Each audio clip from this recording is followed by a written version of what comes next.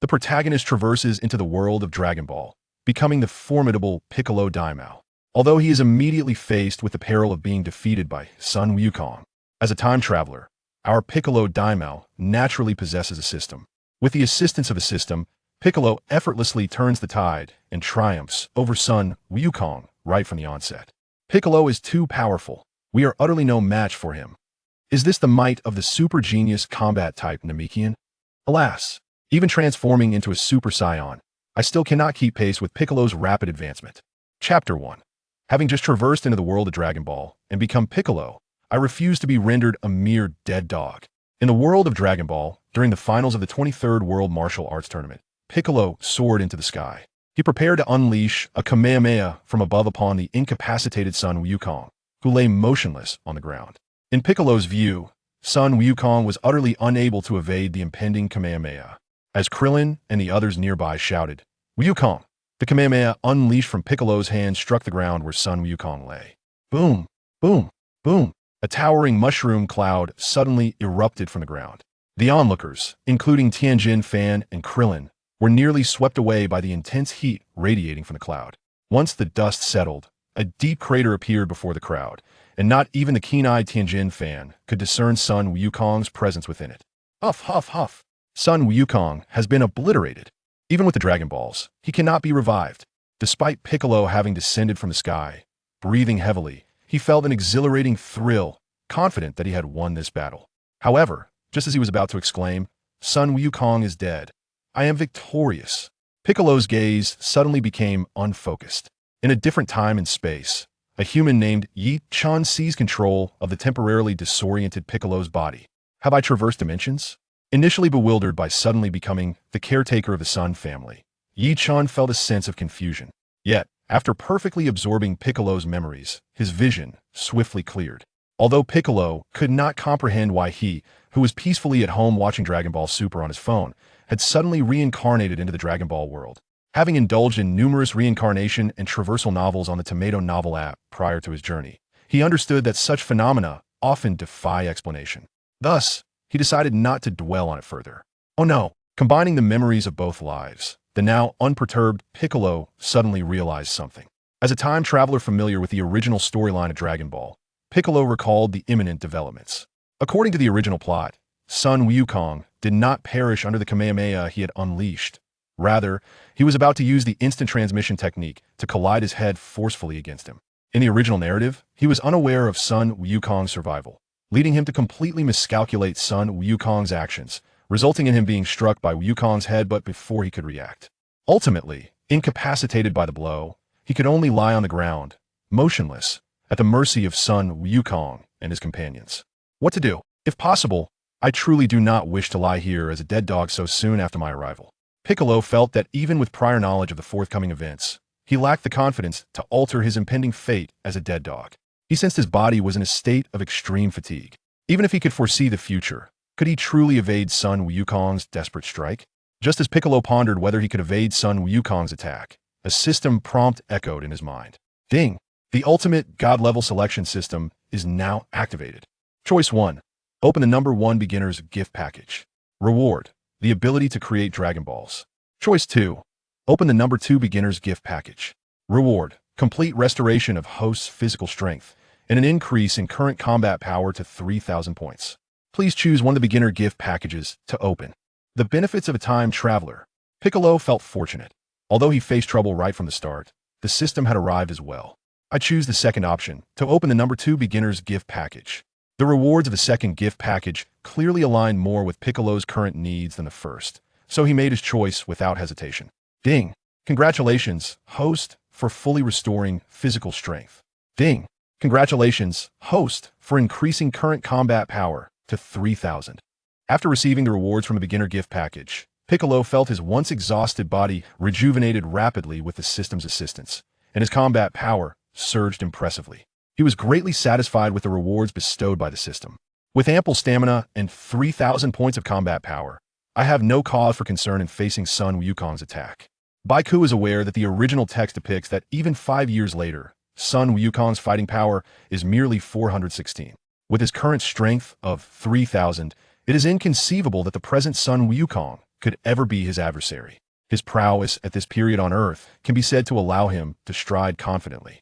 Meanwhile, the onlookers, including Krillin, remain oblivious to the fact that Sun Wukong is not dead. They are engulfed in sorrow and despair over the supposed demise of Sun Wukong at the hands of Goku. Krillin exclaims, "Bastard he has." Wukong, Master Roshi interjects, is the most terrifying event about to unfold. Consequently, no one notices the subtle changes occurring within Goku. This is indeed fortuitous for Goku, who has just traversed into this world, as he wishes to keep his identity as a time traveler hidden. Amidst the discussions filled with grief and despair, a faint sound of slicing through the air suddenly reaches Goku's ears. It's coming. Goku realizes that Sun Wukong is approaching. Over there, gazing in the direction of the whistling sound, Goku is the first among all present to spot Sun Wukong's figure, resembling a tiny black dot. As the sound of slicing air becomes increasingly distinct, Sun Wukong's figure, once a mere speck, begins to enlarge within Goku's field of vision. It's Wukong. Wukong is not dead. Wow, it's the Kaso technique. Following Goku, Krillin and the others also recognize Sun Wukong, who is soaring towards Goku with the speed of a meteor, and this revelation fills them with exhilaration. "You bastard, you are destined to lose." Facing Goku, Sun Wukong grits his teeth and proclaims his victory in advance. At this moment, Sun Wukong's body, akin to an arrow released from its bow and accompanied by the sound of slicing air, is now less than 50 meters away from Goku. Chapter 2. Overcoming Sun Wukong not so fast. In response to Sun Wukong's declaration of victory, Piccolo confidently smirked. The piercing sound of air rushing into Piccolo's ears had become increasingly deafening. As Sun Wukong barreled toward him, Piccolo, with a battle power of 3,000, no longer entertained the notion of evading Wukong's impending strike. Calmly, he thrust his hands forward towards Sun Wukong. Bang! In an instant, Piccolo's hands collided forcefully with Wukong's head. Piccolo remained steadfast, while Wukong was propelled backward by the immense recoil of their clash, nearly toppling out of the arena of the martial arts tournament. Piccolo regarded this outcome as a matter of course, for his battle power was undeniably genuine. Compared to him, Sun Wukong was akin to a fragile egg striking a rock. However, Wukong and his companions, including Krillin, held a different perspective. How could this be? At that moment, Wukong lay on the ground, utterly drained of strength, beginning to doubt his very existence. The fact that his desperate strike had been effortlessly thwarted by Piccolo was something he found hard to accept. What was happening? How could Wukong's attack have no impact on Piccolo? This perplexing outcome left everyone baffled. Wukong's valiant effort had been so easily countered by Piccolo. Naturally, Piccolo had no intention of explaining himself to the onlookers. He allowed them to speculate on their own. Just after vanquishing Sun Wukong, Piccolo once again heard the system's notification chime. Ding! The strongest God-level system has been activated. Option 1. Violate the rules of the martial arts tournament and kill Sun Wukong within the arena, receiving the villain boss aura. Option 2. Throw Sun Wukong out of the arena and have the referee declare you the champion of the 23rd World Martial Arts Tournament, receiving the combat power detection function and storage space function. Please make your choice, host. Piccolo had little interest in Option 1. He had no intentions of becoming a major villain in the Dragon Ball universe. Moreover, the rewards of Option 2 were quite appealing. Thus, he chose the latter. What was Piccolo planning to do? Oh no, surely he wouldn't dare. The crowd watched in horror as Piccolo strode towards the incapacitated Sun Wukong, grabbing him by the neck and lifting him up. Stop! We must intervene. We cannot allow him to kill Wukong. We must stop him. In the eyes of Krillin and others, it seemed that Piccolo was intent on taking Son Goku's life. Despite their utter lack of confidence in defeating Piccolo, they could no longer afford to hesitate. In a desperate bid to save Goku, they charged toward Piccolo en masse. Boom! To obstruct their advance, Piccolo casually unleashed a curved energy wave towards their path. Alas, how infuriating! Even though this attack did not directly strike any of them, the powerful shockwave from the explosion forced Krillin and the others to stagger backward. The pit before them was unfathomably deep. Such terrifying power, with strength like this, we could never hope to be his match. As the dust settled, they beheld a long, serpentine chasm stretching across their path. Rest assured, I do not intend to kill him. I merely wish to cast him out of the tournament arena, Piccolo stated, glancing at the sunglasses-clad referee who had yet to leave the scene. After throwing Goku outside the bounds of the martial arts tournament, Piccolo turned to the bewildered referee and asked, "Well, should this not count as my victory?" The referee, taken aback. Had not expected the notorious Demon King Piccolo to be concerned with such formalities. However, upon reflection, he realized that throughout the final match, Piccolo had indeed committed no infractions. Victory goes to Piccolo. The champion of the 23rd World Martial Arts Tournament is Piccolo, the referee announced, regaining his composure. Ding!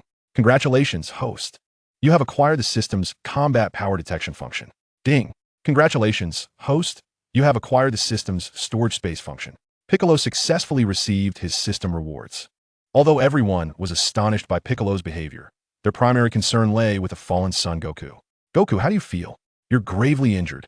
We must get you to a hospital.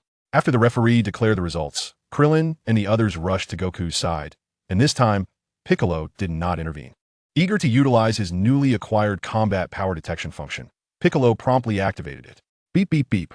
Goku's combat power was a mere 1 point. The goddess combat power was 310. Krillin's combat power stood at 195. Tien's combat power was 236. Kaiatsu's combat power was 164. Kiki's combat power registered at 47. Master Roshi's combat power was 139. The referee's combat power was 6.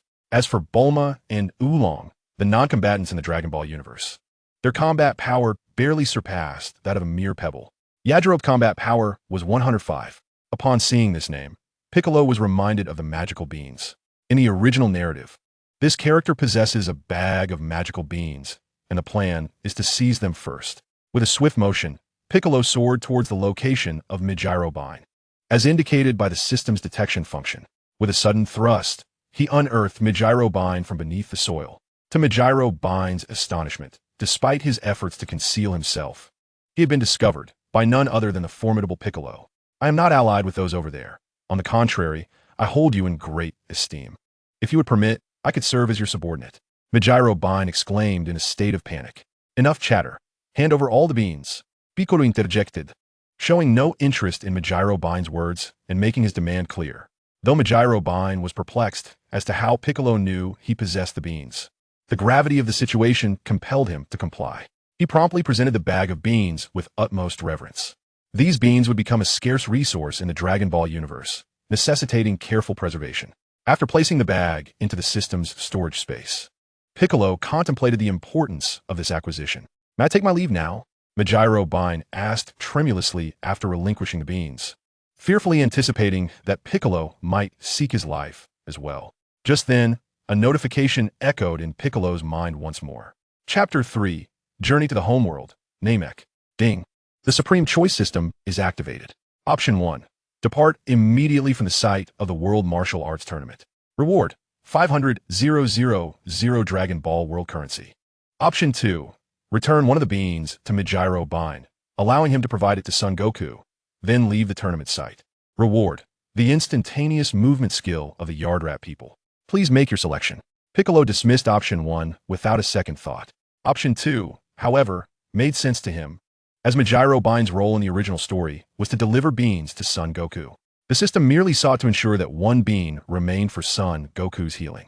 The Yardrat's instantaneous movement technique was indeed a skill that Son Goku would later possess in the series. Exchanging a single bean for such a formidable ability seemed utterly advantageous to Piccolo. With this skill, he felt an abundance of opportunities lay before him. Without hesitation, he chose Option 2. Wait, you cannot leave yet, Piccolo addressed Mijirobine. Upon hearing these words, Mijirobine trembled involuntarily, fearing for his life. Do not be alarmed. Here, take this. Piccolo handed a mystical bean to Yajirobe, instructing him to offer it to Son Wukong. Having spoken, Piccolo felt no desire to linger further. He immediately employed his flight technique and ascended into the air, leaving the scene. Yajirobe, relieved, felt as though he had narrowly escaped the clutches of death. After departing from the venue of the World Martial Arts Tournament, he decided to experiment with instantaneous movement. The instantaneous movement technique utilized by the Namekians is a formidable skill that allows the user to teleport directly to the vicinity of a person by sensing their energy, regardless of the distance. Once Piccolo mastered this ability, he could traverse vast expanses between distant planets with ease, provided he could identify the energy signature of his target. By attuning himself to the various human auras across Earth, he utilized instantaneous movement to travel to numerous locations across the planet. Since acquiring the instantaneous movement skill, Piccolo noticed a significant enhancement in his sensitivity to energy signatures. This improvement could be attributed to the additional effects granted by the system along with the skill. After thoroughly indulging in the thrill of instantaneous movement, Piccolo soared through the skies with his flight technique. The exhilarating sensation of flight was invigorating. As a traveler from another world, he relished the freedom of soaring through the air. After a considerable journey, Piccolo descended upon a vast, desolate island. He recalled that before attending the martial arts tournament, he spent considerable time training in this very location. Although his current strength rendered him invincible on Earth during this period, he was acutely aware that it was insufficient. Well-versed in the original storyline, Piccolo understood that his combat power of 3,000 was hardly adequate in the face of the formidable foes he would soon encounter.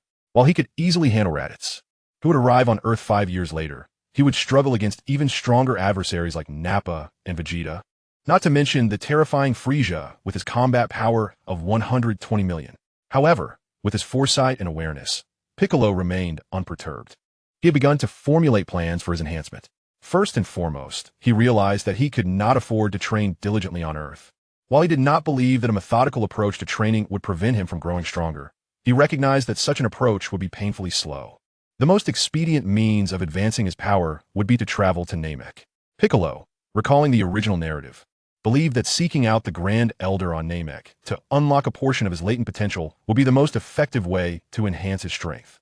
In the original story, after the Grand Elder unlocked Krillin's potential, his combat power skyrocketed from under 2,000 to over 10,000.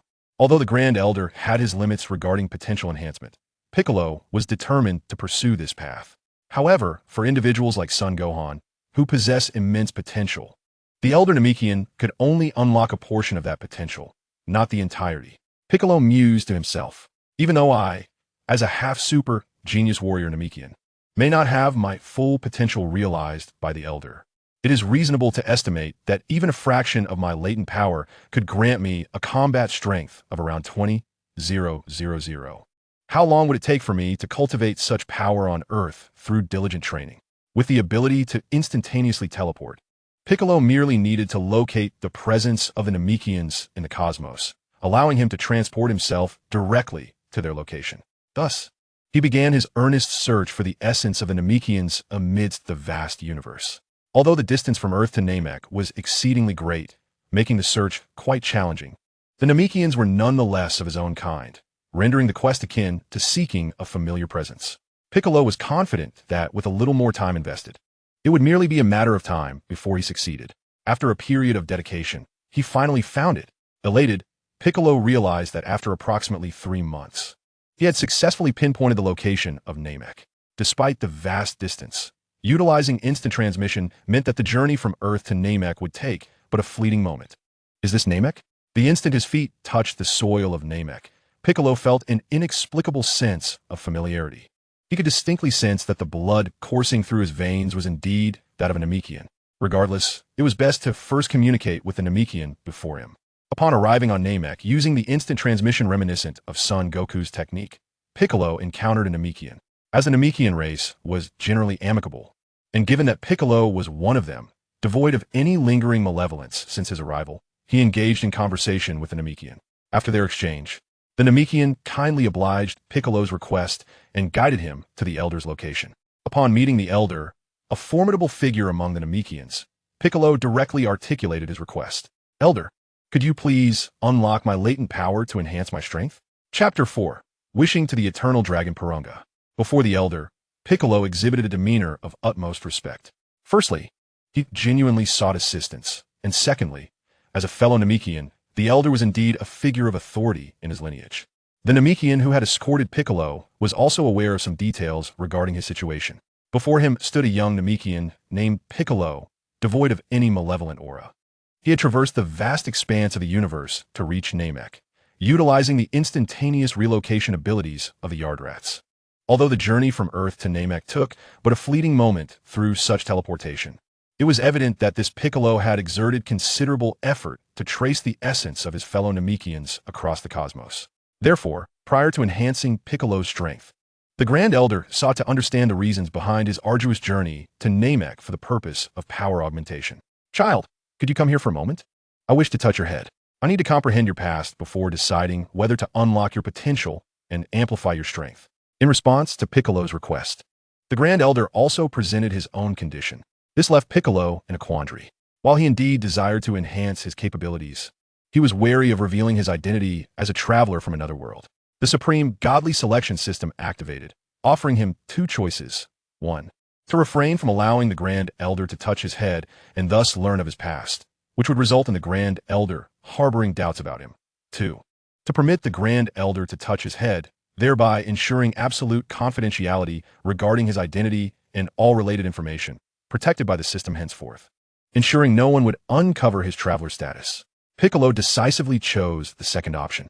Through the act of touching Piccolo's head, the Grand Elder gleaned insights into his past, uncovering his identity as a traveler and accessing memories of the future. Naturally, he became aware of the impending arrival of the Saiyans on Earth, as well as the impending destruction of Namek by Frisia in the years to come. However, any memories or matters concerning the system remained unknown to the Grand Elder due to its protective mechanisms. Very well, I shall enhance your strength now. Perhaps influenced by the system, the Grand Elder sighed deeply but said no more. He chose to augment Piccolo's power. The sensation was exhilarating.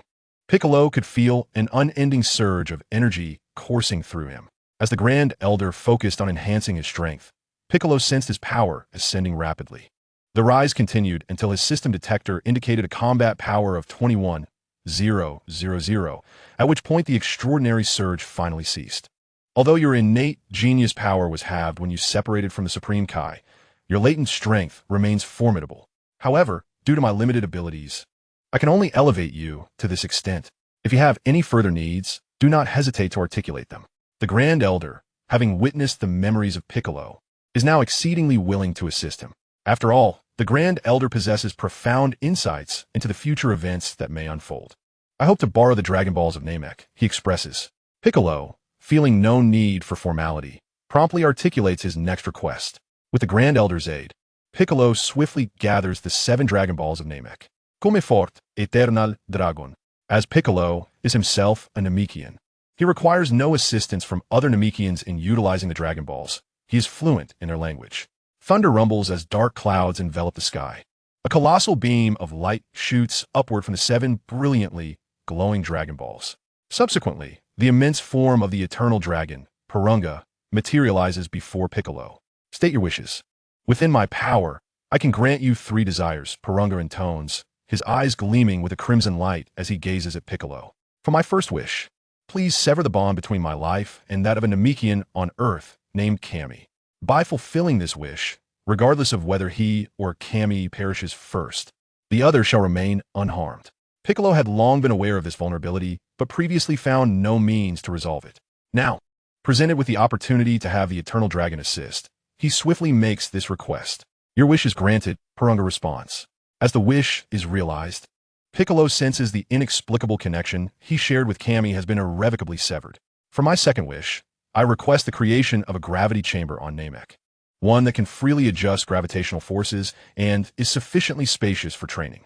Piccolo articulates his second desire, as he intends to remain on Namek for several years of rigorous training before returning to Earth.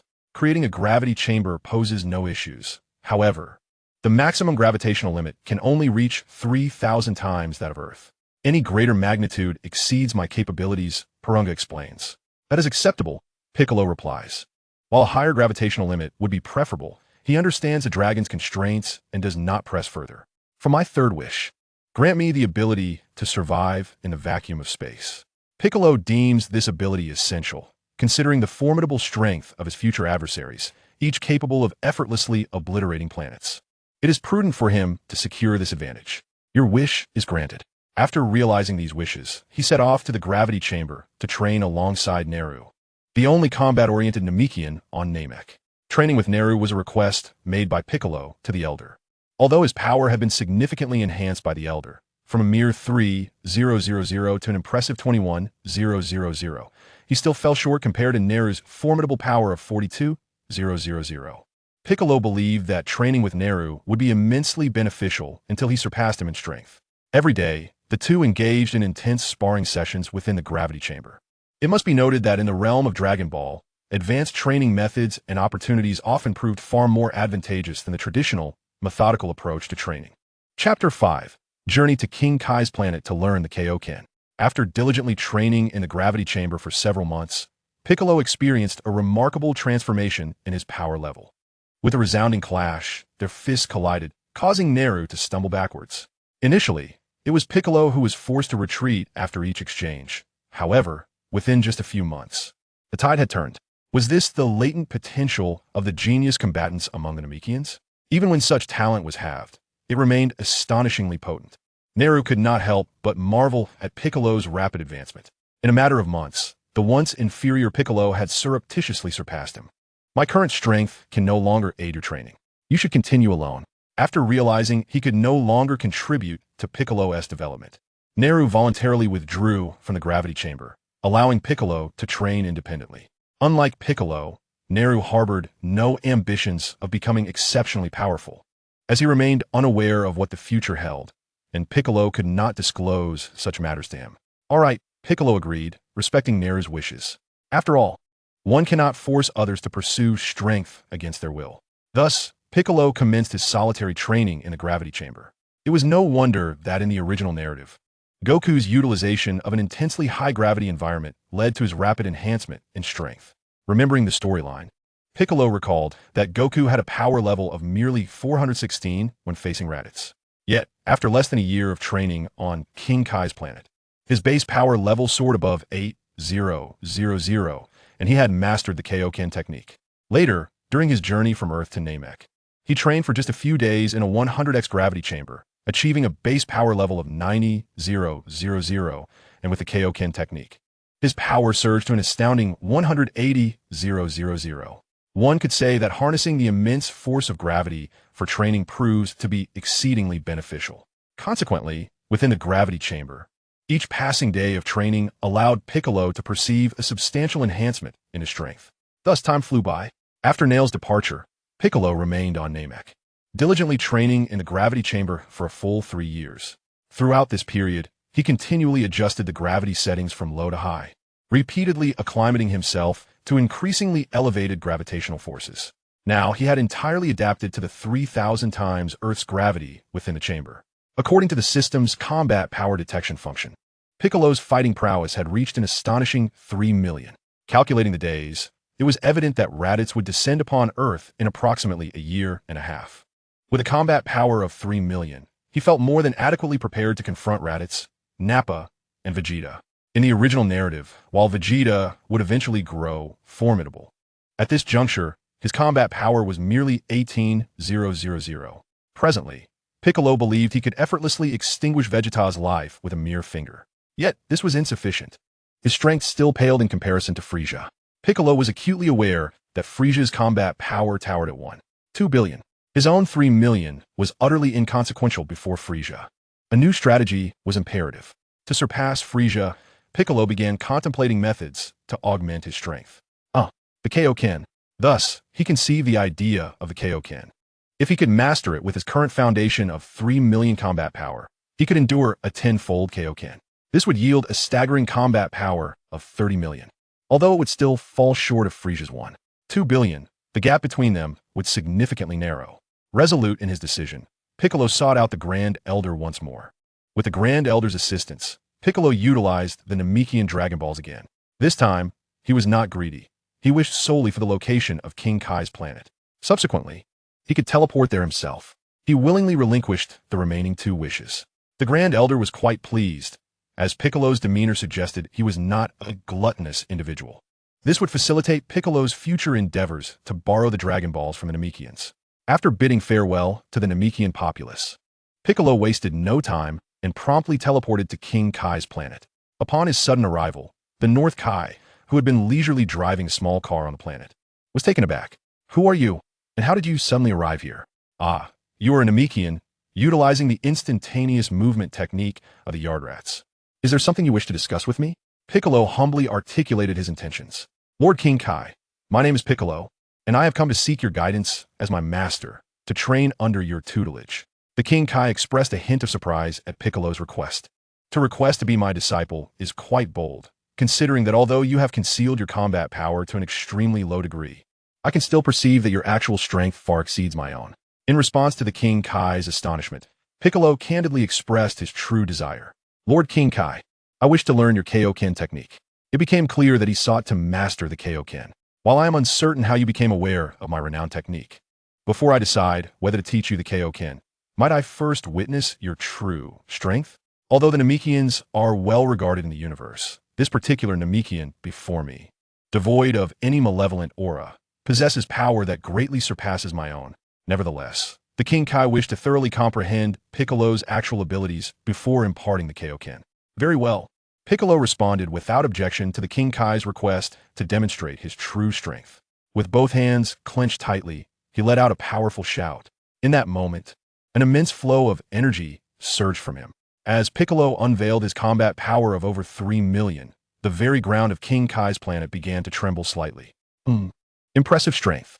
After witnessing Piccolo's true capabilities, the King Kai felt a deep sense of satisfaction. To bestow his painstakingly developed technique, the Kaioken, upon someone of such formidable power was a source of personal fulfillment for him.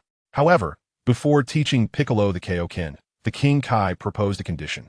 Since you genuinely wish to learn, I'm not opposed to teaching you. You must, however, share a joke that will leave this master of humor in fits of laughter. Chapter 6. Raditz, who seeks to have Goku run errands in his stead. Anticipating the King Kai's request, the perceptive Piccolo had already prepared. He recounted a joke he had heard in his previous life, effortlessly eliciting hearty laughter from the King Kai, whose sense of humor was rather simplistic. Thus, Piccolo spent nearly a year and a half on King Kai's planet, diligently training under his guidance. During this time, Piccolo mastered the Kaioken technique flawlessly and elevated his base combat power from 3 million to 6 million. Now, with the enhancement of the tenfold Kaioken, Piccolo's combat power soared to over 60 million. Not only that, Piccolo also utilized a plethora of exceedingly humorous jokes he had encountered in his previous life, learning the spirit bomb from the King Kai, who was thoroughly amused by his antics. It is noteworthy that, in the original narrative, the King Kai was only willing to teach the spirit bomb to Goku and was reluctant to impart this technique to anyone else. Piccolo was immensely satisfied with the fulfilling life he had led over the past year and a half. The King Kai, who proudly referred to himself as the master of jokes, was equally pleased with Piccolo's comedic talent, to the extent that he proposed several times to take Piccolo as his disciple in the art of humor. However, Piccolo graciously declined each time, leaving the King Kai feeling quite regretful. As the days passed, the anticipated arrival of Raditz on Earth finally approached. King Kai, I must return to Earth for a brief matter, but I shall return shortly. When I do, I may bring some individuals with me for training, Piccolo stated, and without waiting for the King Kai's consent or refusal, he employed instant transmission to return to Earth. During this year and a half, the King Kai had gained some understanding of Piccolo's circumstances. Throughout their time training on the King Kai's planet, Piccolo had divulged most of the information, excluding details concerning the travelers from other worlds. Thus, the King Kai was aware that Piccolo was a Namekian residing on Earth. Although Piccolo did not disclose his intentions for returning to Earth, the King Kai had gleaned some insights through his distant vision. Today, a Saiyan by the name of Raditz had arrived on Earth. However, the King Kai was not perturbed. Given Piccolo's current strength, few in the universe could possibly defeat him. Upon returning to Earth, Piccolo immediately concealed his energy. This way, neither Raditz's scouter nor the powerful beings on Earth could easily detect his presence. By sensing the energies of the strong individuals on Earth and utilizing the system's detection capabilities, Piccolo swiftly pinpointed the location of Goku's brother, Raditz, who was presently at Kame House. It seemed that even though my arrival had altered certain plot points, the scene of Raditz visiting Kame House remained unchanged. Therefore, Piccolo instantaneously transported himself to the island where Kame House was located. He chose not to act hastily, but instead opted to remain hidden, observing the unfolding events from the shadows. The ensuing dialogue and actions between Raditz and Goku mirrored the original storyline closely. Raditz revealed Goku's origins and his own identity to Goku and the others, stating his purpose for visiting. Consistent with the original tale, Raditz requested Goku to join their Saiyan team, claiming that they required Goku's strength to conquer a planet they had set their sights on.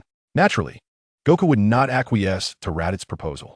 Meanwhile, Piccolo, concealed nearby, could not help but smirk at Raditz's assertions. Despite the fact that his time travel had led to a significant confrontation with Sun Wukong and his companions at the martial arts tournament 5 years prior. The latter have since dedicated themselves to rigorous training, resulting in a considerable enhancement of their combat prowess.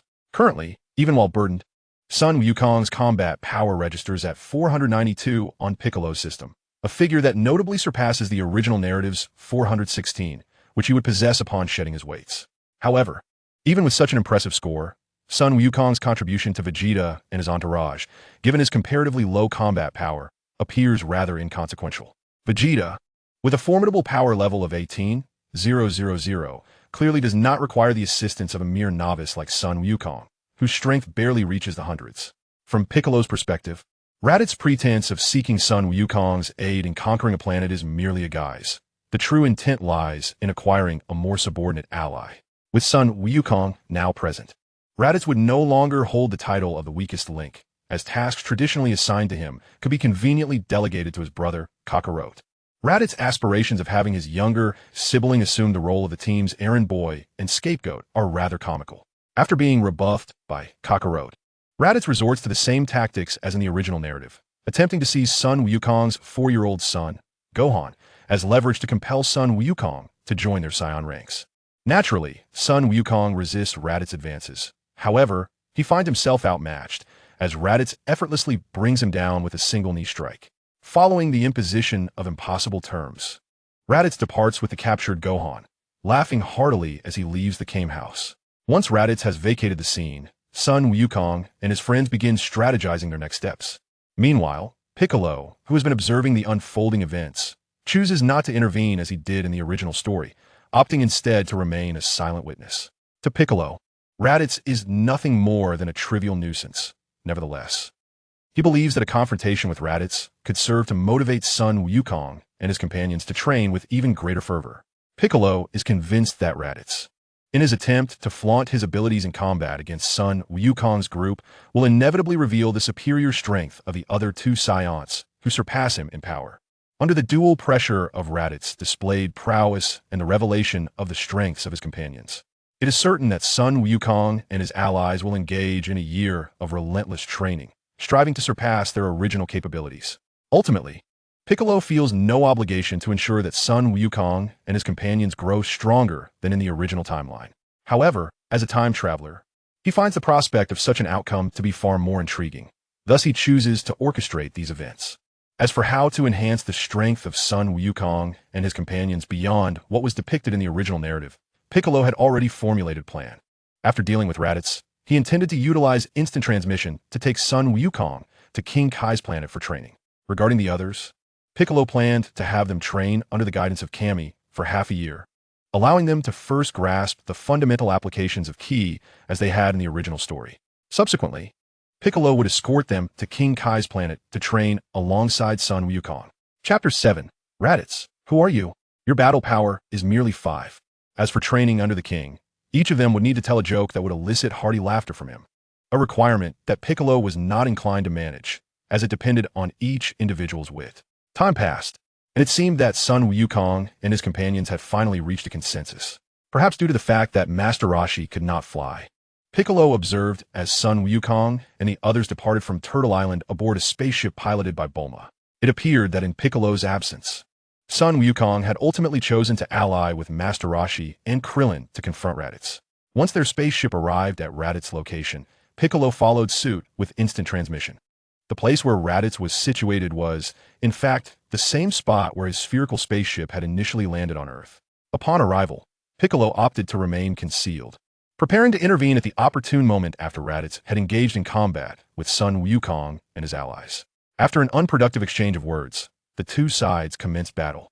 From his hidden vantage point, Piccolo, utilizing a system detector, was acutely aware of the power levels involved. Raditz's battle power stood at 1220, while awaited Sun Wukong's power was 612. Krillin's power was 256, and Master Roshi, having not trained for 5 years, retained a power level of 139. Furthermore, he detected that Gohan, trapped within Raditz's spherical spaceship, had a battle power of 710. Upon reviewing their power levels, Piccolo could not help but ponder the stark disparity between the two sides. Even with the combined efforts of the three, Sun Wukong and his companions stood no chance against Raditz's formidable power of 1220.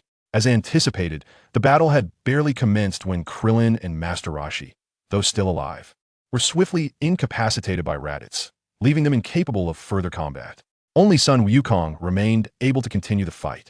Piccolo believed that Raditz had shown considerable restraint. Otherwise, with Raditz's combat power of 1220, dispatching Goku and his companions would have been a trivial task. In Piccolo's view, the reason Raditz showed restraint was due to having been suppressed for so long by Vegeta and Nappa. Confronted by these two formidable warriors, Raditz, whose combat prowess was nearly equivalent to that of a mere vegetable, likely had little opportunity to showcase his abilities. Within the Saiyan small team, Piccolo estimated that Raditz could merely perform menial tasks, running errands and assisting where necessary.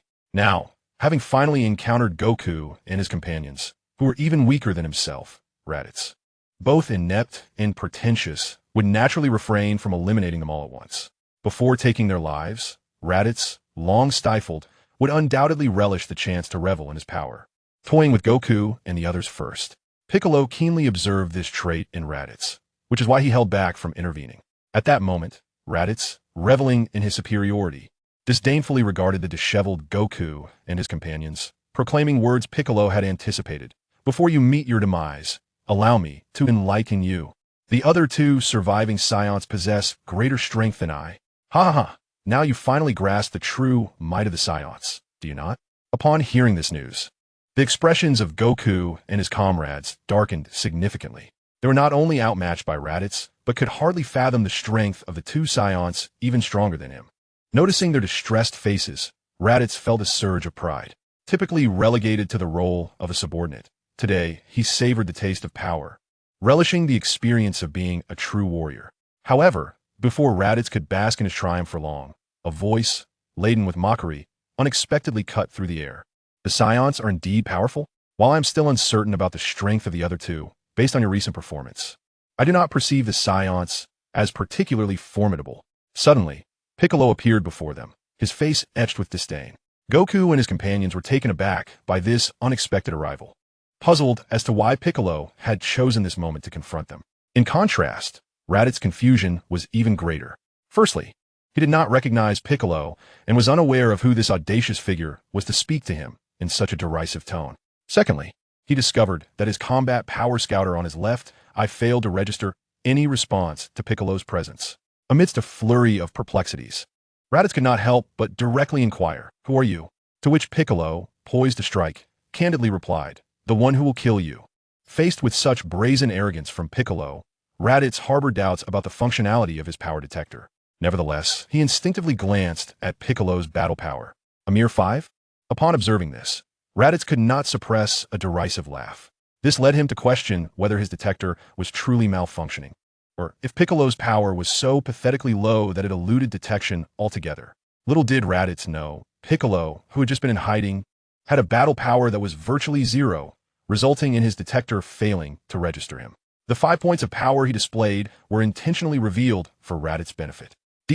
The ignorant Raditz, after assessing Piccolo's power level, had no desire to engage in idle chatter with such an unexpectedly arrogant challenger. He swiftly unleashed a ki blast towards Piccolo with a casual flick of his wrist. In response to Raditz's nonchalant attack, Piccolo neither dodged nor evaded, instead choosing to absorb the blow with his body. "Is this your technique?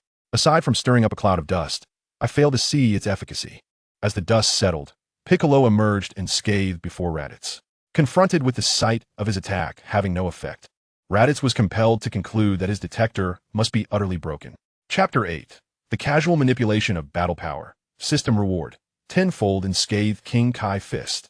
After all, the ki blast he had just unleashed, though lacking in force, should not have been incapable of dispatching a mere weakling with a power level of 5. Rest assured, your detector is not malfunctioning. It is merely your ignorance that blinds you to the concept of manipulating battle power at will. Manipulating battle power at will? Raditz looked at Piccolo, confusion etched across his face. "You will understand shortly." Piccolo glanced at Goku and the others. "Goku, take them a safe distance away. I do not wish for you to be caught in the ensuing battle." Although Goku and the others had long ago come to believe in the reformed character of the former Demon King Piccolo due to his actions at the martial arts tournament 5 years prior, he had not anticipated Piccolo's timely intervention on their behalf. All right. Despite his uncertainty regarding Piccolo's current strength and whether he could indeed triumph over Raditz, Goku chose to comply with Piccolo's request. After all, There was no better alternative than to place their trust in Piccolo at this juncture. Is that sufficient? They have distanced themselves. Now allow me to witness this so-called manipulation of battle power. Raditz, intrigued by the peculiar creature before him, whose combat prowess was ostensibly a mere 5, watched with curiosity to see what tricks this odd being might possess to withstand his casual strikes. Therefore, he made no effort to prevent Goku and his companions from distancing themselves. Meanwhile, a subtle smirk graced Piccolo's lips. In truth, had Piccolo exerted even a modicum of seriousness, his combat strength, which could exceed 60 million, would effortlessly annihilate Raditz. Yet, he wished to indulge in a bit of mischief, relishing the opportunity to toy with this inept and boastful foe. The supreme godly selection system activated, presenting two options. Option 1. Employ combat power exceeding 20,000 to eliminate Raditz, thereby earning 1 million universal currency. Option 2. Utilize combat power below 3,000 to vanquish Raditz, resulting in the upgrade of the host's currently acquired Kaioken technique to a tenfold, damage-free variant. Note, the tenfold Kaioken allows the host to wield the technique without physical burden, provided the power multiplier does not surpass 10 times. Contemplating the choices laid before him, Piccolo realized that a combat power of 3,000 would be more than sufficient to deal with Raditz. Furthermore, revealing his true strength might frighten Vegeta and Nappa away from Earth, diminishing the excitement of the encounter. Additionally, he was quite eager to acquire the tenfold, damage-free Kaioken technique, as although the regular Kaioken was formidable, it still imposed a certain strain on his body when employed. Thus, Piccolo opted for the second choice. Now, observe my combat power with your eyes detector, he proclaimed as he began to gradually elevate his energy. As Piccolo's power surged, the combat power detector affixed to Raditz's left eye emitted a series of beeps. 50, 100, 200, 700, 900, 1100. As the numbers climbed, Raditz's initial confidence began to falter, his expression twisting into one of unease. Nevertheless, Piccolo's ascent in power continued unabated. 1300, 1600, 1900, 2200. Ultimately, the detector registered Piccolo's strength at 2500. Faced with the reading, Raditz's demeanor shifted from discomfort to sheer astonishment. Initially, he had merely regarded this peculiar being with mild curiosity. Although he was intrigued by the claims of effortless control over combat power, he had never imagined that this entity could surpass him to such an extent. This must be a malfunction of the device. Indeed, it must be so. How could such a primitive planet as Earth possibly host a being with a combat power of 2500? In his astonishment, Raditz quickly devised a rationale for Piccolo's purported strength. He attributed it once more to the failure of the detector, convinced he had unearthed the truth. Gradually, Raditz emerged from a state of shock. As for Piccolo's earlier claims about casually controlling his combat power, Raditz conveniently chose to forget them. A malfunction of the device? Whether it truly malfunctioned could be ascertained through direct confrontation. Observing Raditz's self-deception, Piccolo shook his head in derision. "Let us see then," he retorted, seemingly eager to validate the detector's supposed failure. No sooner had Piccolo spoken than Raditz, brimming with impatience, launched himself into action, unleashing his full might without reservation. He charged at Piccolo with the utmost speed his body could muster, his fists aimed at the derisive expression on Piccolo's face. Yet Piccolo was swifter still. With his combat power meticulously restrained at 2500, he effortlessly dodged Raditz's rapid assault. After evading, he swiftly circled around to Raditz's rear, continuing his mockery. "To be frank, with your speed, you could never hope to strike me. Scoundrel, when did you get behind me?" Raditz was utterly perplexed. It was one thing to miss his target, but how could he not discern how Piccolo had maneuvered behind him? Was it possible that Piccolo's combat power of 2500 was genuine? Was his detector truly functional? Reluctant to accept that Piccolo possessed such formidable strength, Raditz launched several more attacks. However, Piccolo's speed was simply too formidable for Raditz to comprehend. Time and again, his strikes failed to connect. Despite his disbelief, the reality of his repeated failures began to penetrate Raditz's stubborn mind. He started to concede that the combat power of 2500 displayed on his detector might indeed be authentic. At the very least, Piccolo's performance in terms of speed warranted such a rating. But what of his strength? If all went as anticipated, his prowess in that regard would also match 2500. The mere thought of this sent beads of cold sweat cascading down Raditz's face. He realized that with his own combat power of 1220, He stood no chance against such a formidable opponent. If the opponent intended to take my life, it would likely require but a single strike to end it. Observing the beads of cold sweat on Raditz' brow, Piccolo slightly waved his hand.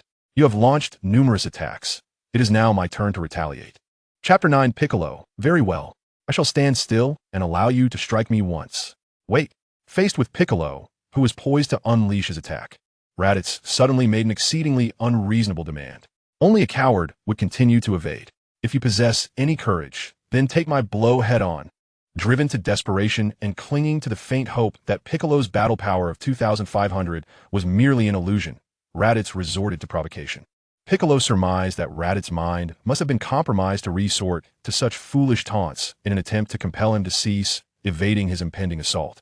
Raditz merely believed that perhaps his own strength was lacking in all but speed.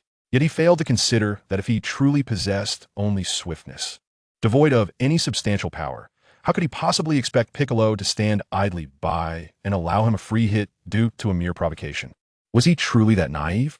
However, to extinguish Raditz's resolve and plunge him further into despair, Piccolo chose to acquiesce to Raditz's absurd demand, agreeing to allow the attack to land. Very well, I shall remain motionless, permitting you to strike me once. Upon hearing Piccolo's compliance with his unreasonable request, Raditz did not feel elated.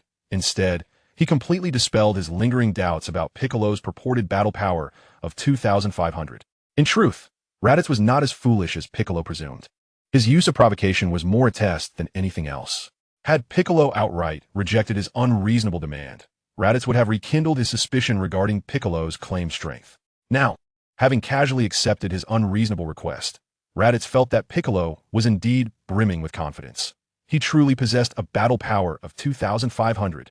As the realization of this outcome settled in, Raditz's body began to tremble slightly, rendering him unable to strike at Piccolo, who had agreed to remain still for the attack. Raditz feared that once he initiated a strike, it would then be Piccolo's turn to retaliate, bringing him perilously close to his demise. What's the holdup? I'm willing to stand still for you. Why do you hesitate to strike? The assured Piccolo remained oblivious to Raditz's true intention behind a provocation, which was merely a means to gauge his strength. Piccolo's overwhelming power rendered him disinterested in Raditz's subtle machinations. Hurry up. If you do not make your move soon, I shall strike first. Piccolo urged the hesitant Raditz, who clenched his teeth in response. He endured the terror stemming from the imminent possibility of his demise. After all, if he hesitated any longer, he might forfeit even this final opportunity to strike. His adversary would not simply wait indefinitely. Consequently, with no retreat available, Raditz resolved to act without further delay. He extended his hands, gathering energy persistently between his palms.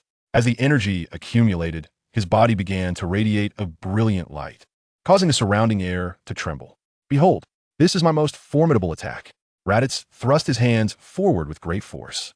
A colossal wave of energy surged towards Piccolo at an astonishing velocity. Yet, in the face of Raditz's supreme strike, Piccolo remained as resolute as previously agreed, neither dodging nor evading. Boom! Boom! Boom! The immense energy wave collided fiercely with Piccolo. Gasping for breath, Raditz gazed at the billowing clouds of smoke before him, hoping for a miracle. However, as the smoke cleared, he was met only with despair. Remarkably unscathed, Piccolo stood before him, declaring, "Your strongest attack is merely mediocre." Raditz then observed Piccolo extend a single finger towards him. "It is now my turn."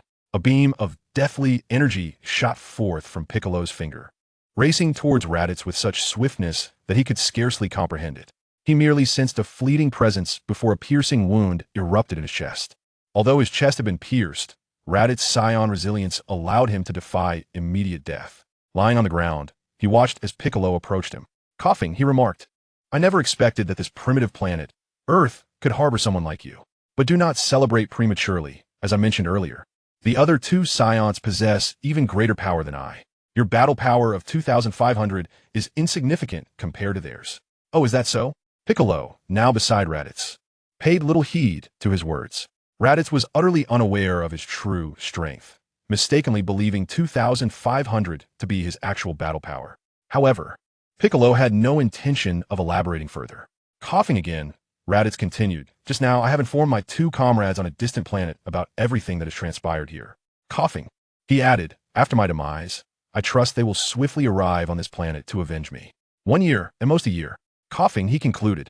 At that moment, it would not only be you, all the inhabitants of this planet would be annihilated by my 2 companions.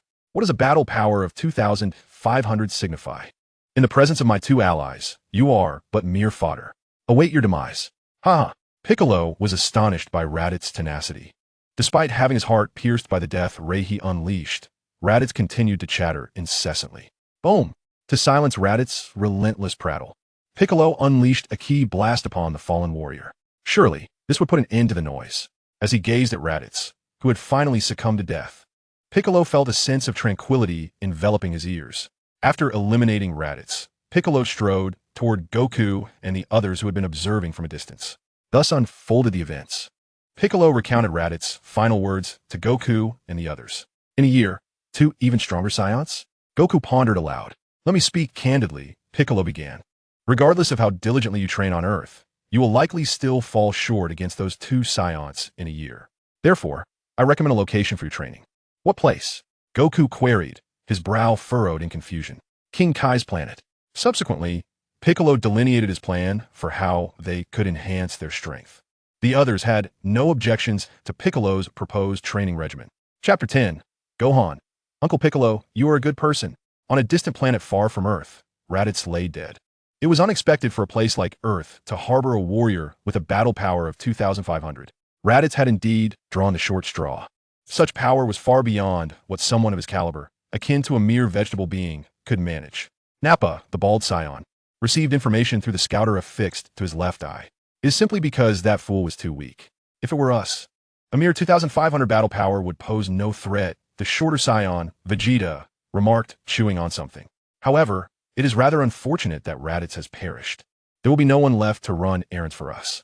Upon hearing Vegeta's words, Nappa thought to himself, it seems that I will have to take on all the errands from now on. The mere thought of having to assume Raditz's duties filled Nappa with dismay. Nevertheless, he continued to inquire of Vegeta, what shall we do? Should we go to Earth? Let us proceed, Vegeta replied. Are we seeking vengeance for Raditz? Nappa asked. I am indifferent to vengeance. However, I find that the ability of the one who killed Raditz to manipulate battle power at will is quite intriguing. If I could master such a skill, it would be quite advantageous. Vegeta's lips curled upwards slightly. Let us set off now. Remaining on this planet serves no purpose. Without delay, he and Nappa boarded their circular spacecraft, embarking on their journey to Earth. Piccolo, the training regimen you provided is indeed commendable. However, what do you mean by bringing Gohan along? Krillin inquired, perplexed, directing his question towards Piccolo. You may not be aware, but Goku's son possesses immense latent power. Perhaps you overlooked it during your battle with Raditz, but I noticed. The energy Goku's son unleashed while trapped aboard Raditz's ship surpassed that of all of you. Piccolo elucidated to Krillin. Though the reality diverged from his explanation, it was the only narrative he could share. He could hardly divulge to Krillin that he was aware of Gohan's considerable potential as depicted in the original storyline. Goku, you have no objections, do you? Piccolo turned his gaze towards Goku. Very well, I entrust Gohan to you.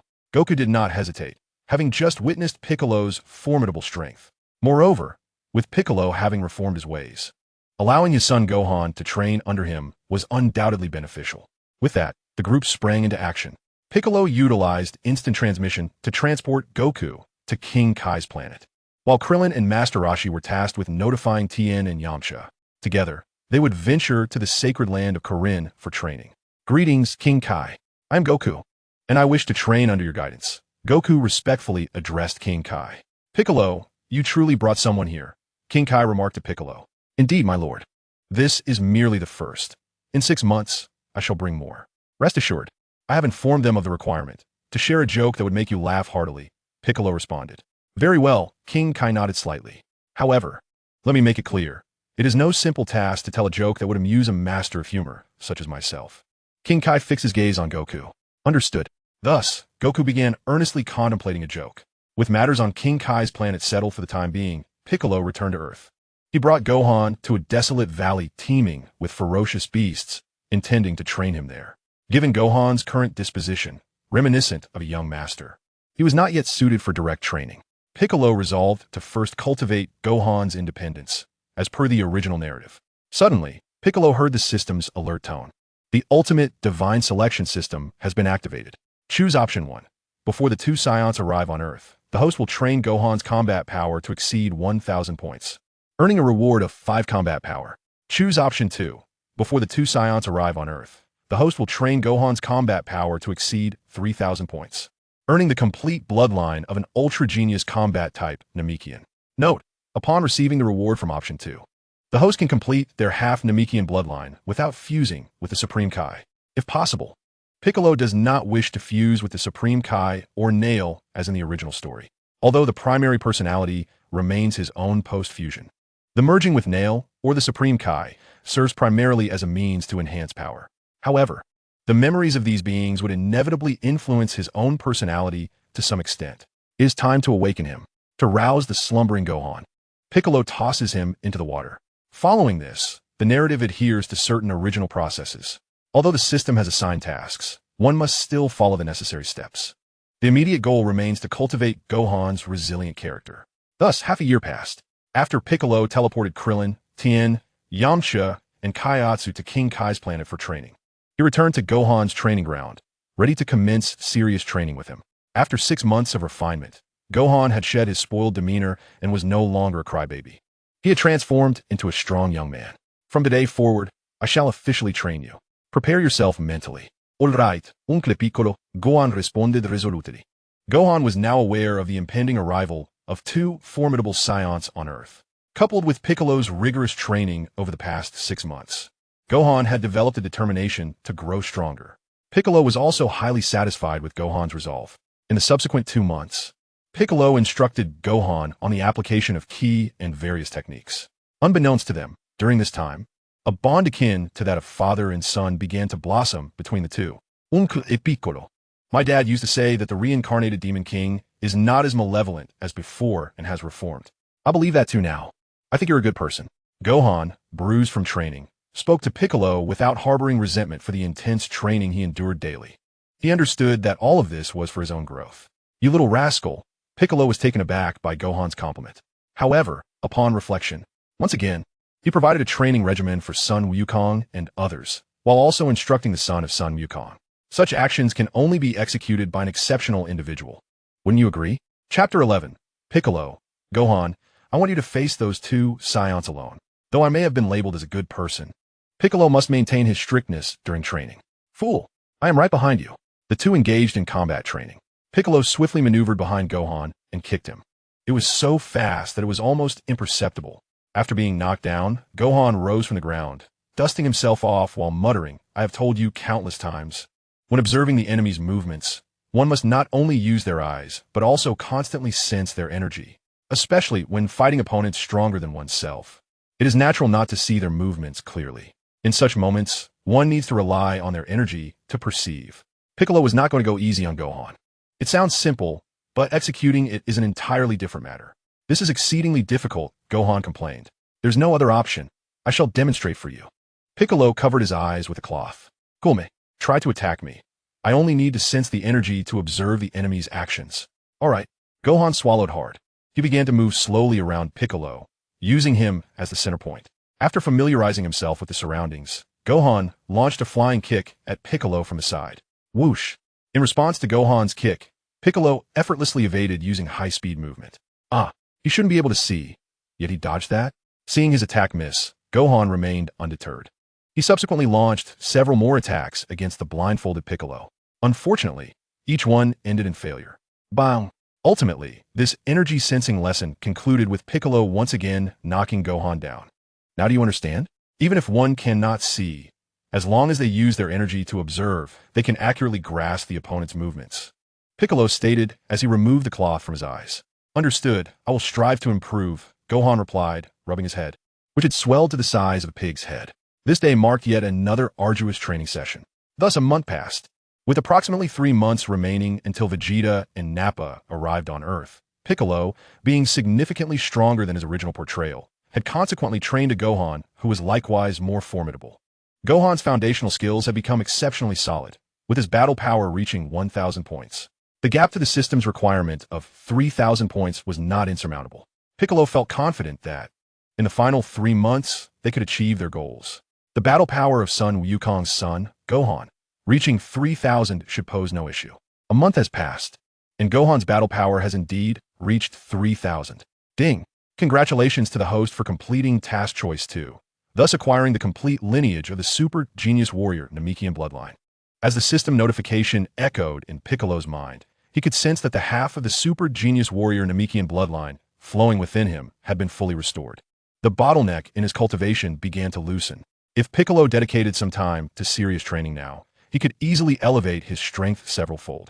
However, unlike the direct fusion with the Supreme Kai, this time, although his bloodline was completed, his battle power did not increase. He merely felt a surge in his latent potential.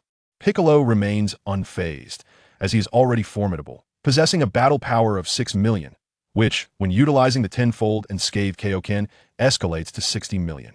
With a bit of additional training, defeating Frieza would pose little challenge. In the following month, witnessing Gohan's growing strength, Piccolo entrusted him with the Kaioken technique. During this period, Piccolo also took the opportunity to train, aiming to harness the latent power from his restored bloodline.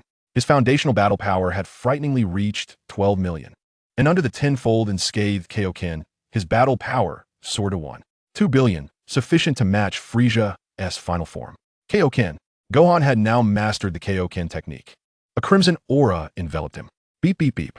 On Piccolo's system detector, Gohan, utilizing the twofold Kaioken, had attained a battle power of 10,000. Panting heavily after training with the Kaioken, Gohan collapsed to the ground.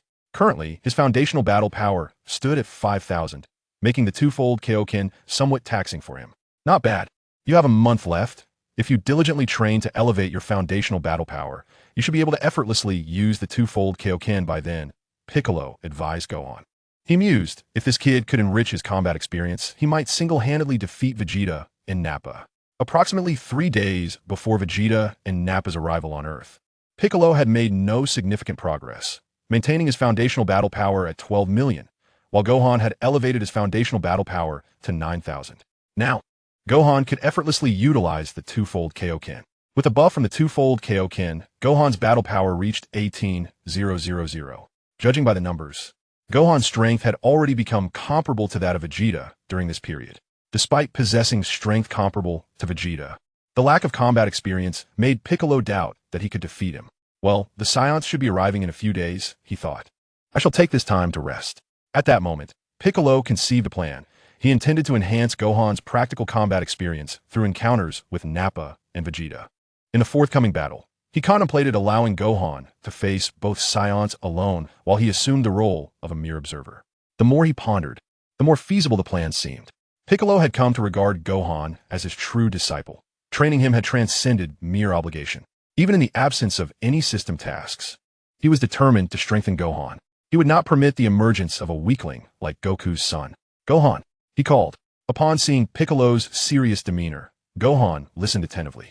I plan to have you battle those 2 Saiyans alone in a few days. Although you can rest during these final days, I hope you will prepare mentally. Piccolo candidly shared his intentions with Gohan. Really? Gohan replied, disbelief etched across his face. I mean, what if I can't win? Piccolo. You will step in to save me, won't you? Gohan lacked confidence about facing 2 Saiyans on his own. Rest assured, if your life is in danger, I shall intervene. However, do not adopt a complacent mindset thinking I will always come to your rescue during the fight, Piccolo admonished. Chapter 12. Vegeta and Nappa arrive on Earth. Although Piccolo had given his assurance, he did not wish for Gohan to become complacent, as that would hinder the effectiveness of the training. After repeatedly emphasizing the need for mental preparation, Piccolo utilized instant transmission to reach King Kai's planet. He aimed to inform Goku and the others of his plan for Gohan to confront the 2 Saiyans alone. What? You want Gohan to fight the Saiyans by himself?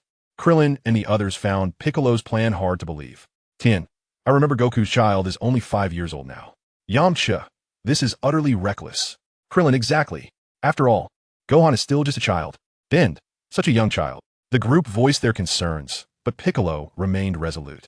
Though you all have undergone rigorous training on King Kai's planet, significantly enhancing your capabilities, I must candidly express that, at present, apart from Son Goku, your strengths pale in comparison to Gohan, who has trained under my guidance for merely a year. Piccolo remarked, casting a glance at the furrowed brow of Son Goku. What about you? Do you oppose this? In response to Piccolo's inquiry, Son Goku pondered for a moment before relaxing his brow and saying, No, I do not oppose.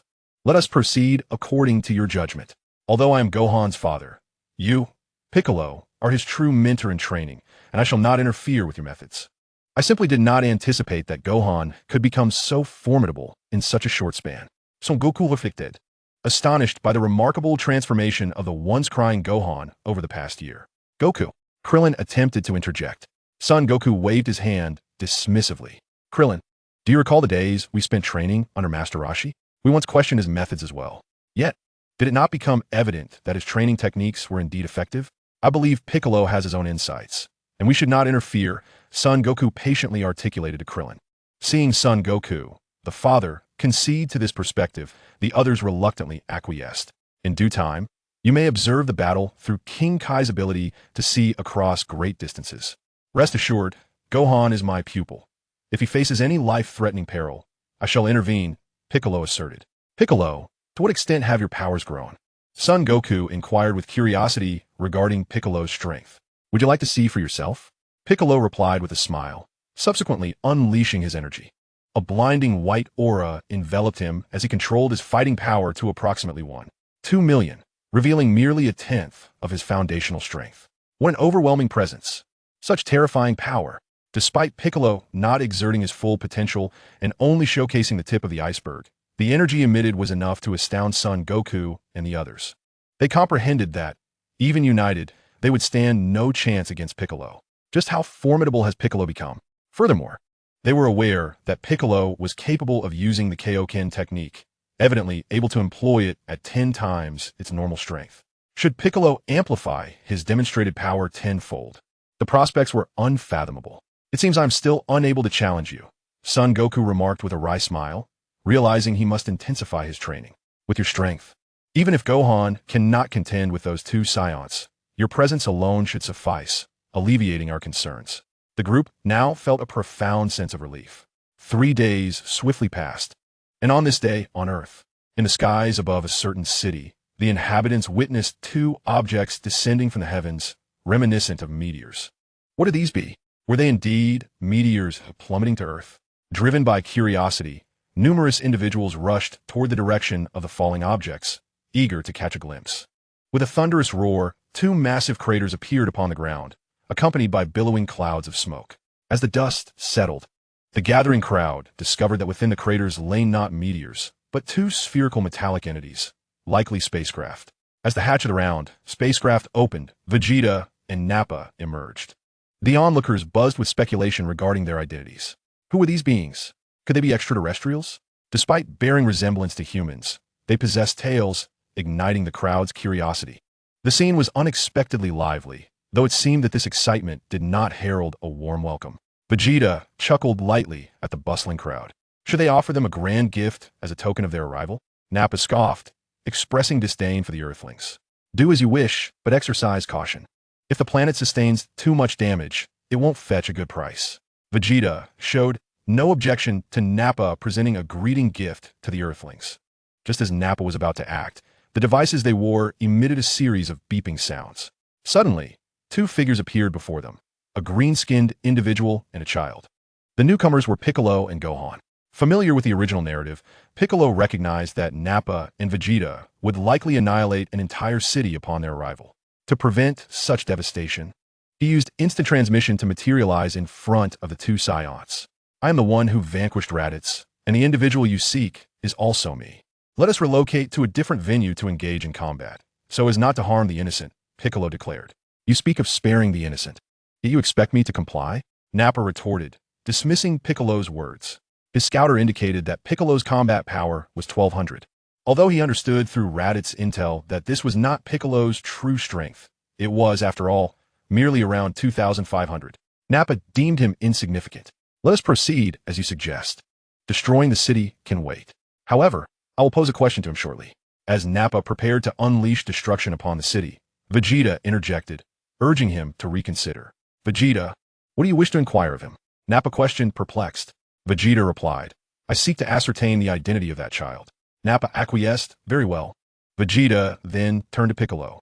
We shall fulfill your request. In return, you must answer one question of mine. Piccolo responded, that depends on the nature of the question. Vegeta addressed Nappa once more, Did you notice this fellow is a Namekian? Oh, it seems so, Nappa replied, taken aback. Chapter 13, Gohan remarked, Piccolo. These creatures appear quite fearsome. No wonder they possess a battle power of 2,500, capable of defeating Raditz. I have heard that Namekians, aside from their remarkable abilities, also possess superhuman fighting prowess. It is hardly unjust that the inept Raditz perished at his hands. Vegeta chuckled wryly. I can't shake the feeling that the child accompanying this Namekian looks somewhat familiar, resembling Raditz, Nappa pondered. Vegeta mused. Indeed, that is precisely what I intend to ask. This must be Kakarot's child, the brother of Raditz. Given Kakarot's prolonged residence on Earth, it is hardly surprising he has sired offspring. Nevertheless, I must confirm this. Hey, that child beside you is Kakarot's offspring, is it not? That is the sole question I wish to pose. You can answer, can't you? To validate his hypothesis. Vegeta directly inquired of Piccolo. Yes, but what of it? Piccolo, well versed in the original tale, understood that Kakarot referred to Goku. By answering this question, they could avoid unnecessary conflict. Thus, without hesitation, Piccolo divulged the truth. Let's relocate. Follow me. With that, Piccolo and Gohan soared into the sky, heading in a particular direction, with Vegeta and Nappa trailing behind. After traversing a considerable distance, the four arrived at a desolate locale. Is this the graveyard you have chosen? Nappa surveyed the barren surroundings, disdain evident in his demeanor. Whose grave it may be is uncertain. Piccolo replied with a confident smile. By the way, where is Kakarot? Has he refrained from coming due to fear? Nappa had anticipated encountering Kakarot at the location designated by Piccolo, only to find him absent. At that moment, Gohan stepped forward. My father will not be participating in this battle. I shall confront you, Gohan declared with unwavering resolve. Kakarot is absent? This revelation astonished not only Nappa, but even the composed Vegeta. Wait, are you suggesting that this child intends to face us? Vegeta and Nappa exchanged incredulous glances. Indeed, you have heard correctly. Beside him, Piccolo interjected, in this battle, even I will not intervene. Gohan will face you. The tension was palpable as Nappa's forehead veins bulged. Vegeta, with an icy demeanor, stood beside him. They were taken aback by the apparent underestimation of the Saiyan race, known for their warrior spirit. Hey Nappa, surely we still have some remaining seeds of the Vegeta race, Vegeta remarked, his tone laced with disdain. Nappa glanced towards his storage area, confirming, there are 6 seeds left. Very well, let the Vegeta warriors take the lead. Although they may not be a match for that Namekian, they might still pose a challenge to Kakarot's son. It is time for this Namekian and Kakarot's offspring to learn that arrogance comes with a price, Vegeta declared. As the liquid was poured onto the ground, Piccolo realized the adversaries intended to utilize the Vegeta warriors as depicted in the original tale. However, he harbored no concerns. After all, the combat power of the Vegeta warriors was merely 1,200, while Gohan's base power, without using Kaioken, stood at an impressive 9,000. Even with the self-destruct capability of the Vegeta warriors, the disparity in strength made it unlikely they could inflict harm upon Gohan. Moreover, allowing Gohan to practice against these warriors served as an excellent warm-up before facing the 2 Saiyans. Uncle Piccolo, these creatures look rather intimidating, Gohan remarked, as 6 green Vegeta warriors emerged from the ground before them. The warriors, with their crimson eyes, fixated on Piccolo and Gohan. Do not be afraid. With your strength, even lacking practical experience, you can easily handle these Vegeta warriors, Piccolo reassured him. Gohan felt a slight relaxation wash over him. After all, this was his first true combat scenario, and a degree of nervousness was to be expected. Let's start with a one-on-one. You go first. Vegeta commanded one of the Vegeta warriors, who stepped forward as Gohan approached. Beep, beep, beep. The scouters worn by Nappa and Vegeta displayed Gohan's combat power as 900. Kakarot's son is not without merit, yet he is far too arrogant, Nappa mused, shaking his head. It's hard to say. It appears that Kakarot's son is an apprentice of this Namekian, and he likely possesses the ability to manipulate his combat power. Thus, Kakarot's son's true strength may exceed 900. Vegeta articulated his analysis. That makes sense, Nappa conceded, finding merit in Vegeta's observations. Let us observe for now, Vegeta decided. With a swift motion, the Vegeta warrior dispatched by Vegeta lunged towards Gohan. As it was his first encounter with life and death, son Gohan felt a tinge of anxiety when faced with the enemy charging towards him. However, at the onset of the battle, he had already elevated his combat power to 3,000. Thus, despite his apprehension, he found solace in the fact that the foe, a vegetable warrior, possessed only 1,200 points of combat strength. With remarkable speed, Son Gohan vanished from the vegetable warrior's sight, maneuvering behind it and delivering a devastating kick to its lower back with his 3,000 points of might. The vegetable warrior emitted a peculiar cry of pain as it crumbled under the force of Son Gohan's strike, marking the demise of the first foe. 3,000 combat power, exclaimed Nappa, gazing in astonishment at the readings on his scouter. Is it truly 3,000? Vegeta pondered, stroking his chin. All of you attack together. He commanded the remaining 5 vegetable warriors. Witnessing their comrades' swift defeat instilled a sense of fear in the others. Yet, compelled by the stern authority of Vegeta and Nappa, they had no choice but to advance. Having successfully vanquished one adversary, Son Gohan's mindset began to relax. As 5 vegetable warriors surged toward him, he amplified his combat power to 4,000. Beep, beep, beep. The scouter registered an astonishing 4,000 combat power, eliciting further astonishment from Nappa and Vegeta. In quick succession, Son Gohan utilized his 4,000 points to dispatch the vegetable warriors one by one. He darted about with such swiftness that the vegetable warriors could scarcely perceive his movements. He flickered behind them, launching a barrage of punches and kicks. Bang, bang, bang. Soon enough, all 5 vegetable warriors lay shattered before him. Chapter 14, Nappa. Why does Kakarot's son possess greater combat power than I? Remarkable, indeed, with a combat power of 4,000. Though his technique still appears somewhat immature and unrefined, he is more than capable of handling a few vegetable warriors, Vegeta acknowledged. Nappa, it seems the time has come for you to step in. Nappa took a step forward, preparing to engage. Gohan, do not underestimate your opponents. Piccolo cautioned the now confident Son Gohan. Understood, Uncle Piccolo, Son Gohan replied, as Nappa began to unleash his energy. Given that Son Gohan had demonstrated a combat power of 4,000, the stakes had undeniably escalated. Thus, Nappa wished to hold nothing back.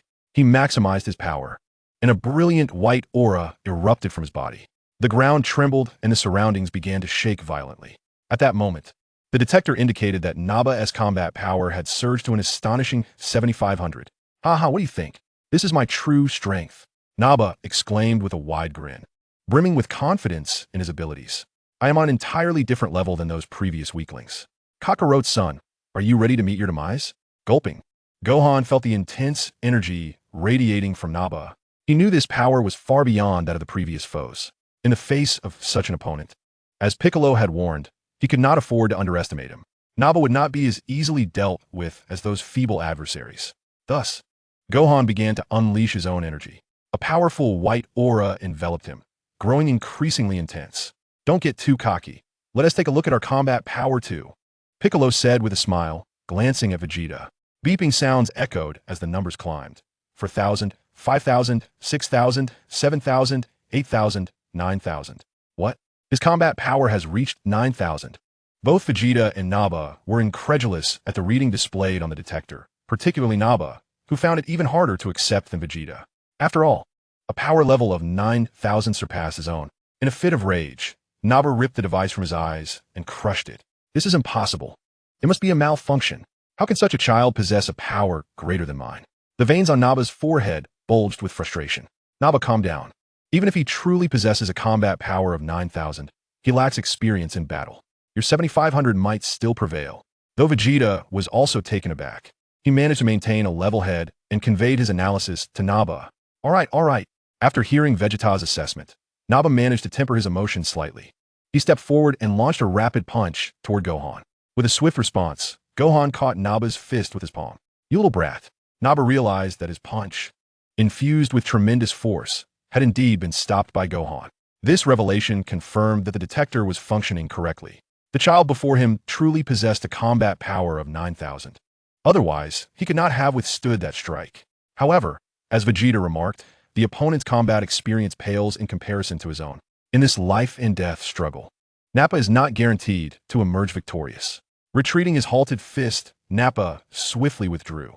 After all, the opponent's raw power surpasses his own. Engaging in a direct confrontation without employing any tactical prowess would likely lead to his defeat.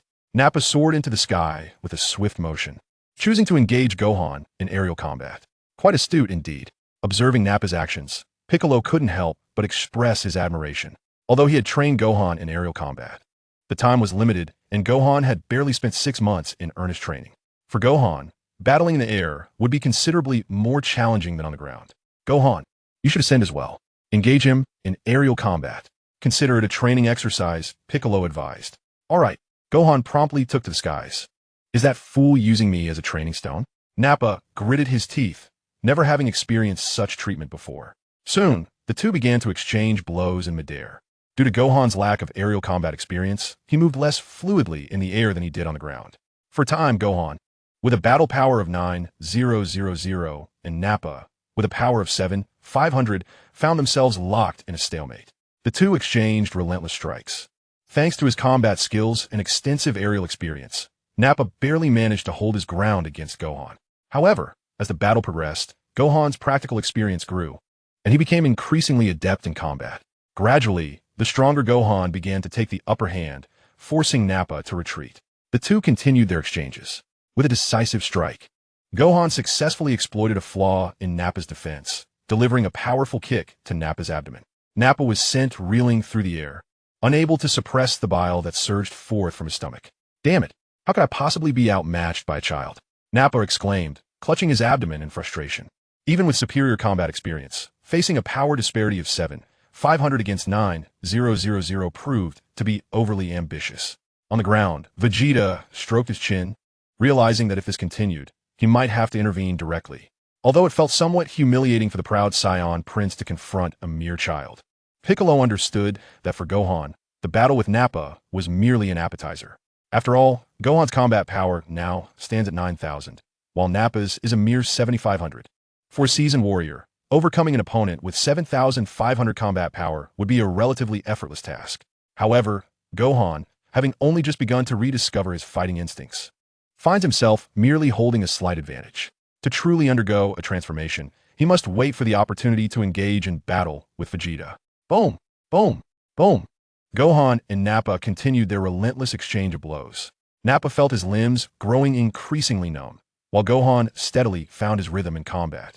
Nappa was forced to retreat repeatedly under Gohan's relentless assault.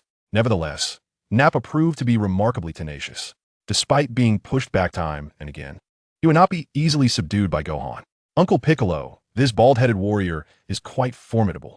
Although I hold the upper hand, it seems that truly defeating him will require considerable effort. Gohan communicated telepathically with Piccolo, seeking his counsel. Chapter 15, Nappa's Energy Wave versus Gohan Super Masenko. You must not resort to such tactics. What you need now is practical experience to enhance your fighting skills rather than relying solely on raw power to vanquish your opponent. Piccolo replied through their mental connection. You have already triumphed over those vegetable warriors with sheer strength. This time, engage in battle with only slightly superior power than your adversary. These experiences are essential for your development as a true warrior. Understood, Uncle Piccolo. I know what I must do. Gohan responded, promptly adhering to Piccolo's guidance. He refrained from utilizing the Kaioken and continued his tug-of-war with Nappa. Meanwhile, far away on King Kai's planet, Goku and the others watched intently. They observed the battle by placing their hands on King Kai's back. Goku, your son Gohan is impressively powerful, Krillin remarked. Indeed, I never anticipated Gohan's progress to be so significant. At this rate, not only might he surpass Piccolo, but even as Piccolo's pupil, he could potentially exceed my own strength. Goku replied, filled with pride. It was indeed wise to entrust Gohan's training to Piccolo. Although Goku considered himself a martial arts enthusiast, he acknowledged that he could not match Piccolo's expertise in guiding others. Has he not even utilized the Kaioken yet? And he is already this strong? Yamcha added. If he employs the Kaioken, he could probably defeat that bald Saiyan in an instant, Tien Shinhan speculated. Then why doesn't Gohan just use the Kaioken in battle? He should be able to withstand double the Kaioken with ease now, Krillin questioned. In response to Krillin's inquiry, King Kai offered his perspective. You do not comprehend. It appears that although many among you have surpassed me in strength, you still lack the maturity required for instructing others. In the capacity of a mentor, you fall significantly short when compared to Piccolo. How so? Krillin continued to inquire. In response, the Kai provided his perspective. You must have noticed, in terms of sheer combat prowess, Gohan surpasses the bald Saiyan he is currently battling. However, in a life-and-death contest, despite Gohan's advantages, they are not as pronounced. This implies that Gohan's current performance is, in fact, below his actual combat potential. The Kai paused momentarily before continuing. Although Gohan could effortlessly defeat the bald Saiyan with the Kaioken, doing so would negate the purpose of his training. It can be said that Piccolo is an exceptionally competent teacher, considering the nuances carefully. Observing the battle, it is evident that Gohan is becoming increasingly adept. Had he annihilated his opponent from the outset, such training benefits would be unattainable. I see now, Krillin realized. Meanwhile, the battle on Earth raged on.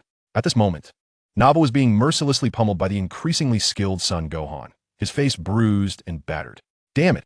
Nappa wiped the blood from the corner of his mouth. However, he found himself powerless, consumed by impotent rage. He could do nothing against son Gohan. Though Nappa did not bear any fatal wounds, his body was marred with numerous bruises, and his Frieza Force battle attire lay in tatters. In stark contrast, son Gohan appeared increasingly at ease and self-assured. With the accumulation of combat experience, Nappa's assaults were becoming increasingly ineffective against him.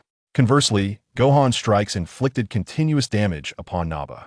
He felt confident that even without resorting to the Kaioken, it was merely a matter of time before he would triumph over the bald Saiyan. Gohan once again erupted in fury, surrounded by a fierce white aura. He charged at Nappa once more. His fist retracted to his abdomen before he unleashed a powerful blow aimed at Nappa. Whoosh! Gohan's punch was enveloped by a formidable airflow. Seeing this, Nappa dared not underestimate the attack, raising his arms to shield his chest. Bang! The intense impact nearly shattered Nappa's defenses. Although he managed to withstand the assault, his arms throbbed with pain from the effort. This cannot continue. If it does, I will undoubtedly lose. Nappa realized that if he persisted in this manner, victory would remain elusive. Did I fail? Observing that his strike had not breached Nappa's defenses, son Gohan remained unperturbed. As he sensed the diminishing strength of his opponent after numerous assaults on Nappa, a sense of urgency surged within him. Hood. Following this, Gohan unleashed a flurry of combination punches upon Nappa. However, this time, Nappa, caught off guard, received a heavy blow to the nose, causing blood to stream forth. You little brat. Nappa could scarcely contain his rage any longer. He resolved to employ his ultimate technique. With a swift retreat, he distanced himself from Gohan. Nappa opened his mouth wide, gathering energy within, preparing to unleash his deadly move. Instantly, a palpable aura of danger emanated from Nappa, causing Gohan to realize the gravity of the situation. This technique is formidable. Be prepared. Piccolo, observing from the sidelines, cautioned. Understood. Gohan, not daring to underestimate his opponent, placed his hands upon his forehead, beginning to gather his own energy.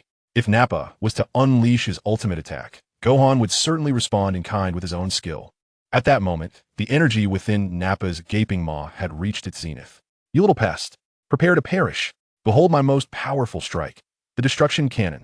Nappa unleashed a ferocious wave of energy from his wide-open mouth, a torrent of terrifying power racing toward Gohan. As the energy wave surged through the air, the atmosphere around it became increasingly oppressive and heated. Bald head, your move is indeed impressive, but even so, it pales in comparison to the techniques imparted to me by Uncle Piccolo. At that instant, Gohan's Mystic Flash was fully charged. Mystic Flash. He thrust his hands forward, directing the potent energy toward the impending onslaught of Nappa's formidable energy wave. Bang! The two colossal energy waves collided violently, producing a thunderous roar that reverberated through the air. The surrounding atmosphere began to tremble and scorch. Damn it! After the fierce clash, Nappa realized that his energy wave was clearly at a disadvantage, being overwhelmed by Gohan's counterattack. Inching closer with each passing moment. Is my ultimate move no match for this little brat? Chapter 16. Gohan, you cowardly bald head, too frightened to continue? Faced with such a dire predicament, I shall not be defeated. Refusing to accept failure, Nappa was compelled to exert every ounce of his power, pushing his output to the absolute limit. He hoped that his energy wave could counter the magical flash of Son Gohan. Futile. Your technique cannot rival my magical flash. In response to Nappa's intensified output, Son Gohan was equally determined. To avoid falling behind, he exerted more force with his hands, propelling the magical flash forward with even greater intensity. Despite Nappa's desperate attempts to turn the tide, the results were not apparent. The potency of Son Gohan's energy wave consistently overwhelmed Nappa's own. Even if Nappa maximized his output, it would prove in vain. The outcome was inevitable. Nappa could only watch helplessly as Son Gohan's energy wave steadily advanced towards him, suppressing his own. How infuriating! How infuriating! My ultimate strike is destined to fail. Despite his profound dissatisfaction, Naba found himself powerless against the overwhelming strength before him. A furious roar of defiance escaped him as Son Gohan's magical flash finally surpassed Naba's energy wave, striking him directly. With a thunderous explosion, a vast cloud of smoke billowed from the site where Naba had stood. Ultimately, Naba was engulfed by Son Gohan's magical flash. Now you understand the might of the magical flash. Big bald head. Despite feeling somewhat fatigued, Son Gohan was genuinely elated to see Naba overwhelmed by his attack. He had not disgraced the technique taught to him by Uncle Piccolo. In this moment, he felt a surge of excitement. Well done, Gohan. Keep up the good work. Piccolo, witnessing this scene, readily offered praise, recognizing that this clash would soon determine the victor. The formidable energy wave unleashed by the big bald Saiyan Naba had already drained considerable strength from him. Following his defeat, he was left to endure the impact of the magical flash. As the smoke began to clear, it revealed Naba plummeting to the ground, though he was not dead. His aura was significantly diminished, and he lay on the ground, continuously coughing up blood, clearly gravely injured.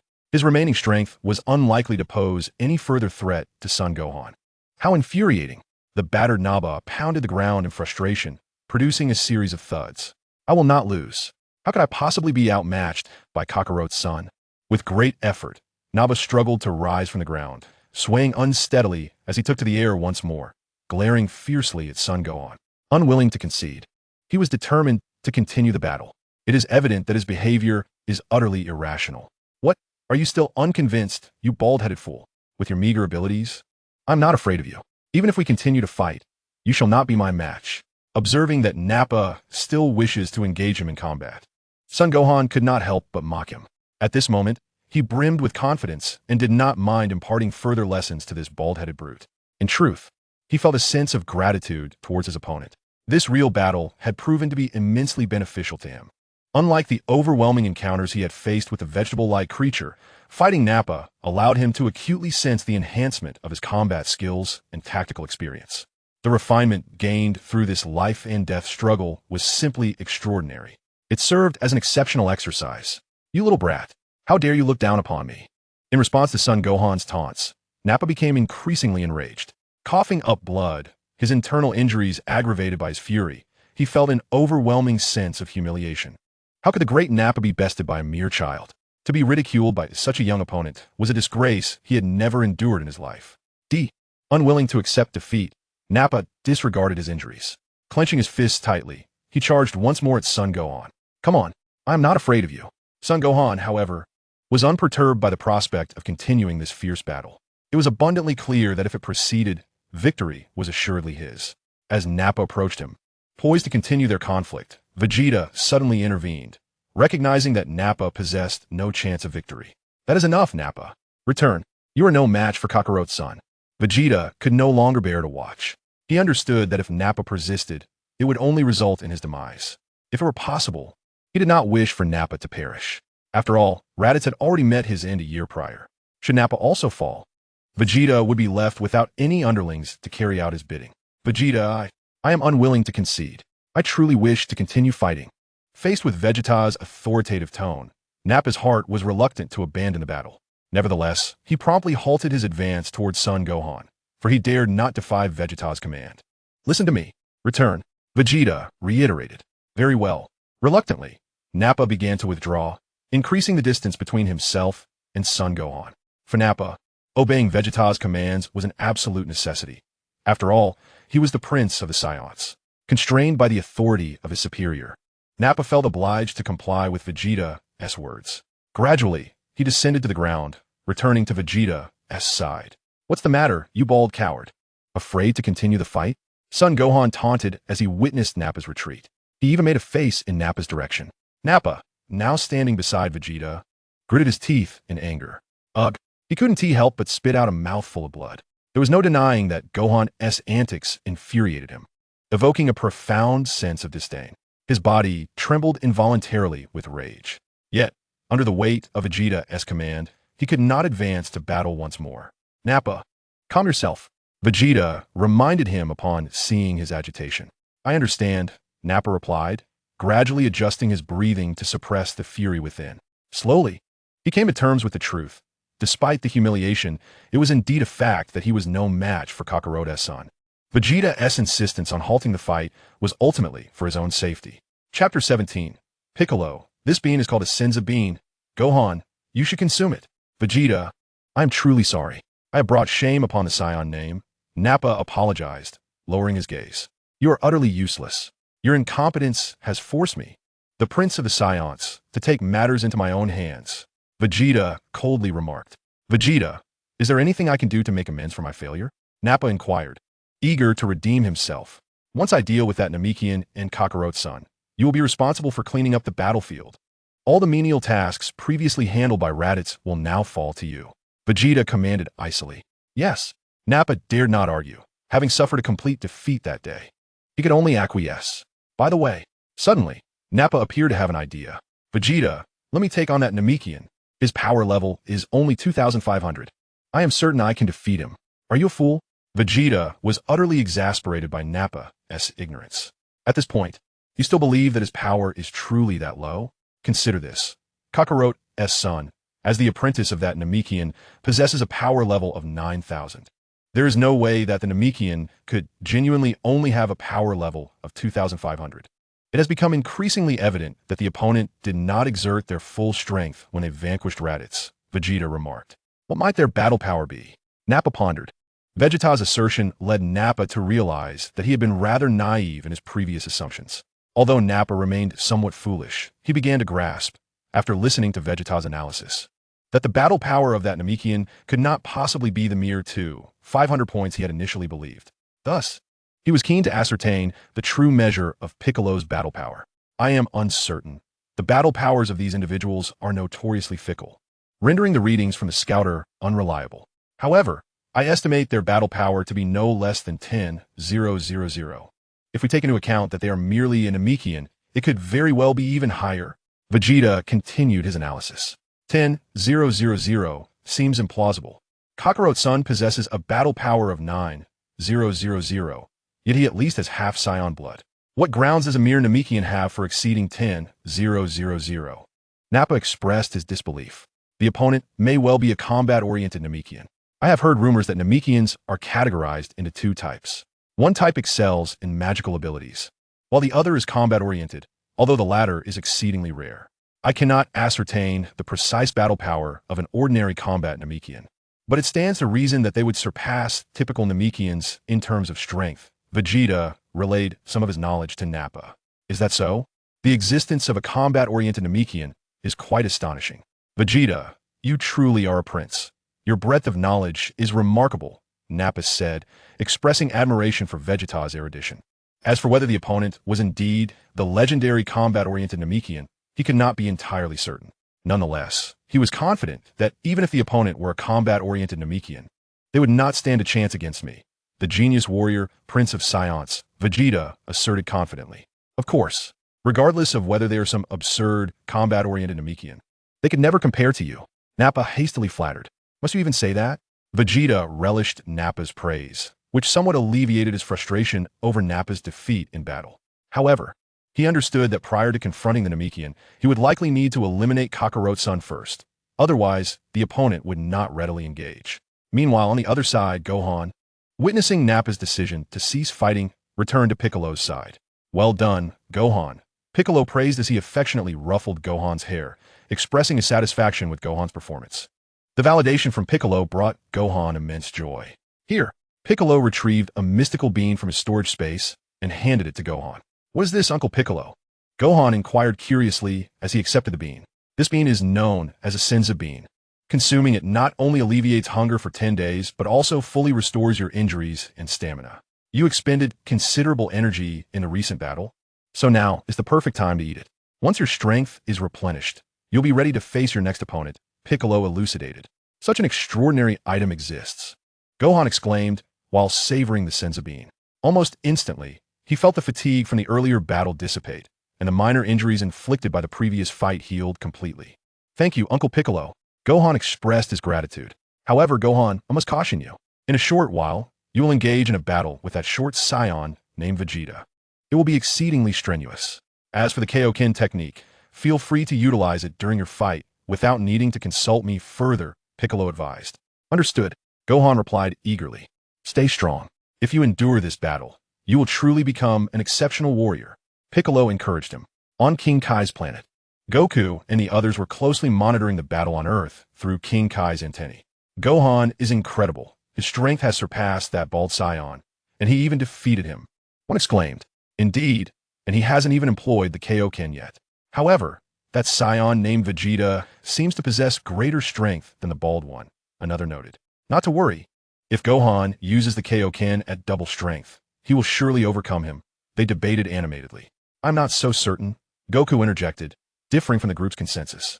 While I believe in Gohan's abilities, my instincts tell me that Vegeta is formidable. Had I only trained for 6 months instead of a year on King Kai's planet, I doubt I could defeat that Saiyan named Vegeta. Who would have thought you would think that way, Goku? Krillin remarked. However, with Piccolo around, even if Gohan struggles against his opponent, he should be fine. That is true, Goku conceded. Yet, as Gohan's father, I genuinely hope he can triumph over his adversary on his own. Such is a father's expectation for his son. Enough talk. Let us continue watching. The halftime break appears to be concluding. King Kai interjected. Chapter 18. Vegeta. Such trivial skills are of no use to this prince. At this moment, on Earth. Ha ha ha. Though you have defeated Nappa, this has compelled Prince Vegeta to take matters into his own hands. Prince Vegeta is not someone I can compare to. He is the unparalleled genius among the Saiyans. When you face him, there is absolutely no chance of victory for you. In other words, your demise is imminent. Your time has come, Nappa bellowed. Just the thought of Vegeta avenging him and ruthlessly defeating these two fills him with delight, alleviating much of the frustration and humiliation he felt after his loss to Gohan. To be honest, before arriving on this primitive planet, the prince never expected that he would need to engage personally. The fact that you have forced me to intervene signifies that you possess some skill. You should consider yourselves fortunate that you have compelled Prince Vegeta to act. Vegeta took a few steps towards Piccolo and Gohan, while Nappa retreated to a greater distance. Having lost to Gohan, he could only spectate from afar. If you are wise, Namekian, you should join forces with your disciple. Do not let him face certain death alone. Although Kakaroto's son possesses a battle power of 9,000, he is certainly no match for the prince. The proud Vegeta found it somewhat shameful to engage in a one-on-one battle with a mere child like Gohan. Thus, he attempted to persuade Piccolo and Gohan to attack simultaneously. He held absolute confidence in his abilities. Even 2 against 1, he believed he could triumph over them both. I will not intervene until you can truly contend with Gohan. Piccolo chuckled. In his efforts to train Gohan, he would not acquiesce to Vegeta's request. Even if Piccolo were to fight, it would only be after Gohan had been bested by the opponent. Moreover, given Piccolo's current strength, there was no need for both of them to confront Vegeta simultaneously. I am more than enough to handle you alone. There is no need for Uncle Piccolo to step in, Gohan declared, launching the first attack. After consuming a Senzu bean, Gohan's strength had returned to its peak. He moved swiftly, charging towards Vegeta. Ignorant of your own mortality. Facing Gohan, who was unwilling to engage in a 2-on-1 confrontation, Vegeta had no choice but to accept the challenge. Since the opponent sought death, he would oblige. He too charged at Gohan, and soon they were locked in fierce combat. Da-da-da. Son Gohan unleashed a flurry of punches towards Vegeta's face with fervor. Do you truly believe such techniques could be effective against this prince? In the face of Gohan's relentless assault, akin to a machine gun, Vegeta deftly maneuvered his body, evading every strike with remarkable ease. Now it is my turn to counter. Seizing the opportunity, Vegeta delivered a swift kick to Gohan's abdomen. The impact resounded with a sharp thud. Caught off guard, Gohan, whose focus was primarily on attacking with his fists, was unable to react in time to Vegeta's powerful strike. Consequently, he endured the full force of the blow. The tremendous impact sent Gohan stumbling backward, struggling to maintain his footing. Finally stabilizing himself, he pressed a hand against his stomach, where Vegeta had struck, tears nearly welling in his eyes from the pain. As he retreated, the ground beneath him bore witness to his struggle, marked by deep grooves where his feet had made contact, demonstrating the effort he exerted to prevent further retreat. Does it hurt? Now, do you comprehend the extent of this prince's power? Rather than immediately pressing his advantage, Vegeta felt confident that defeating Gohan would be a trivial task. Thus, he opted to taunt Gohan instead. Let me enlighten you. This is not even a fraction of my true strength. If I were to unleash my full power, you, having just suffered my previous blow, would likely never rise again. Vegeta declared with arrogance. Beside them, Piccolo recognized that Vegeta spoke the truth. The scouter revealed Vegeta's combat power to be a formidable 10,000. Comparatively, in terms of both raw power and combat skill, Vegeta had an undeniable advantage over Gohan. Furthermore, Piccolo, familiar with the original story, knew that Vegeta could unleash his rage, elevating his power to an astonishing 18,000. However, Piccolo remained unperturbed, as Gohan had not yet employed the Kaioken technique. Although Gohan had faced defeat in their recent exchange, it was merely a warm-up before both fighters exerted their full potential. The brief setback did not dishearten Gohan. As the pain in his abdomen began to subside, he re-entered a combat-ready state. Clenching his fist against his stomach, he concentrated his energy into his right hand and, with the speed of an arrow released from a bow, charged once more at Vegeta. Brace yourself. Son Gohan unleashed a powerful punch, imbued with a fierce gale, towards Vegeta. He had previously employed this technique during his battle with Nappa. Although Nappa had managed to block it with his arms at that time, the strike had still inflicted considerable damage, leaving Nappa's limbs tingling with pain. A trifling skill. Vegeta dismissed the maneuver with disdain. A technique effective against Nappa held no terror for him. As Gohan's punch, accompanied by a whistling sound, approached, Vegeta extended his right hand effortlessly. With a resounding thud, he caught Gohan's fist, brimming with formidable force, with his palm. The inertia from Gohan's powerful strike failed to make Vegeta budge even an inch. Ineffective? Gohan felt a flicker of astonishment. Though he was aware that such a singular move could not inflict significant damage on Vegeta, he had not anticipated that it would yield no effect whatsoever. Ha ha ha, naturally. Such trifling skills could never affect this prince. Kakarota's son, you are woefully naive, Vegeta chuckled sinisterly, realizing that his attack bore no fruit. Gohan attempted to retract his fist. However, Vegeta was determined to thwart Gohan's intentions. Chapter 19, Vegeta's Fatal Strike, Gohan's Crimson Double Kaioken. Vegeta firmly grasped Gohan's fist, preventing it from escaping his palm. With a creaking sound, Vegeta tightened his grip around Gohan's small hand. To amplify Gohan's suffering, he began to increase the pressure of his grasp. Gohan emitted anguished groans, feeling as though his bones were on the verge of shattering under the relentless grip. Desperate to break free from this torment, Gohan struggled fiercely, attempting to pull his fist from Vegeta's hold. Yet, with Vegeta's battle power elevated to 12,000, Gohan's own 9,000 was insufficient to liberate himself from Vegeta's grasp. Realizing the dire situation, Gohan understood that he might have no choice but to resort to the Kaioken. Otherwise, he would remain trapped in this predicament. Ha, it hurts. Doesn't it? Blame your master and your father. One is absent, and the other, even present, chooses not to intervene, leaving a mere child like you to challenge me. Today, I, Vegeta, shall make you acutely aware that arrogance exacts a price. At this moment, Vegeta believes he has sufficiently tormented Gohan. He is poised to unleash a more devastating attack. With his extensive combat experience, he comprehends that although the torment he has inflicted thus far has caused Gohan immense suffering, delivering a truly crushing blow necessitates a more formidable technique. Birish Kakaroeson. With a sinister grin, Vegeta forcefully thrusts Gohan skyward with his right hand, which is firmly clenched around Gohan's fist.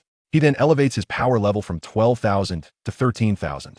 Subsequently, he swiftly brings his hands together, aiming at Gohan, who is suspended in midair, and unleashes a powerful energy wave from his palms.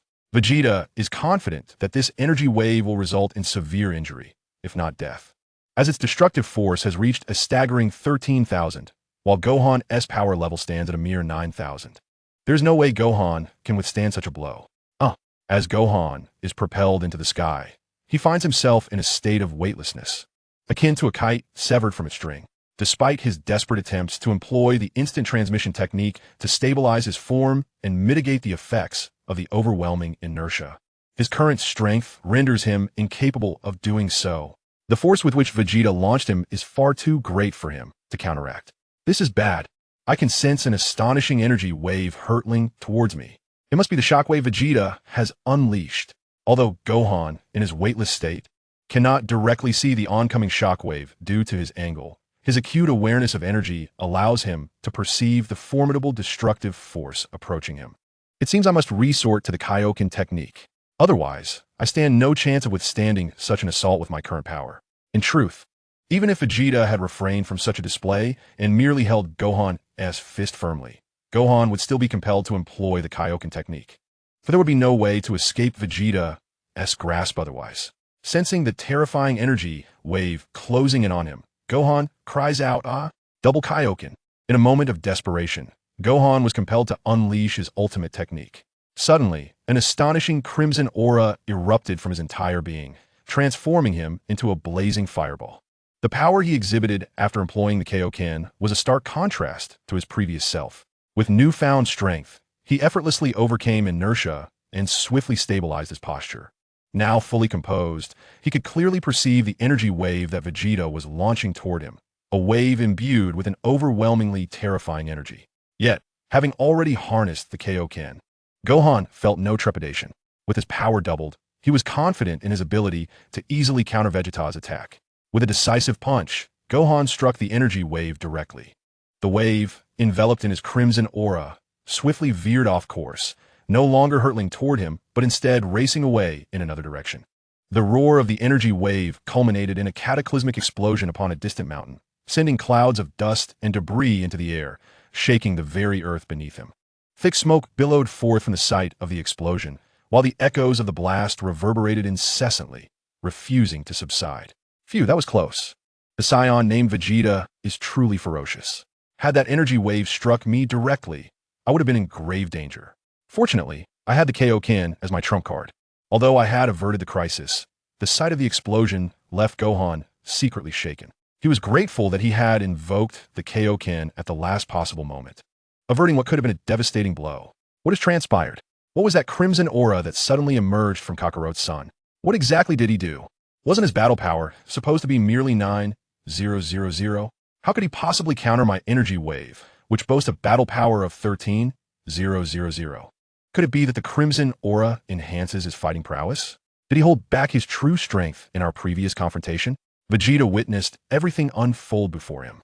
He had initially believed his lethal strike was certain to hit, only to have it swiftly neutralized by Gohan's eruption of crimson energy. Intuition told Vegeta that this must be a technique capable of augmenting power.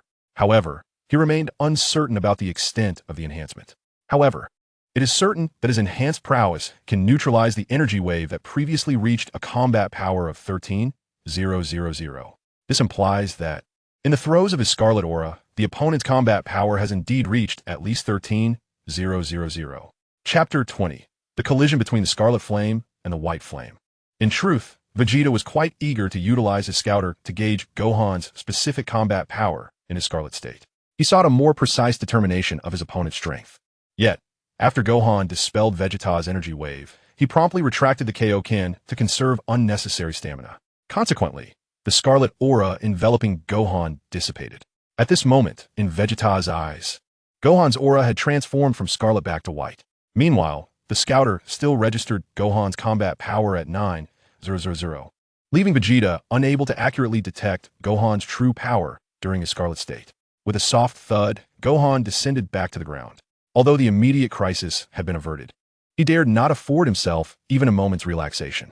Despite understanding the considerable strain prolonged use of the Kaioken would impose on his body, Gohan resolved to employ it throughout the ensuing battle. He had come to a profound realization. Without the aid of the Kaioken, he stood no chance against Vegeta. Hey kid, what was that technique you just used? What was that Scarlet Aura all about? Is that truly your real strength? Vegeta inquired, his curiosity piqued by Gohan's recent display of power. Indeed, that Scarlet state was my true power. This technique is known as the Kaioken, one of the skills imparted to me by Uncle Piccolo. I will use it to defeat you, Gohan declared, undaunted. He felt no need for concealment and candidly conveyed the truth to Vegeta, expressing his determination to triumph over him. Ha ha, spare me your bravado. While your Kaioken technique is commendable, you are still far from being able to defeat me. Although Vegeta acknowledged the efficacy of Gohan's Kaioken, which had even countered his energy wave of 13,000, he remained unconvinced of Gohan's ability to surpass him. After all, his own maximum combat power reached 18,000, and according to his estimations, in his Crimson state, Son Gohan's combat power is estimated to be between 13,000 and 14,000, rendering him far from trivial. Behold, the true battle has just begun. Aya! Double KO Ken. Gritting his teeth and clenching his fists, Son Gohan once again activated the Kaioken. Suddenly, his aura surged dramatically. The crimson energy erupted like a volcano, causing the ground beneath him to tremble and crack. The intensity of Gohan's unleashed power is nothing short of astonishing. This time, Vegeta's scouter finally captured the full extent of Gohan's combat prowess after employing the Kaioken. Beep beep beep. Power level 10, 000. Power level 11, 000. Power level 13, 000. Power level 18, 000. What? His power level has reached 18, 000? Vegeta stared wide-eyed at the scouter, astonished by Gohan's staggering increase in combat power. He never anticipated that Gohan could achieve a power level of 18, 000. It is worth noting that Vegeta's maximum combat power is also 18, 000. This meant that Gohan's strength after utilizing the Kaioken could match his own. Meanwhile, Dubra, who was observing the battle, was rendered speechless by Gohan's transformation. He realized that had Gohan unleashed this technique during their previous fight, he would have been annihilated in an instant. An 18,000 power level is formidable indeed. If one were to consider raw power, such a figure could rival that of Prince Vegeta, whom Dubra idolizes. Piccolo, on the other hand, remained silent with a knowing smile. For he, as Gohan's master, was acutely aware of his true capabilities. Thus, he remained remarkably calm. After utilizing the Kaioken, Gohan's speed and strength were significantly enhanced. Without further ado, he charged directly at Vegeta. Whoosh! A sonic boom trailed behind him as he sped forth. This boy's speed is truly astonishing. Vegeta marveled at Gohan's velocity as he approached. Gohan, enveloped in crimson flames, unleashed a punch imbued with cataclysmic force. Faced with such a blow, Vegeta did not dare to underestimate him. He quickly retaliated with his own fist. Boom!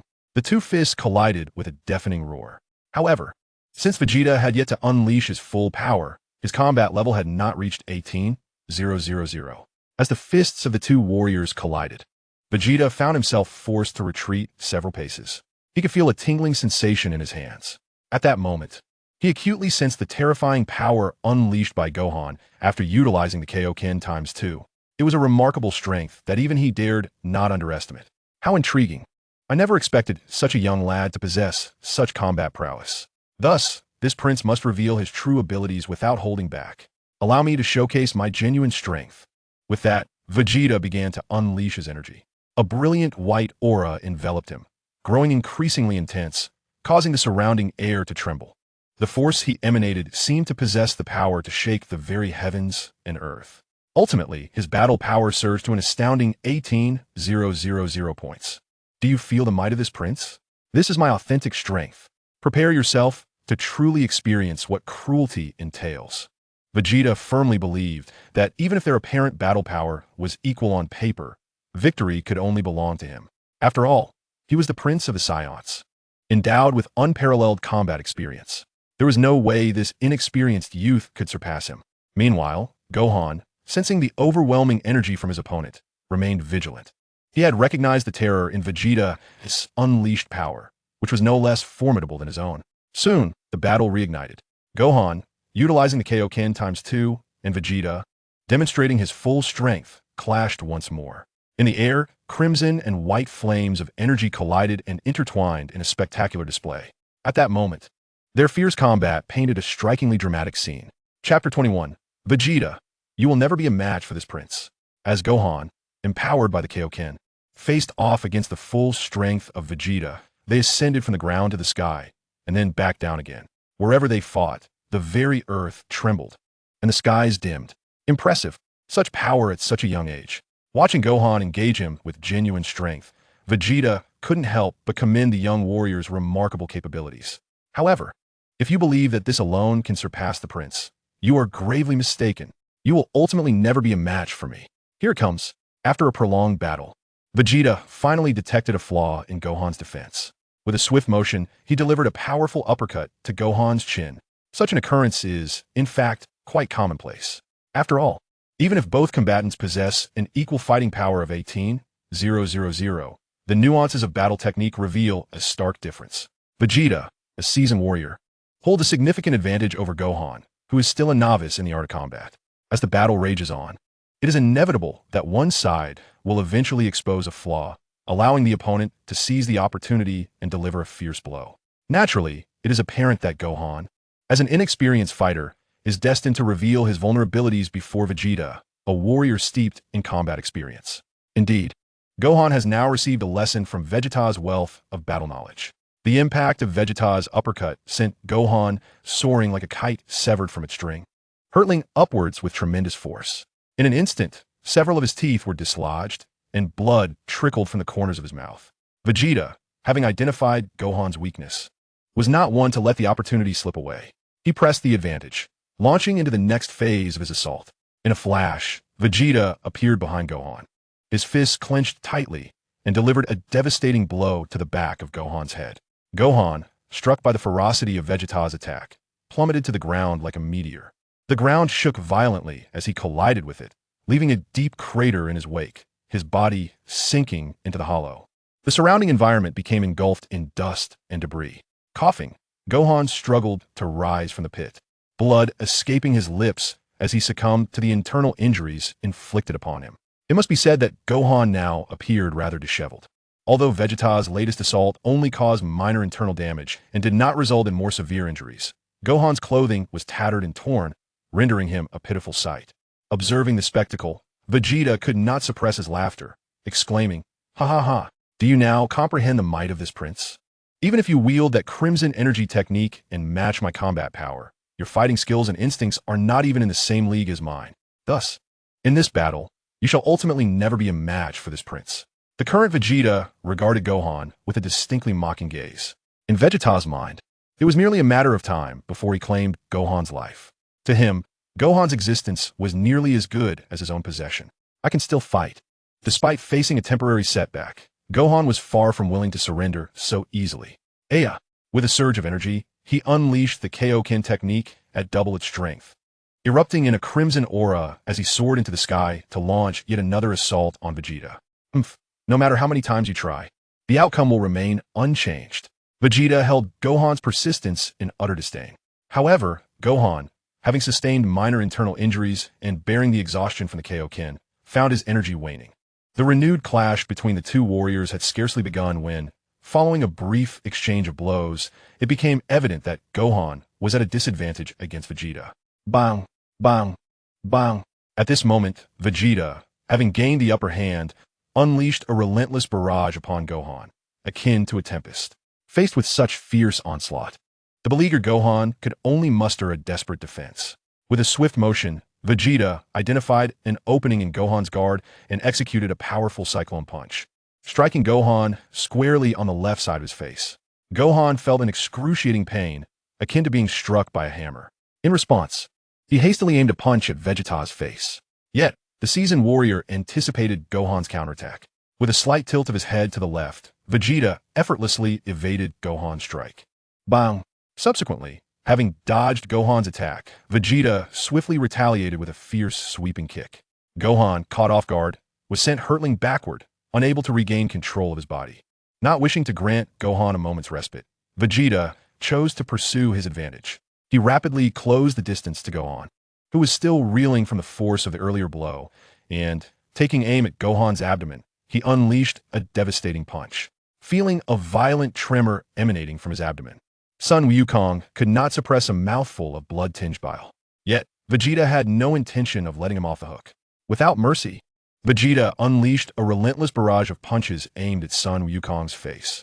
His fists struck with the rapidity of a machine gun, each blow infused with formidable energy and lethal intent. Soon enough, Vegeta's merciless assault knocked several of Sun Wukong's teeth loose, twisting his expression into one of profound agony. Blood and fragments of tooth now mingled within his mouth, creating an excruciating discomfort. In swift succession, Vegeta brought his fists together, delivering a crushing blow that sent Sun Wukong crashing once more to the ground.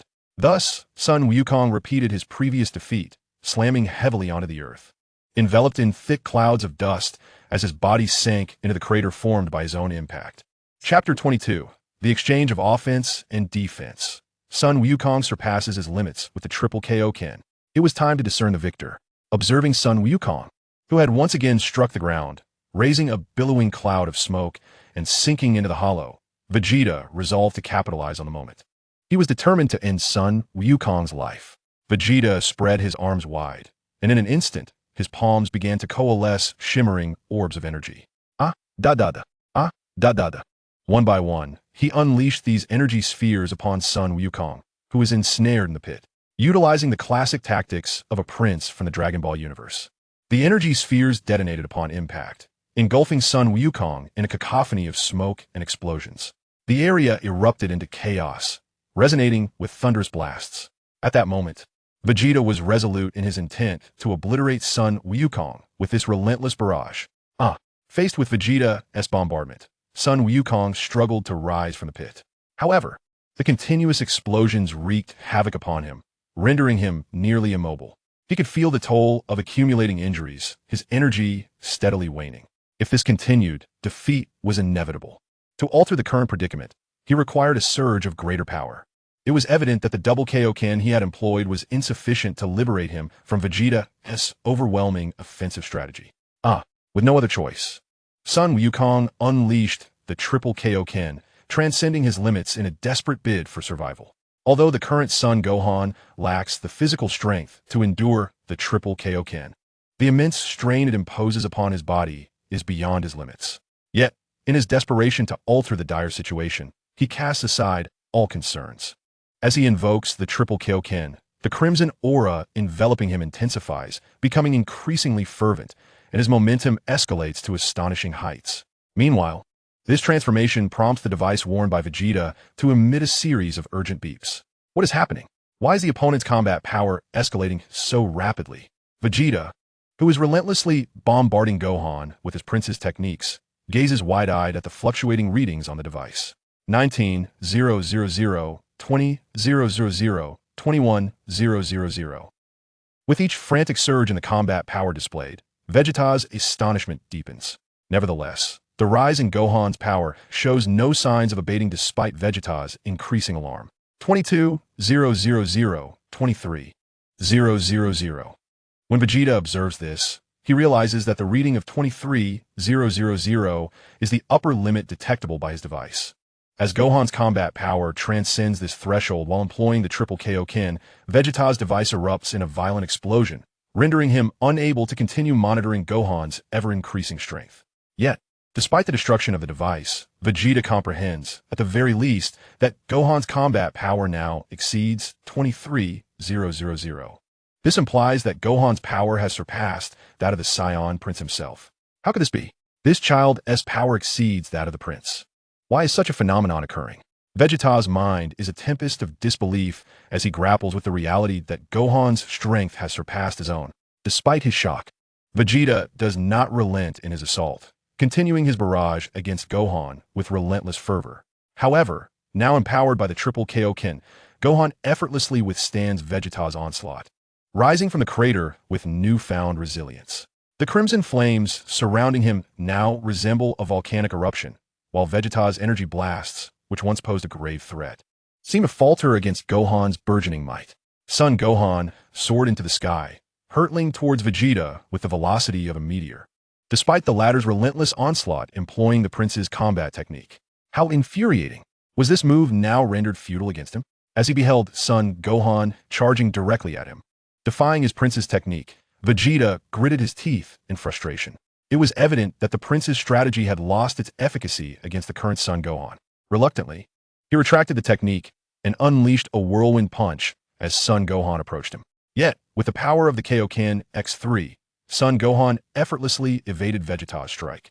In retaliation, as he dodged the whirlwind punch, he launched his own fist toward Vegeta. Thud! Vegeta attempted to dodge this blow, but Son Gohan's speed, amplified by the Kaioken, was simply too swift for him to evade. He was struck squarely by Son Gohan's punch, sending him hurtling backwards. Seizing the moment, Son Gohan pressed his advantage, retracting his fist towards his abdomen before delivering another powerful blow to Vegeta's midsection. Gasp! The intense pain in his abdomen caused Vegeta to involuntarily spit out a mouthful of bile. It was clear that ever since Son Gohan activated the Kaioken X3, the tide had turned in their combat. Previously, with the Kaioken X2, Son Gohan had struggled against Vegeta's superior fighting skills. But now, with his overwhelming power, He disregarded the disparity in technique and utterly dominated Vegeta. Thud, thud, thud. Son Gohan unleashed a flurry of punches upon Vegeta, who could do little but retreat under the relentless assault. Now he found himself completely defenseless against the barrage. Soon enough, Vegeta was brutally slammed into the ground, creating a massive crater and stirring up thick clouds of dust. Cough, cough, cough. As the dust settled, Vegeta emerged from the depths of the pit, looking disheveled. His once proud Frieza Force battle armor lay in tatters. Gasp, gasp. In addition, he was spitting blood with each heaving breath. It was fair to say that the humiliating experiences Son Gohan had previously endured were now mirrored in Vegeta's own plight. How infuriating! The Prince of all Saiyans could hardly fathom that he, a royal, would be reduced to such a pitiful state by this young upstart. Chapter 23. Vegeta, you have thoroughly enraged this prince. Unforgivable. I shall not let you escape. Wiping the blood from the corner of his mouth, Vegeta glared fiercely at Son Gohan. The recent defeat to Gohan left Vegeta feeling as though his pride had been trampled upon. As the proud prince of the Saiyan race, he had not experienced such a setback in a long time. Vegeta, the prince, has been. How is this possible? Am I dreaming? The unfolding scenes of battle astonished Nappa, who found it hard to believe. At the moment Vegeta was bested by Gohan, Nappa questioned whether he was indeed ensnared in a dream. The brilliant warrior he idolized, Prince Vegeta, had been reduced to such a pitiful state by an opponent. Yet, the pain from his injury sustained in the previous skirmish with Gohan served as a stark reminder that this was no dream. Everything occurring before him was undeniably real. Why? Why does that little brat always manage to grow stronger? Now, he exceeded even Prince Vegeta's combat prowess, from a Namekian warrior to himself. And finally to the confrontation with Vegeta, Gohan, the son of Kakarot, consistently revealed increasingly formidable strength. Nappa could not fathom why Gohan continually evolved in power, leaving him utterly perplexed. Meanwhile, unbeknownst to Vegeta and Nappa, Gohan was also suffering immensely. The Kaioken multiplied by 3 was indeed formidable, but such a technique that surpassed one's limits exacted a toll on its user. Thus, while Gohan appeared to have the upper hand on the surface, the reality was quite the opposite. At this moment, Gohan was as much a facade of strength as he was a warrior. The considerable damage inflicted by Vegeta, compounded by the backlash from the Kaioken, meant that Gohan's condition was not significantly better than Vegeta's. Ah, it hurts! Gohan cried out in pain, suffering from the side effects of the Kaioken. As the battle between him and Vegeta unfolded, Piccolo, who had been observing for some time, understood the situation all too well. Unlike Vegeta, Piccolo recognized that Gohan was enduring the repercussions of the Kaioken's power. Thus, while it seemed Gohan was utterly dominating Vegeta, a closer examination revealed it was more of a 50-50 struggle. Nevertheless, even amidst this, Piccolo felt a sense of solace. In just a year of rigorous training under his guidance, Gohan, his own disciple, has managed to match the extraordinary Saiyan prince, Vegeta, in battle. As a time traveler well-versed in the original Dragon Ball narrative, he comprehends the immense strength of Vegeta. Were it not for his status as a system-equipped traveler, he would not only find Gohan, his pupil, lacking, but he himself would also stand no chance against Vegeta at this juncture. Gohan's indomitable spirit during their confrontation has undeniably impressed Piccolo, elevating his esteem for his pupil. Remarkably, Gohan has even summoned the formidable Kaioken technique at 3 times its normal capacity, exemplifying his fighting spirit. Overall, Piccolo is exceedingly satisfied with Gohan's performance. Although the battle is not yet concluded, in Piccolo's heart, Gohan has already emerged as a truly competent warrior. Witnessing Gohan's current state of distress, even as a strict mentor, he cannot help but feel a twinge of sympathy. Gohan, can you continue fighting? He inquires. If not, allow me to step in. You have performed admirably thus far. Your efforts have brought me great satisfaction and joy. In my eyes, you are already a true warrior. If you wish, I can handle the remaining challenges. Thus, Piccolo communicates with Gohan telepathically, believing that Gohan's combat skills have been sufficiently honed through the ongoing battle. He feels confident that it would be acceptable for Gohan to withdraw at this moment, allowing him to take over. With his strength, defeating 2 Saiyans would be a trivial task. After all, his foundational battle power is an astonishing 12 million. By activating the tenfold Kaioken without injury, his strength escalates to an overwhelming 120 million, a force formidable enough to rival Frieza at full power. At present, Piccolo regards both Vegeta and Nappa with utter disdain. Had it not been for his desire to provide Gohan with a fitting opportunity for growth, he would have dispatched the two Saiyans with ease long ago. Regardless of Vegeta's princely status, he is inconsequential in the face of a time traveler with a system. Uncle Piccolo, I can still hold on, Gohan replies resolutely through their mental connection. I have not yet truly defeated him. I wish to continue battling until I have genuinely triumphed over the Saiyan known as Vegeta. Regarding Master Piccolo's proposal, he did not acquiesce. Despite the excruciating pain coursing through his body, he resolved to endure the repercussions of the Kaioken technique in order to see things through and provide himself with closure. He chose to persist in his battle against Vegeta. Very well, he said. Master, I respect your wishes. Go for it, Gohan. With Gohan expressing such determination, Piccolo felt compelled to honor his decision, allowing Gohan to continue his fight with Vegeta. Indeed, Gohan nodded vigorously. You have thoroughly enraged this prince. During the mental exchange between Piccolo and Gohan, Vegeta had already regained his composure. With a powerful surge, he soared into the sky, ascending to a height far surpassing that of Gohan. In the heavens, Vegeta extended his hands in Gohan's direction, fervently gathering energy between his palms. As he concentrated further, the energy intensified into a tempestuous force, radiating an increasingly blinding light. Even the darkest of skies seemed illuminated by its brilliance. Ha ha! The technique I am about to unleash is called the Final Flash, and it shall be the mightiest strike of the Saiyan Prince, Vegeta proclaimed. You may choose to evade it, but in doing so, Earth shall meet its demise. Chapter 24. Triple Kaioken and the Magic Flash. Of course. Even if you choose to face my attack head-on, should you fail to withstand the power of my Final Flash, Earth will still be doomed. Vegeta laughed maniacally, indifferent to whether he would survive the destruction of the planet. His previous defeat by Gohan had ignited a fury within him, plunging him into madness. Now, Vegeta sought to unleash his wrath by annihilating Earth and everything upon it. He cared not that, as a Saiyan unable to survive in the vacuum of space, he would perish alongside the planet. One overwhelming energy. Witnessing Vegeta's gathering power, Gohan, who had returned to the ground, found himself in awe of the formidable force accumulating above. He could sense it, a terrifying power capable of obliterating the world. The trajectory and sheer magnitude of the energy seemed poised to destroy everything. If unleashed directly upon Earth, the consequences were unfathomable. Perhaps, as Vegeta suggested, it would lead to utter devastation. The Earth may indeed face annihilation. At this moment, Naba was trembling uncontrollably, his body quaking with fear. He paid no heed to whether Vegeta could hear his voice or comprehend his words. With a quavering tone, he shouted toward Vegeta in the sky. Wah! Prince Vegeta, we are utterly unprepared.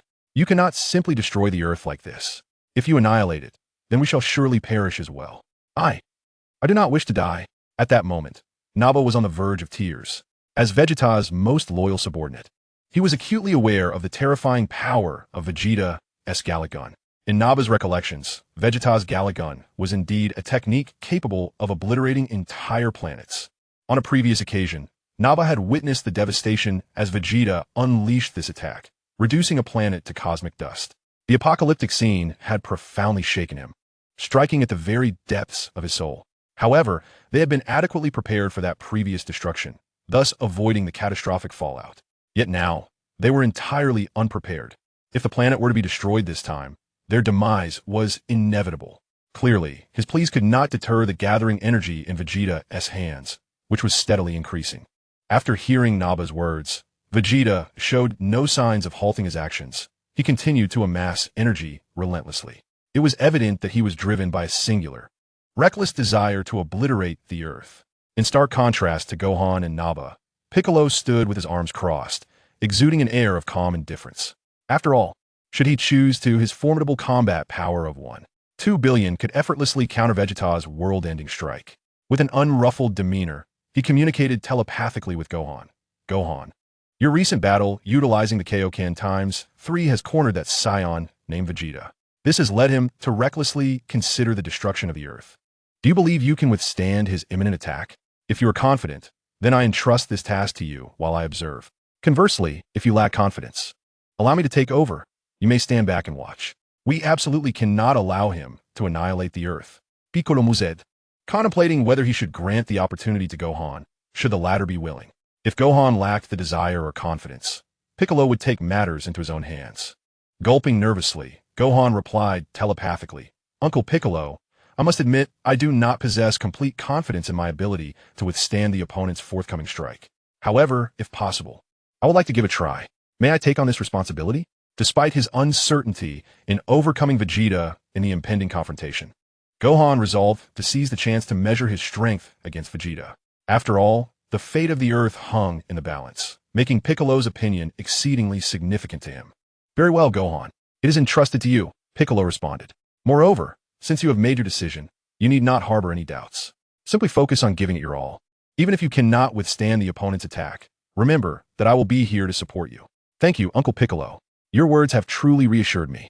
I will do my utmost." Gohan nodded vigorously. "Go for it, Gohan. If you can successfully endure this attack, today's battle will undoubtedly mark your victory." Piccolo encouraged him.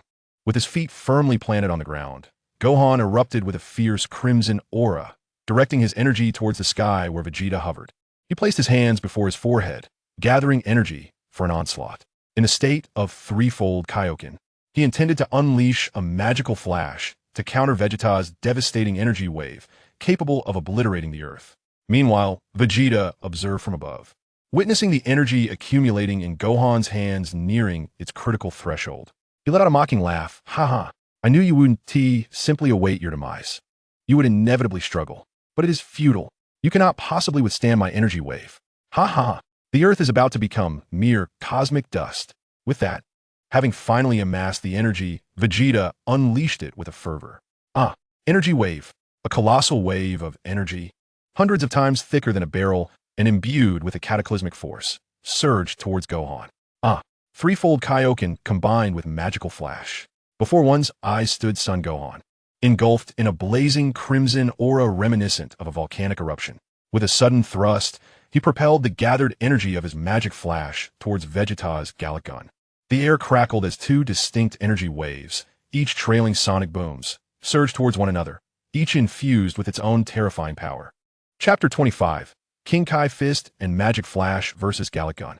Boom! Boom!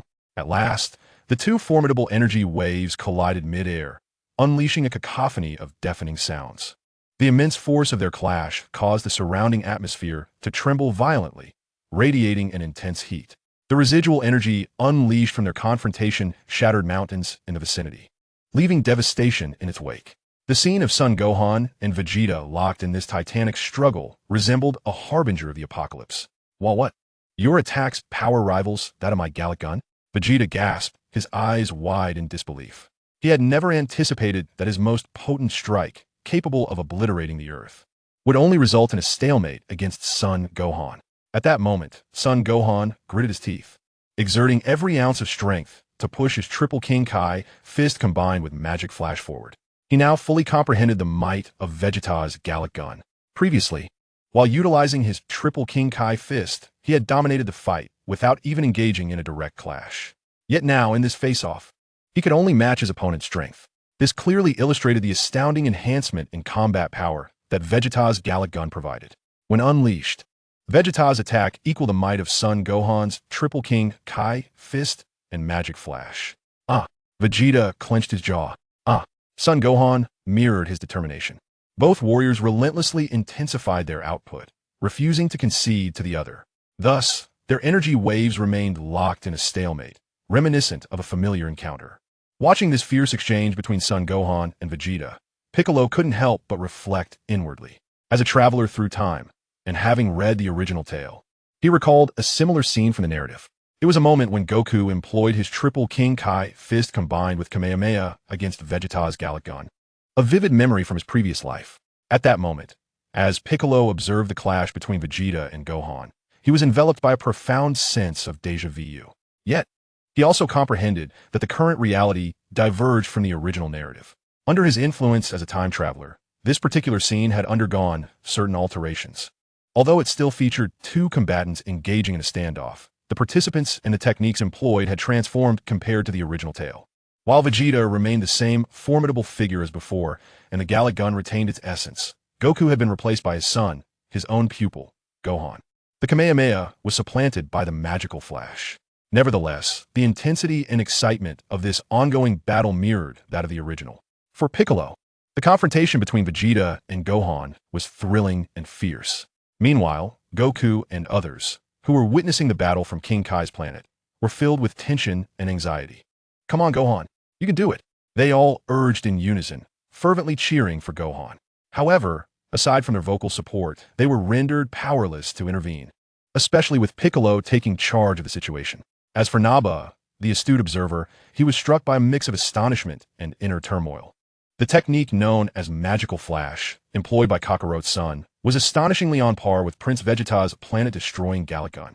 How is this possible? Naba muttered in disbelief. Amidst his astonishment, he found himself conflicted, unsure of whom to support. In his previous mindset, he would have unwaveringly backed his idol, Prince Vegeta. Yet now, if he continued to support Vegeta, the potential for Earth destruction loomed should Vegeta triumph. In that case, Naba would inevitably share in the devastation. Conversely, supporting Kakarot's son, Gohan, would ensure Earth's survival, sparing Naba from the fate of obliteration. However, a victory for Gohan would imply Vegeta's defeat. If Vegeta were to lose, the prospect of his demise became a haunting reality. Naba realized, with growing dread, that he was caught in an inescapable dilemma. The forthcoming self is ultimately met with a grim fate. Such a reality leaves him in a state of agitation, unable to restrain his mounting frustration. At this moment, the fierce clash between Son Gohan and Vegeta has been ongoing for quite some time. It is unclear when it began, but Vegeta's energy wave has gradually begun to overpower Son Gohan's special beam cannon. Once evenly matched, the two opposing energy waves now reveal a distinct shift, with Vegeta's attack gaining the upper hand while Gohan's begins to falter. The advantageous energy wave inches closer to Son Gohan, its velocity of approach accelerating with each passing moment. At this juncture, the balance of power has finally been disrupted.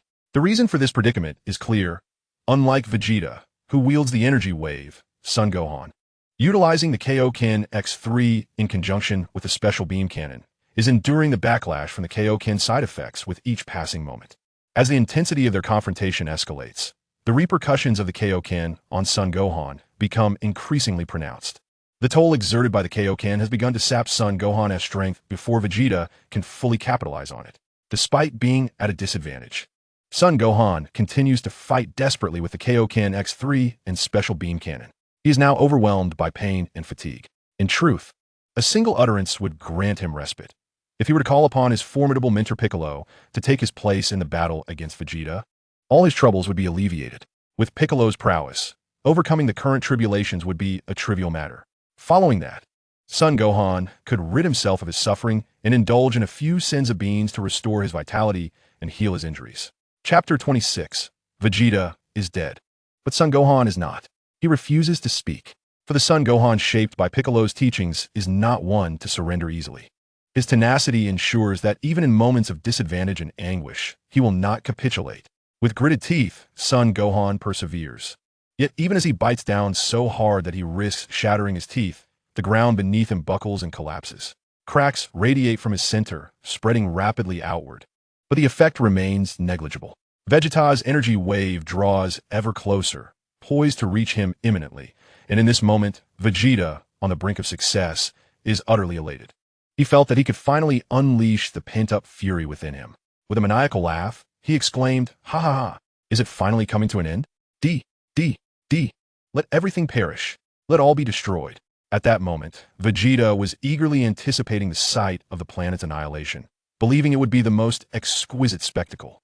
Alas, it seemed that the boy was still no match for Prince Vegeta. Was Earth truly on the brink of destruction? I really don't want to die," he lamented. Witnessing Gohan on the verge of defeat against Buu, he fell to his knees and wept bitterly.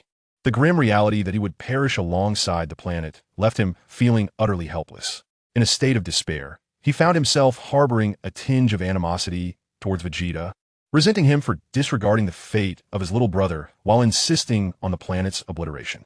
Yet, with arms crossed defiantly across his chest, Piccolo maintained unwavering faith in his disciple. Despite the dire circumstances, he believed in Gohan's potential for a triumphant turnaround, confident that his pupil would ultimately prevail. Gohan did not disappoint. "No, I have not lost yet. Behold my power that transcends limits." Fourfold Kaioken. Faced with the imminent onslaught of Vegeta's energy blast, Gohan chose to gamble everything. He closed his eyes and shouted as he unleashed the fourfold Kaioken, fully aware that the backlash could inflict severe damage on his body. Yet, driven by the desire for ultimate victory over Bu, he resolutely committed to this final gambit. How could this happen? Vegeta gasped in disbelief as he witnessed Gohan's miraculous surge of power in the last moment, surpassing anything he had seen before. The energy wave, once a mere flicker, now expanded dramatically, reversing the tide and hurtling towards Vegeta with alarming speed.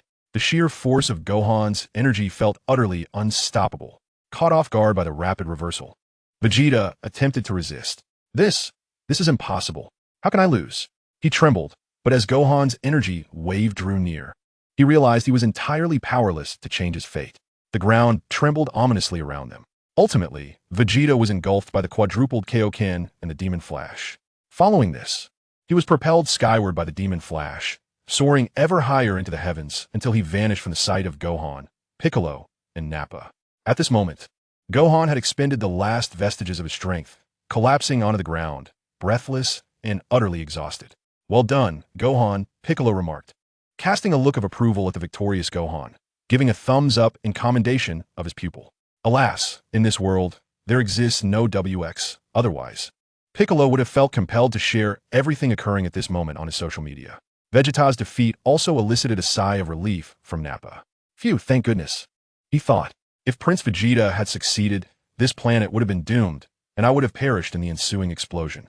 Nappa felt a fleeting sense of gratitude for his life, albeit temporarily preserved. However, as he allowed his previously taut nerves to relax, a look of confusion began to cloud his face. He muttered to himself in fragmented phrases, Vegeta. Prince Vegeta, he actually lost. Does that mean he is dead? Well, the likelihood of his survival seems quite low. Pondering his next steps, Nappa found himself at a loss. Although Vegeta's defeat had provided him a moment of reprieve from the fear of dying in the planet's destruction, he soon realized that if the opposing force had triumphed over Vegeta, he might very well be next in line for confrontation. He glanced at the now incapacitated Gohan and then at Piccolo, who was steadily advancing toward Gohan. Despite Gohan's current state, Nappa felt a sense of confidence in his ability to handle him. Yet, the thought of Piccolo brought back Vegeta's earlier analysis. This being was likely a combat-oriented Namekian, with a power level surpassing 10,000. Such a power level was well beyond Nappa's capability to contend with. Forget it. I truly cannot win. I should find an opportunity to flee, Nappa concluded. At this moment, my only desire is to preserve my life. I care for nothing else. In truth, Nappa could not definitively ascertain whether Vegeta was alive or dead. Yet, he found himself increasingly indifferent to Vegeta's fate, considering that when Vegeta had once threatened to annihilate Earth with his energy cannon, he had shown no regard for Nappa's life. Even though he held an immense admiration for Vegeta, the Saiyan prince, and regarded himself as a loyal fan, he was not devoid of temper. Given Vegeta's treatment of him, there was little left to say. Ultimately, he longed to seize an opportunity to escape swiftly, prioritizing his own survival above all else. The fate of Vegeta had become a matter of indifference to him. Unbeknownst to him, however, Vegeta was indeed still alive. Yet, despite this, his situation was far from optimistic. Chapter 27, Vegeta, I truly came perilously close to death. At this moment, Vegeta found himself propelled skyward by the devastating energy blast, soaring beyond the Earth's atmosphere, hurtling into the vastness of space. Am I about to perish? He cried out in heart-wrenching despair. No, I cannot die. I still have one final card to play. I refuse to meet my end like this. Vegeta began to struggle fiercely, determined to extricate himself from the energy beam before it carried him away from Earth. As the Prince of the Saiyans, he was acutely aware that his race could not survive in the void of space. Should he be taken away by the energy blast, his demise would be inevitable. Moreover, with his last ace still unplayed, he had no desire to succumb just yet. At last, perhaps due to the considerable distance the energy beam had already traversed, its force had diminished. With a sudden shift to the left, Vegeta managed to liberate himself from the waning grip of the energy blast just before being entirely ejected from Earth. Meanwhile, on King Kai's planet, as soon as Gohan triumphed over Bu, Goku, Krillin, and the others erupted in jubilant celebration. Ha ha ha! Gohan has won. He has triumphed over the Saiyan. This is truly wonderful. He is indeed Goku's son, remarkably powerful. The scene brought immense joy and excitement to those on King Kai's planet. One by one, They withdrew their hands from King Kai's back and began to leap and dance on the ground, as if such movements could adequately convey their exhilaration and elation. Krillin exclaimed, "Goku, Gohan truly lives up to being your son. He is incredibly strong and remarkable. Alas, if only I could have a son like Gohan. Regrettably, do not speak of children. I have yet to even marry." Confronted with compliments regarding his son, Gohan, it is only natural for Goku, as a father, to feel immense joy. He chuckled softly, touching his nose, and remarked, "Indeed, Gohan is quite exceptional." At that moment, a hint of pride illuminated Goku's demeanor. Suddenly, the words of King Kai fell upon the jubilant crowd like a chilling deluge. While Gohan celebrated his victory over Buu, King Kai remained silently vigilant, monitoring the battle on Earth. "You are celebrating too soon. This confrontation is far from over." King Kai, what do you mean? Isn't the battle already?" The crowd questioned in confusion. "It is because that Saiyan named Vegeta is not yet dead. He has managed to free himself from the Buu's grip." King Kai stated with a grave expression. "What? He's still alive? And has escaped Buu's control? How can he be so tenacious? Is he truly invincible?" The crowd was taken aback by King Kai's revelation, their faces etched with disbelief and horror. However, soon they observed King Kai relaxing his furrowed brow, smiling as he reassured them, "But do not worry. Gohan's practical training concluded the moment he defeated Buu. Now, Piccolo shall take action. Regardless of what tricks that Saiyan named Vegeta may attempt, Piccolo's strength will effortlessly dismantle all schemes." Vegeta, panting heavily, reflected on his near demise as he watched the disappearing form of Buu racing away from Earth, a chill of fear coursing through him. Anger quickly engulfed him. After all, the predicament he found himself in, the near brush with death, was entirely due to Goku's son, Gohan. He seethed at how Gohan had reduced him to this state and felt even greater fury at the realization that he could not overpower Goku's child. Damn it! Why? Why does Goku's son possess a power greater than mine? As a prince of the Saiyan race, I cannot believe I am bested by such a child. With clenched fists, Vegeta's anger manifested in audible cracks as he squeezed them tightly. It seems there is no other choice, despite my profound disdain for transforming into that hideous form. For the sake of ultimate victory, I must embrace the great ape transformation. In truth, this resolution had been brewing since Vegeta was swept into the sky by Buu's might. Vegeta resolved that if he could escape the clutches of the magic flash, he would resort to his ultimate trump card, the great ape transformation. Kakarot's offspring and that Namekian will soon witness the overwhelming power I possess in my great ape form. As for whether Gohan would transform alongside him, Vegeta harbored no concerns. Upon his arrival on Earth, he had immediately noticed that Gohan lacked a tail. This detail, despite Gohan's resemblance to his Uncle Raditz, prompted Vegeta to forego destroying a city and instead inquire of Piccolo whether Gohan was indeed Kakarot's son. The Saiyan transformation into a great ape necessitated a tail, and thus, Gohan, devoid of one, could not possibly undergo the transformation. In his determination to eliminate all inhabitants of Earth swiftly, he had deliberately chosen a night when the full moon would be visible upon his arrival. How infuriating! Who would have thought that a mere child of Kakarot would compel me to seek out the full moon and transform prematurely? With that thought, Vegeta soared through the skies in search of the moon's silhouette. Meanwhile, as Vegeta ascended high into the air, having just freed himself from the magic flash's grasp, events unfolded on the ground. "Gohan, hurry! Eat the Senzu bean," urged Piccolo, who had approached Gohan. He bent down, retrieving a Senzu bean from his storage space and presenting it to Gohan's lips. "All right, Uncle Piccolo," Gohan replied obediently, lying exhausted on the ground. With little strength left, he complied, swallowing the Senzu bean offered by Piccolo. This moment did not go unnoticed by Nappa, who was in search of an opportunity to flee, unaware that Vegeta still lived. Chapter 28.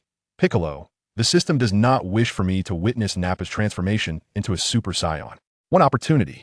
From Nappa's perspective, Piccolo, who was currently bent over feeding Gohan the Senzu bean, should not have been able to see him. With Nappa positioned in Piccolo's blind spot, he seized the chance to slip away unnoticed. Ha! I must take advantage of this rare opportunity to escape. Thus, Nappa, believing himself to be in a fortunate situation, vanished in an instant. He then found himself amidst a labyrinth of mountains, an ideal geographical refuge for a stealthy escape. Ha! This esteemed gentleman is truly astute. The formidable Naba seeks to utilize these mountains as impediments to obstruct the gaze of others, thereby allowing him to flee under the cover of these natural fortifications. Although these mountains have been rendered dilapidated due to the prior battle between Gohan and Vegeta, Naba believes they are sufficient as concealment. After stealthily traversing a considerable distance amidst the mountains, Naba submerges himself in a nearby lake, swimming for a substantial time. When he senses the moment is ripe, he surges forth from the water, propelling himself swiftly in a specific direction. His destination is the very city where he and Vegeta's circular spacecraft had once landed on Earth. Naba intends to reach the site of the spacecraft, utilizing his personal circular vessel to escape from this planet that has bestowed upon him nightmarish experiences. However, the so-called opportunity for escape that Naba perceives is, in truth, not a genuine chance. For, at the very moment Naba attempts to flee, Piccolo detects his departure. While Naba momentarily evades detection, as he is engaged in feeding Gohan the senzu beans, placing Gohan within his blind spot, Piccolo, who possesses the ability to sense energy and discern the actions and strength of his adversaries, is not so easily fooled. The reason Piccolo refrains from pursuing Naba immediately is his belief that it is unnecessary. With his mastery of instantaneous movement, he could effortlessly close the gap and eliminate Naba in an instant. Furthermore, Piccolo finds himself in a state of internal conflict regarding whether he should slay Naba. This dilemma arises from his curiosity as a traveler from another realm. He is intrigued to witness the transformation of the bald Saiyan into a Super Saiyan, his ascension to Super Saiyan 1, Super Saiyan 2, and even Super Saiyan 3, among other forms. As Piccolo grapples with this unique quandary, a long-forgotten system notification reverberates in his mind. Ding! The Supreme Divine Choice system has been activated. Choose one. Allow Naba to escape Earth and receive the titles of blindness and blind eyes, or instantaneously pursue the fleeing Naba and eliminate him, gaining an enhancement of the host's current base battle power from 12 million to 15 million, along with 100 senzu beans. Please make your choice, host. In the face of the options presented by the system, Piccolo cannot help but exclaim internally, wow. It appears that sparing Naba's life is no longer an option. It is abundantly clear that this system has no intention of allowing me a glimpse of how Naba transforms into a Super Saiyan. For Piccolo, it is evident that the first option has become an impossibility. He cannot afford to blind himself merely to witness Naba's metamorphosis into a Super Saiyan. Moreover, should he lose his sight, even if Naba were to truly achieve Super Saiyan status later on, he would have no means to behold it. As for the second option, its reward promises a substantial enhancement to his power. With a foundational combat strength of 15 million augmented by a tenfold, injury-free Kaioken, his battle power would soar to 5 billion. Such might would decisively overshadow Frieza's 2 billion combat power, placing him on par with Goku, who has just transformed into a Super Saiyan 1 in the original narrative. Additionally, there are 100 senzu beans. These, combined with the senzu beans he had previously acquired from Ajizo, would afford him a prolonged period of freedom regarding their use. Gohan, please wait here for a moment. I must attend to that retreating bald Saiyan, Piccolo instructed Gohan, who had just risen after consuming a senzu bean. Although the system had already made the decision regarding Naba's rage for him, and while it was somewhat regrettable, he felt compelled to proceed. All right, Uncle Piccolo, Gohan replied, though it seemed he had more to express, only to be interrupted by Piccolo. Gohan, if you have anything to say, please defer it for a moment. I must take care of this matter now. Rest assured, I shall return shortly.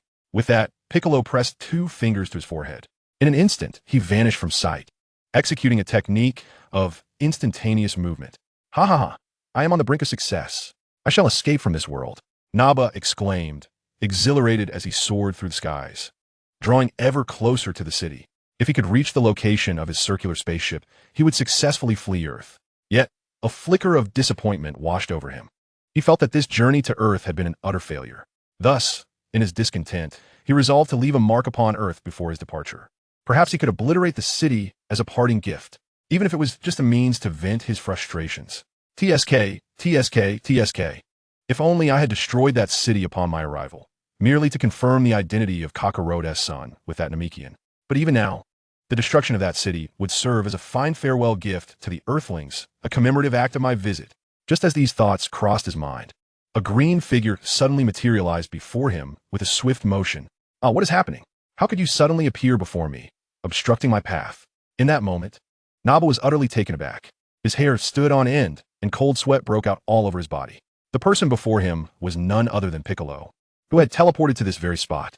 Well, bald Saiyan, where do you think you're going? You didn't even bother to say goodbye when you left.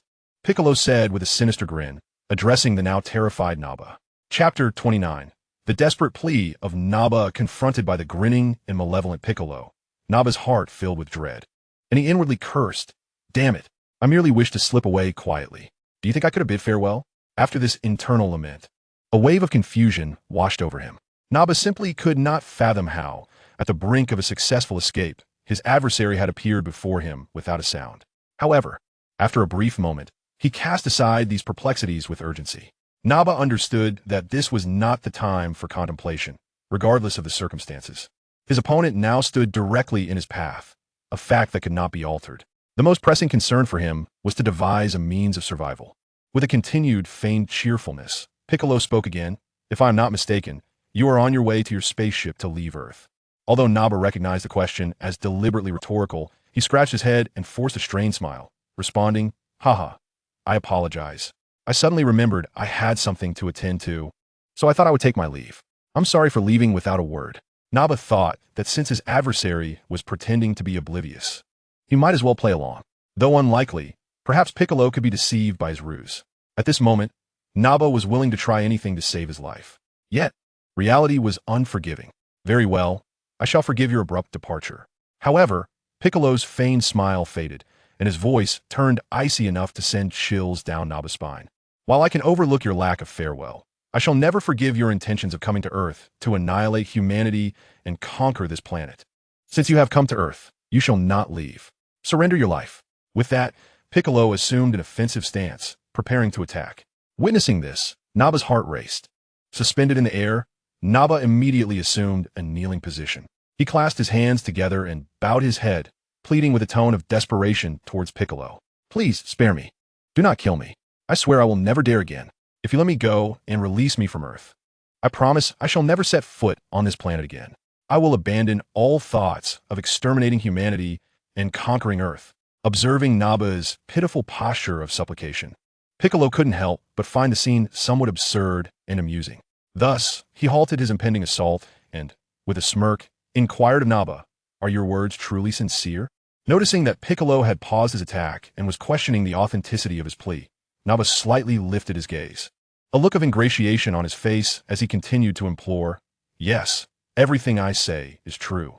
I beg you, I am truly desperate. Although Naba was still bound by the system's task to ultimately perish, Piccolo decided to delay his decision, curious to hear what Naba might utter in his final moments. With a dismissive curl of his lip, Piccolo pressed further, Even if your words are genuine, and you vow never to return to Earth or harbor thoughts of conquering it again, what if, after I release you, you go on to wreak havoc on other planets? Would that not mean I have spared you only to assist in your malevolence?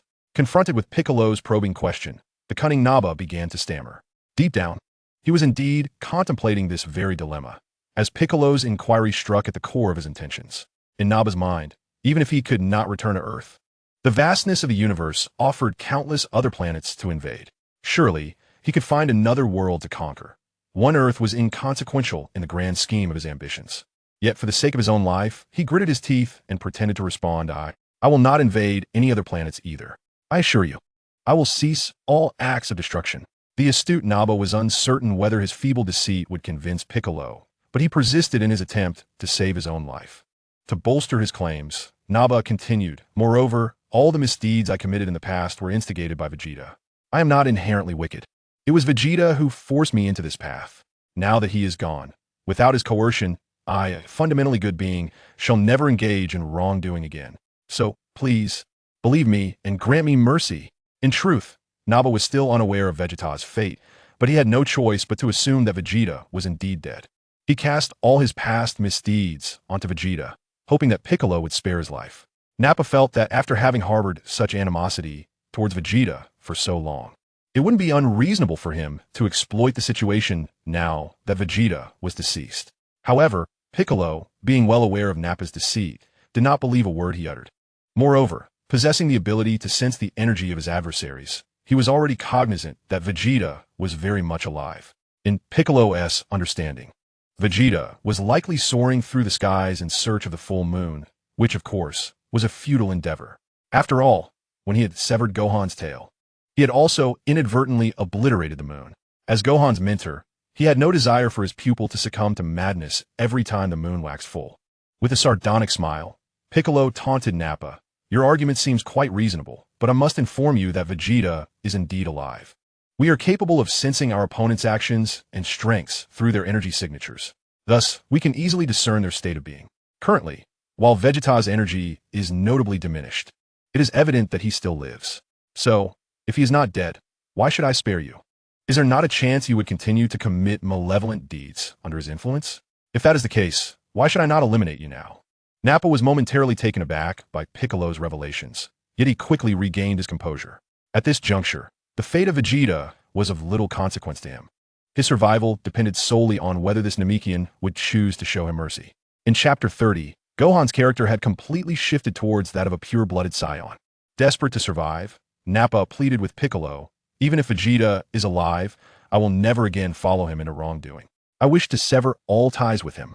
Please, trust me. To further convince Piccolo of his sincerity, Nappa paused and added, if you agree, I am willing to join you in your battle against Vegeta. I want to assist you in combating him.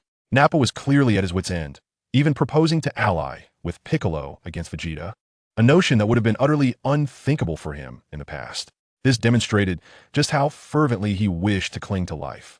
Piccolo, on the other hand, felt a twinge of reluctance. Had it not been for his mission, he might have genuinely considered letting Nappa go. It is not that I wish to spare you, but rather that the system itself forbids your survival. How does that sound? Is my sincerity sufficient? I am even willing to join forces with you against Vegeta. Surely, you can find it in your heart to forgive me. Nappa gazed at Piccolo with eyes full of longing. In his perspective, having shown such earnestness, the other party ought to grant him clemency. However, Piccolo's subsequent words plunged him into despair, a chilling realization that sent his heart spiraling into the abyss. No, I refuse. If apologies and pleas for mercy could ensure survival, then what purpose does my training serve? Thus, you shall meet your demise. At that moment, Piccolo had grown weary of Nappa's incessant prattle. With the mission set forth by the system, it was clear that he was destined to eliminate Nappa. Consequently, Piccolo ceased his verbal exchanges and struck without hesitation. No, I do not wish to die. Nappa's cries echoed as Piccolo propelled himself forward with remarkable speed, swiftly appearing before Nappa. He extended his hand, palm facing Nappa. Boom! From his palm erupted a formidable beam of energy, striking Nappa and resulting in a catastrophic explosion. His power was immense. If he so desired, he could obliterate Nappa in a single blow with no chance of resistance. A gust of wind swept through, dispersing the smoke generated by the explosion.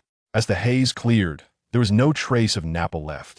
He was utterly annihilated, reduced to nothingness. Ding! Congratulations to the host for completing Task 2, the elimination of Nappa. Ding! Congratulations to the host for receiving 100 cents of beans. Ding! Congratulations to the host for enhancing current combat power from 12 million to 15 million. Feeling the augmentation of power bestowed by the system, Piccolo was satisfied. He had already spent enough time listening to Nappa's pleas. He pressed 2 fingers to his forehead and, with a swift motion, teleported back to Gohan's side. What is happening? The moon should have risen by now. At this moment, high in the sky, Vegeta had been searching for the moon for quite some time. Yet its presence eluded him. Being positioned high above the Earth's atmosphere, far from the surface, and preoccupied with his quest for the full moon, he remained oblivious to the events that had transpired below. Naturally, he was unaware that Nappa was now deceased. Damn it! Damn all! It is truly infuriating. Surely, it must have been those individuals on Earth who prematurely obliterated the moon. Otherwise, I would not be a loss for so long. Vegeta clenched his fists, gritting his teeth. He suspected that Kakarot or that Namekian named Piccolo must be involved in the moon's destruction. There appears to be no alternative. I must proceed as such. Although creating an artificial moon will require some exertion, I can delegate the task of its creation to that fool Nappa while I focus on transforming. The harsh reality of the moon's annihilation at the hands of those on Earth is something I, too, must reluctantly accept. Thus, unaware that Nappa has already met his demise, Vegeta devised a plan to employ an artificial moon. Those imbeciles must believe that by destroying the moon, they have achieved their goal. I can hardly wait to witness their panicked expressions. With that thought, Vegeta soared downward, oblivious to Nappa's fate at Piccolo's hands. At this moment, Piccolo, having utilized instant transmission, returned to son Gohan's side. Gohan, before I left, it seemed you had something to say to me. Now that I am back, feel free to share whatever is on your mind, Piccolo inquired. Gohan nodded slightly and replied, Uncle Piccolo, what I wanted to mention is that the Saiyan named Vegeta does not appear to be dead. While his energy is significantly diminished, I can still sense it quite clearly. After a brief pause, Gohan continued, Uncle Piccolo, if he returns here shortly and I, fully restored from consuming a senzu bean, engage him in a one-on-one battle. Would that not be somewhat unfair? If possible, I hope you might also provide him with a senzu bean to restore his strength, allowing us to engage in a fair fight. Piccolo was taken aback by Gohan's suggestion. However, upon reflection, he deemed it reasonable. Although Gohan is a half Saiyan, possessing only half the Saiyan blood, he does not share the same love for combat as his father, Son Goku, nor does he adhere to the battle-honoring principles of pure Saiyans. Yet, under the tutelage of his master, a traveler from another world, Gohan has been molded to embody the characteristics of a full-blooded Saiyan. The desire for a one-on-one, fair confrontation is indeed a common trait among pure Saiyans. Their pride and dignity as Saiyans are paramount, especially for a being such as myself, a traveler from another realm. Those familiar with the original work understand the situation perfectly. However, there are certain circumstances that Gohan, lacking foresight, does not comprehend. He chuckled softly in response, stating that his master was aware of the truth long before. Nevertheless, it was of little consequence, as he anticipated that the opponent would soon resort to underhanded tactics, resulting in a battle devoid of fairness. As such, his master could not allow Gohan to engage with someone who would play dirty. Therefore, Gohan's combat duties for today had come to an end. Chapter 31. Vegeta, you dared to eliminate Nappa in my absence. Piccolo, well versed in the original narrative, understood that given he had already obliterated the moon, Vegeta's next course of action after his defeat would likely involve creating an artificial moon to transform into a great ape. However, since Gohan's tail had long been severed, he would be unable to undergo the transformation alongside Vegeta. Naturally, Piccolo would not permit Gohan to battle a transformed Vegeta, as such a confrontation would not hone Gohan's combat experience, but rather equate to a death sentence. Gohan, puzzled by Piccolo's mention of dishonesty, could grasp that his uncle Piccolo, like himself, knew that Vegeta was not truly dead, especially since the technique of sensing energy was taught to him by Piccolo himself. Yet, he struggled to understand what Piccolo meant by playing dirty. Oh, Gohan, you shall soon find out. For now, just observe the battle closely. I will take responsibility for what comes next and personally confront the Saiyan. Not wishing to elaborate further on Gohan's confusion, Piccolo simply instructed him to watch. Moments later, Gohan exclaimed, Uncle Piccolo, he is coming. Indeed, Piccolo replied. In their line of sight, a figure suddenly emerged in the high sky, drawing nearer to them. It was evident that the figure belonged to Vegeta, returning from above. Gradually, Vegeta descended onto the peak of a dilapidated mountain before surveying the surroundings, searching for Nappa, whose assistance was crucial for his forthcoming plans. Naturally, it was impossible for him to find the figure of a deceased individual. Where has Nappa gone? Where could that fool have perished? After an extensive search, Vegeta's face was etched with confusion as he failed to locate Nappa. You needn't search any longer. He is dead, Piccolo remarked, a slight smirk gracing his lips as he addressed Vegeta. Dead? What does that mean? Vegeta inquired, perplexed.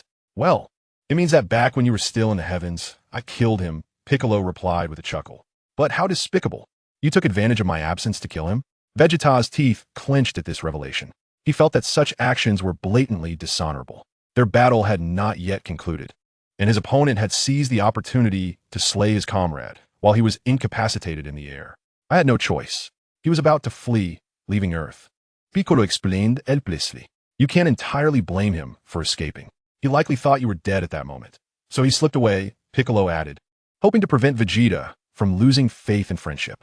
However, he chose not to divulge the fact that Nappa had betrayed Vegeta in his final moments out of desperation. That detestable Nappa. Vegeta seethed, feeling powerless. After all, the man was already deceased.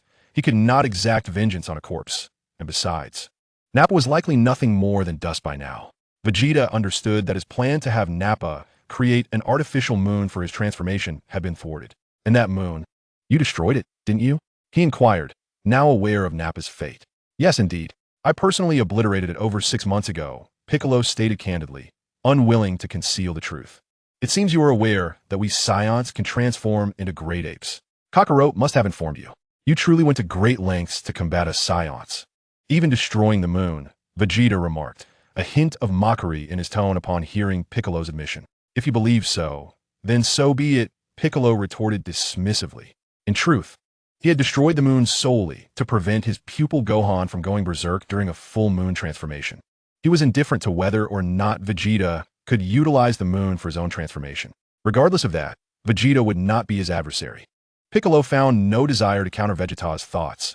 Let him think as he wished. You are truly vile. Not only have you destroyed the moon, but you also killed my comrade Nappa, Vegeta summarized, his anger boiling over. However, he recognized that mere rage would not suffice. If he wished to vent his fury, he needed to triumph over his opponent. And to achieve victory, he had no choice but to undergo his transformation. It seemed that was the only path forward. The creation of an artificial moon to facilitate the transformation into a great ape must be undertaken by him personally. Although this endeavor would deplete some of his energy, thereby diminishing his strength post-transformation, there appears to be no alternative at this moment. Soon, Vegeta reined in his anger and, with a sardonic smile, proclaimed, "Do not assume that your actions have rendered you invincible. The stark reality is that despite your efforts, you shall still face defeat. Allow me to reveal to you the secret behind the Saiyan's transformation upon witnessing a full moon." As he spoke, his countenance began to contort into a menacing expression. The so-called moonlight is merely sunlight reflected off the moon's surface. This reflected sunlight generates a type of energy wave known as frutz. During a full moon, the energy produced by this frutz wave can reach a staggering 17 million.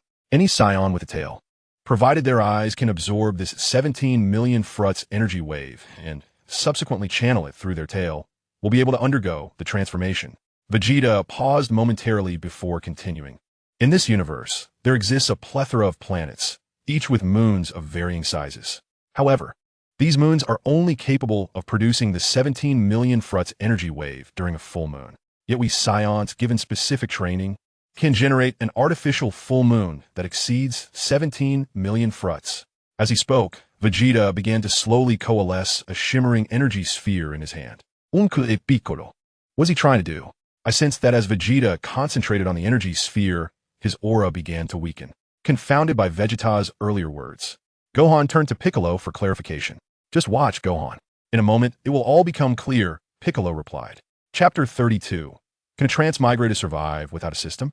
Perhaps feeling that the energy sphere had coalesced sufficiently, Vegeta, slightly out of breath, sneered, I apologize for the wait. Now you are all doomed." With that, he hurled the energy sphere into the sky.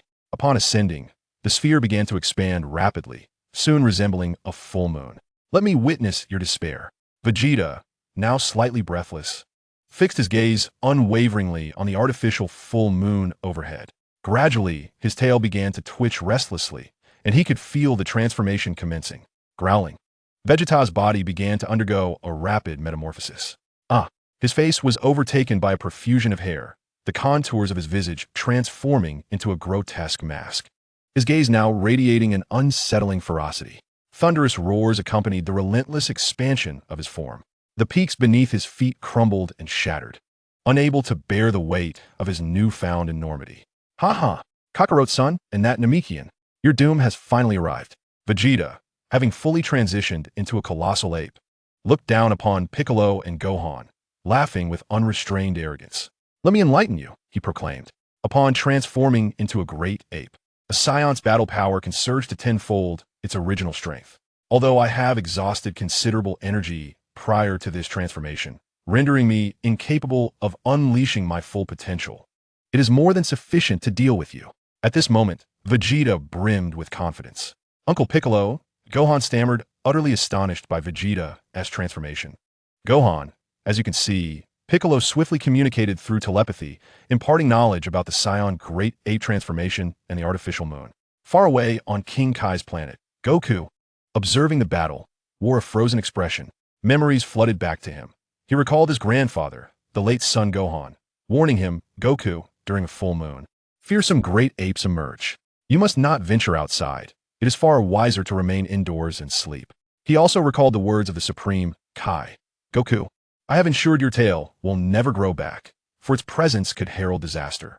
In the past, Goku had been oblivious to the meaning of these warnings, but now, The weight of understanding bore down upon him, filling him with melancholy. He realized that he had inadvertently caused his grandfather's demise, and that the monstrous being wreaking havoc at the martial arts tournament was, in fact, him.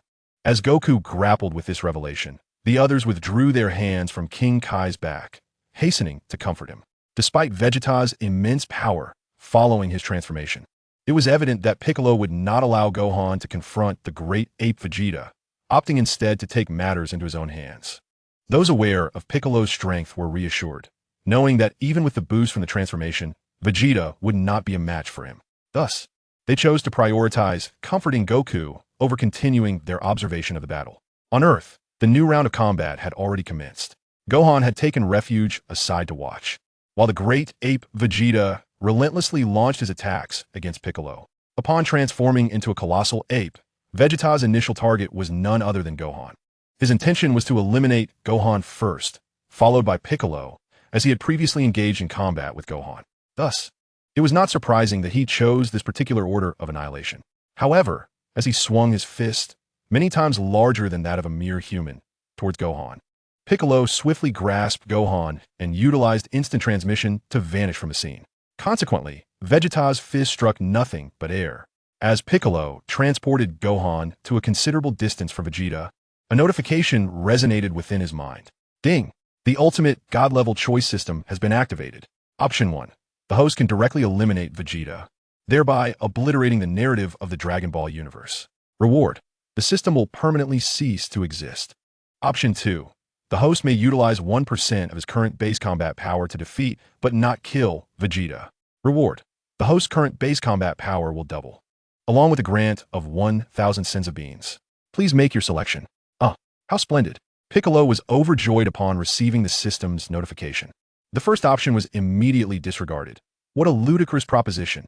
The system disappearing entirely? As a transmigrator, how could one possibly thrive without a system? Certainly, it was impossible. Piccolo understood that in the presence of numerous Saiyans, as a Namekian, his survival would be jeopardized without the system. Even if he could later transform into an orange Piccolo, he would still be outmatched by these Saiyans. Option 2, however, was exceedingly favorable. Piccolo had merely intended to defeat Vegeta, never contemplating his demise. After all, Vegeta was an integral character in the later narrative of Dragon Ball. Could he be so easily dispatched?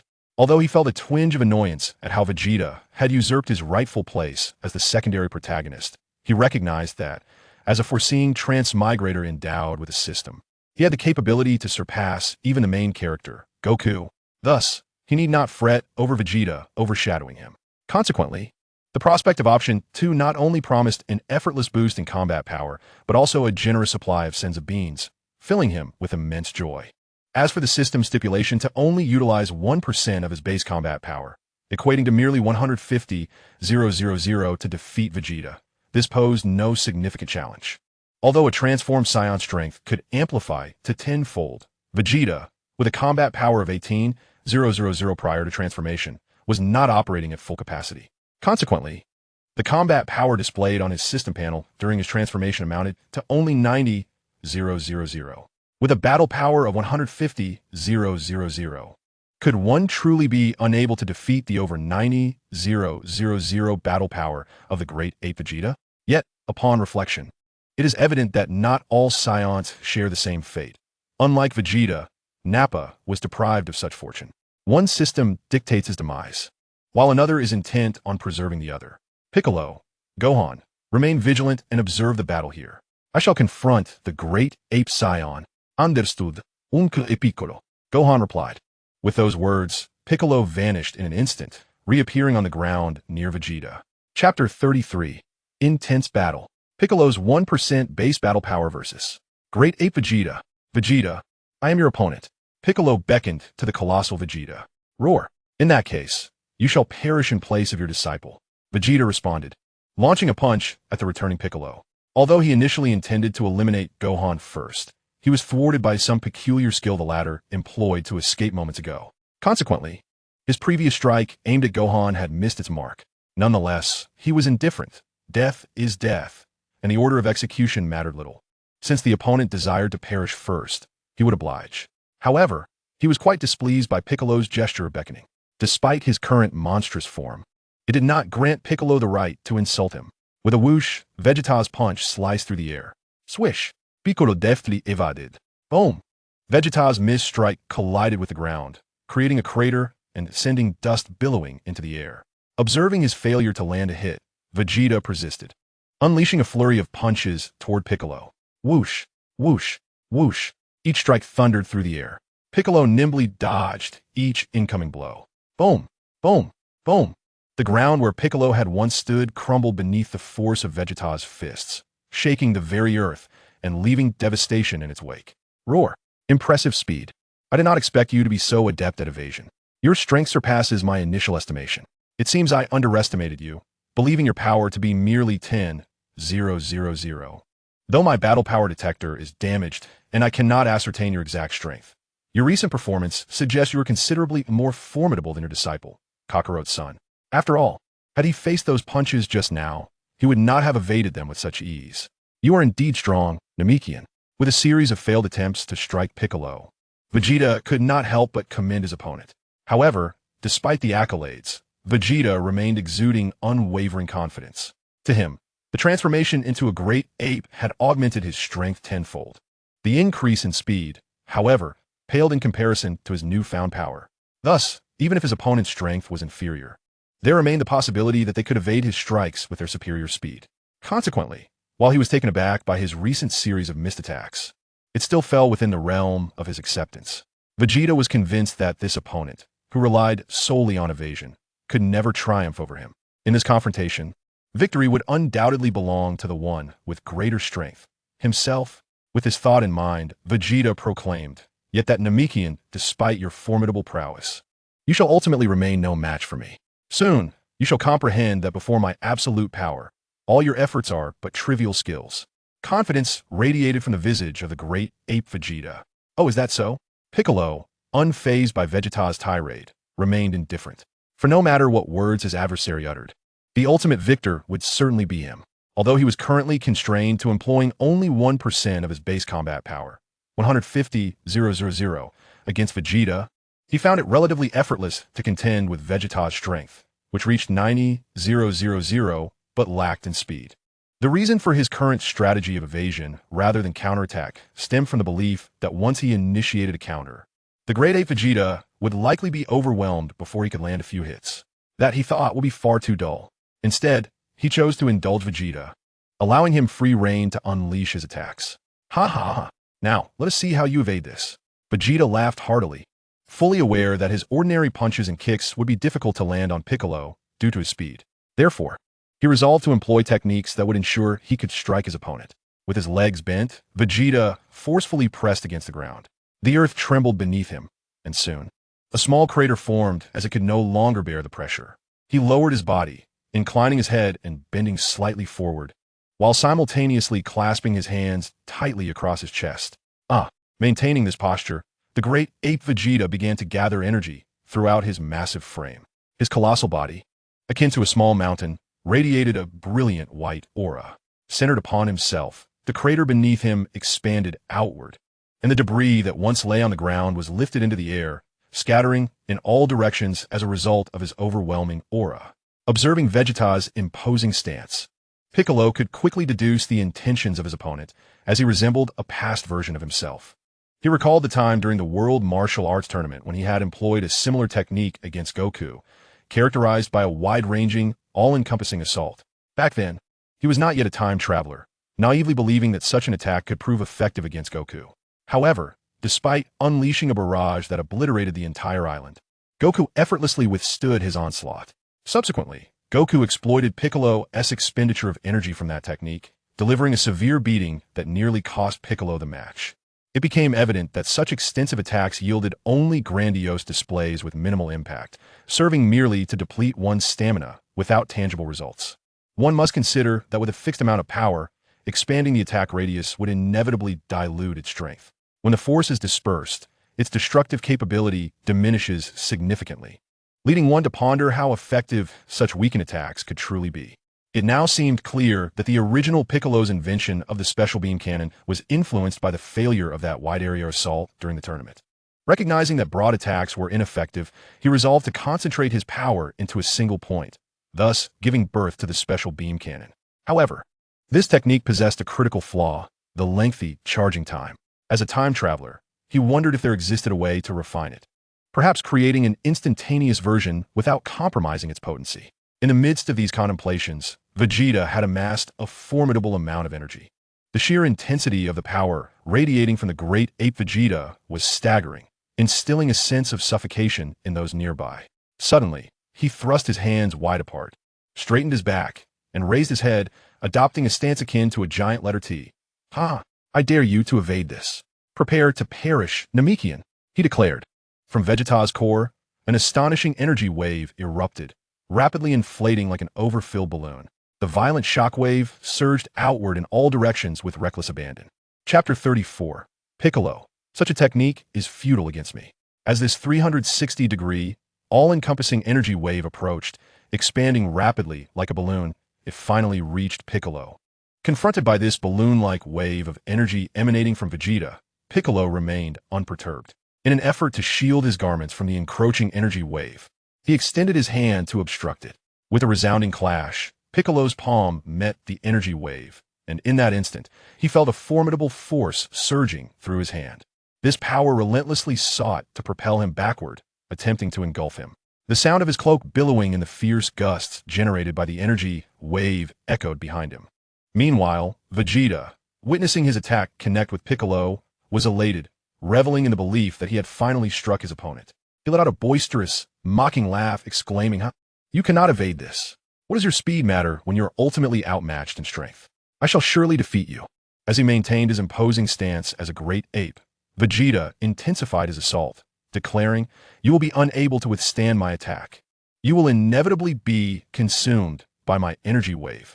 However, the mirth soon faded from Vegeta's countenance, for in his line of sight, Piccolo remained steadfast, refusing to budge even in the face of the energy wave's onslaught. Even as Vegeta augmented his output, the situation remained unchanged. Piccolo stood resolute, impervious to the energy wave's attempts to engulf him. "How is this possible? Your strength is sufficient to withstand my strike?" Vegeta exclaimed in disbelief. Recognizing his attack's ineffectiveness, he escalated his output to the maximum. Yet, despite unleashing all the energy he had previously gathered, the ballooning energy wave's offensive came to a complete halt. Breathless, as Vegeta gasped for air, he observed Piccolo. Although smoke billowed from the hand that had absorbed the energy wave, Piccolo's overall state remained unscathed and intact. It was abundantly clear that Vegeta's attack had proven utterly futile against Piccolo. Vegeta, your techniques are merely superficial, devoid of substance," Piccolo taunted. "Let me be frank. Your tactics hold no efficacy against me." Just as he had surmised, the 360-degree energy wave, despite its impressive appearance, was rendered ineffective due to its vast area of attack, resulting in a dispersion of power. Thus, while it appeared formidable, its actual potency was but an illusion.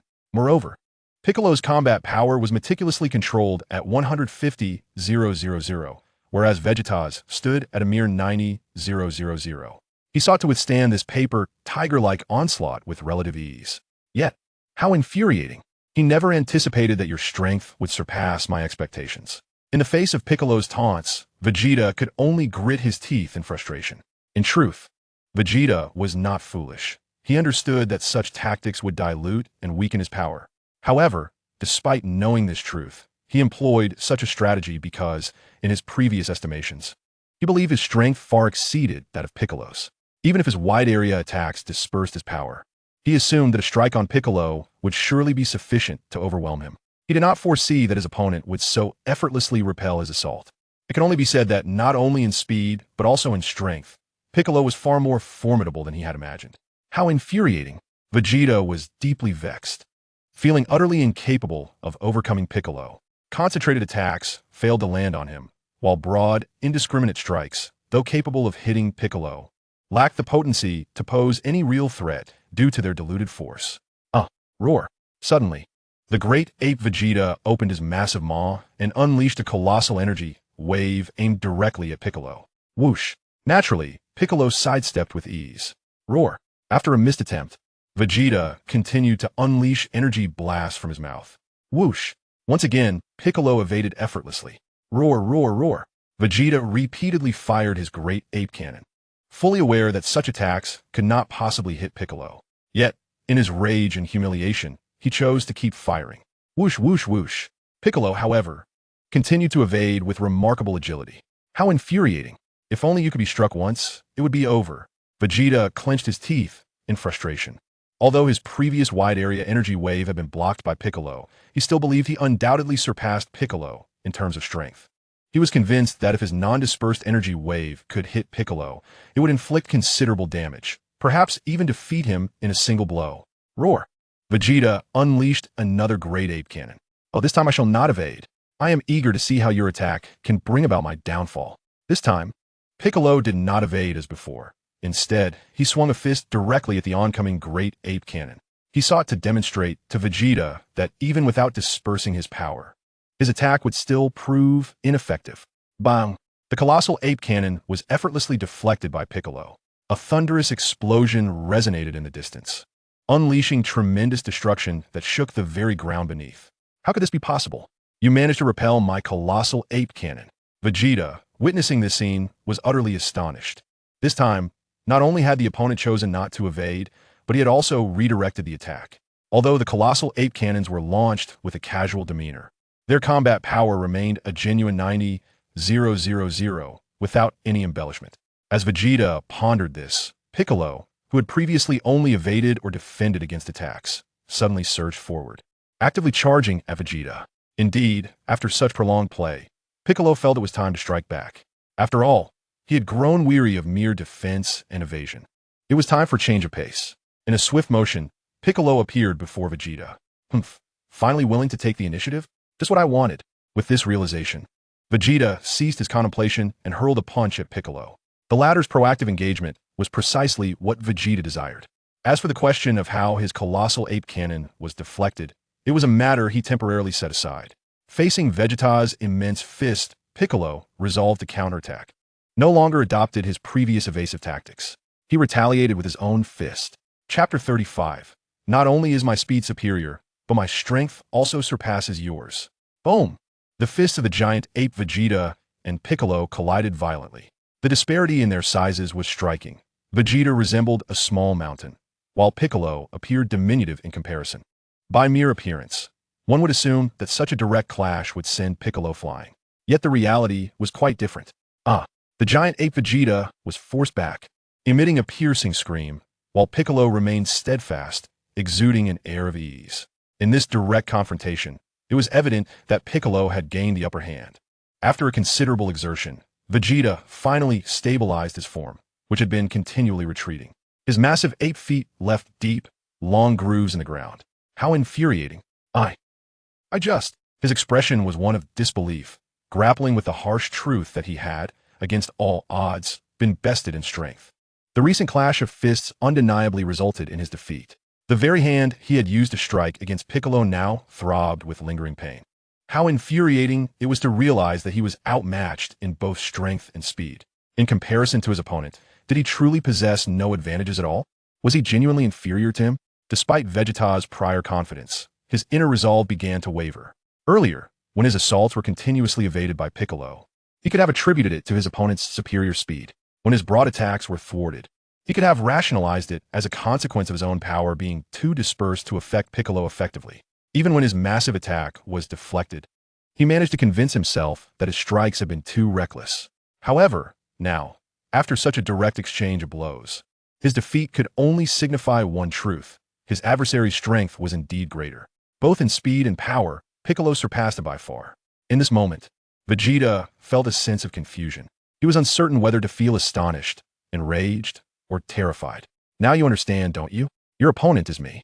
Not only am I faster than you, but I'm also stronger.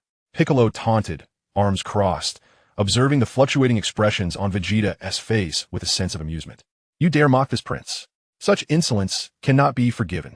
Though he had come to realize that he was no match for Piccolo, the taunts only fueled Vegeta's madness. In a reckless frenzy, he launched himself at Piccolo once more. Very well, continue if you must.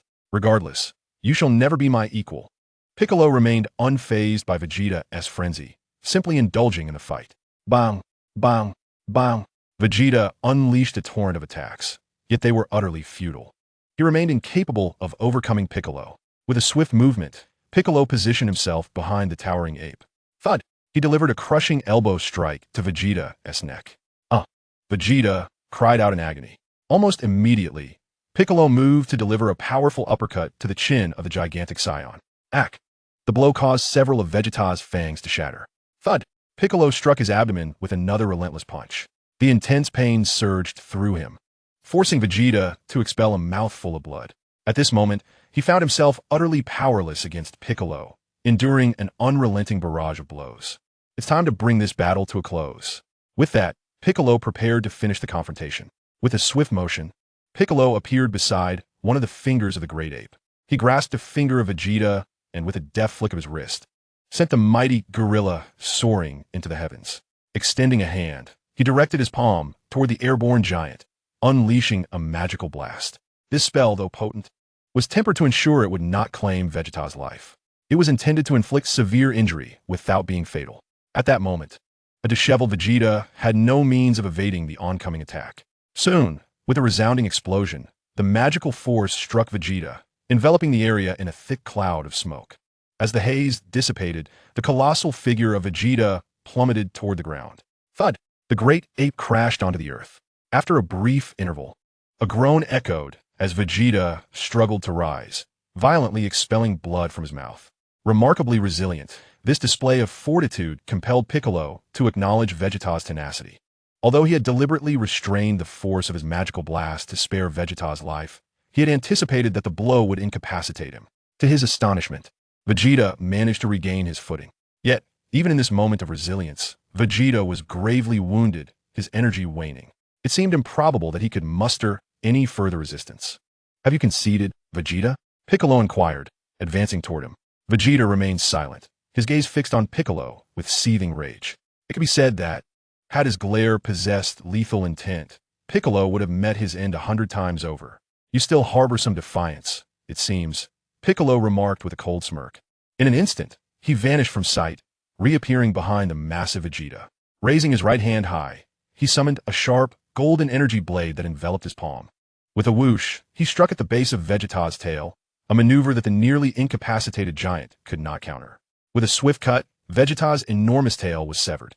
A scream of agony erupted from him, and at that moment, in Piccolo's view, Vegeta's colossal form began to shrink gradually. The fur on his face receded, vanishing, as his energy continued to diminish. Ultimately, he transformed back into his original humanoid form. Thud! Vegeta could no longer endure. He lay helplessly on his back, gazing up at the sky, gasping for breath. His fighting spirit had utterly waned. Ding! Congratulations to the host for completing Task 2. Ding! Congratulations to the host for doubling their basic combat power. Ding! Congratulations to the host for receiving 1,000 Senzu beans. As Vegeta succumbed completely, the system dispatched the task rewards to Piccolo. Chapter 36. To induce Vegeta into a state of ambivalence. At this moment, following the receipt of the system's rewards, Piccolo's basic combat power surged from 15 million to 30 million. When combined with the 10-fold Kaioken, his combat prowess would reach an astonishing 300 million. Quite impressive. Feeling the overwhelming surge of power coursing through him, Piccolo nodded in satisfaction. However, the rapid escalation of his strength prompted him to realize that he would need time to acclimate through training to this newfound power. While Piccolo reveled in his triumph, Vegeta lay despondently on the ground, engulfed in despair. He continued to gasp for air, muttering, "How could this be? I had transformed into a great ape. I should have been invincible. Yet in both speed and strength, I am vastly inferior to him. Now, my tail has been severed, and I am no longer in my great ape form. With my current injuries, I have completely lost the chance to defeat my opponent. I have suffered a humiliating defeat." At that moment, Vegeta found himself questioning his very existence, murmuring under his breath. As the Prince of the Saiyans, he had never before encountered such a setback. The intense feeling of defeat weighed heavily upon him. He felt that his dignity as a Saiyan prince had been utterly tarnished today, despite his reluctance to accept this failure. His injuries rendered him unable to rise. His mobility was limited to crawling along the ground, forcing him to swallow his pride and frustration. Piccolo observed Vegeta's pitiful state with keen interest, delighting in the rewards granted by the system, while keeping a watchful eye on his rival. Let him fend for himself. Piccolo had no intention of eliminating Vegeta, especially with the system's constraints preventing such an act. As for whether Vegeta might perish from his grievous wounds, Piccolo was unconcerned. After all, Saiyans possessed remarkable vitality and would not succumb easily, even when gravely injured. Thus, he chose to leave him to his own devices. The other party would likely follow the path as depicted in the original work, climbing steadily before boarding a spaceship to depart from Earth. Contemplating this, he intended to turn and walk towards a distant vantage point beside Gohan, who was observing the battle between him and Vegeta. In his view, the current affairs should be deemed a conclusion, and it was time for him to depart. However, at that very moment, the familiar notification sound of the system echoed in his mind, causing Piccolo some bewilderment. Logically, there should not be any missions forthcoming in the near term. Consequently, he paused his departure to discern what the system had to convey. Ding! The Supreme God-level choice system is now activated. Option 1. The host disregards Vegeta's fate, allowing him to perish and departing immediately. Reward: increase in battle power by 5. Option 2. The host actively administers a sense of being to Vegeta, aiding in his recovery. Upon his restoration, the host shall guide him on a path to greater strength. Reward: instantaneous yet powerful variant of the special beam cannon, controllable energy sphere slash, and solar flare. Additionally, a modicum of gratitude from the villainous Vegeta, enabling him to enter a state of moral ambiguity. Note, in this state, though Vegeta cannot be considered a hero, he will no longer harbor solely malevolent intentions, refraining from indiscriminate slaughter and wanton destruction. The host is urged to select option 2, facilitating Vegeta's tentative entry into the ranks of the Z-Fighters. By the heavens, truly remarkable.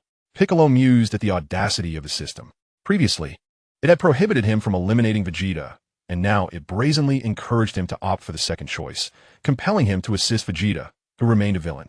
Yet, thankfully, this time there would be no penalties for choices contrary to the system's desires, unlike the previous occasions. This time, should he choose against the system's wishes, the worst consequence would simply be the forfeiture of rewards, without any further detriment, a notion that brought him some solace. After all, no one relishes being coerced into action. He could undertake tasks willingly, but not under duress. Considering the system's apparent understanding on this occasion, Piccolo resolved to select option 2, especially with the allure of rewards at stake. Why not seize a benefit when it is available? The instantaneous variant of the special beam cannon was something he had long desired even during his recent conflict with Vegeta. To acquire it now was undeniably favorable. Moreover, the energy sphere slash and solar flare, both minor skills, were also advantageous to obtain. The system's provision of a controllable version of the energy sphere slash was quite considerate, sparing him the effort of mastering it later. And then there was Vegeta's so-called state of moral ambiguity. This is quite comprehensible. It merely involves introducing Vegeta into the original narrative at the conclusion of the Namek saga, where he exists in a morally ambiguous state, neither distinctly virtuous nor wholly malevolent, embodying a balance of good and evil. As for the system's requirements, administering a senza being to Vegeta is a trivial task. However, delineating a path for his empowerment necessitates deeper contemplation. An idea has emerged. Without much deliberation, Piccolo conceived a suitable avenue for Vegeta's ascendance. Thus resolved, he commenced his approach toward Vegeta, with each step echoing Vegeta sprawled on the ground. Suddenly perceived the sound of footsteps. Straining to glance in that direction, he beheld Piccolo, the very foe who had triumphed over him, drawing near. No, this cannot be good. He is approaching me. How infuriating. Surely, he comes to deliver the final blow. Am I destined to meet my demise? Unbeknownst to him, Piccolo, bound by the constraints of his mission, is not there to extinguish his life, but rather to use the senzu bean to heal him. Yet, Vegeta, driven by instinctual fear, anticipated an imminent threat to his life. Thus, propelled by survival instincts, he began to struggle.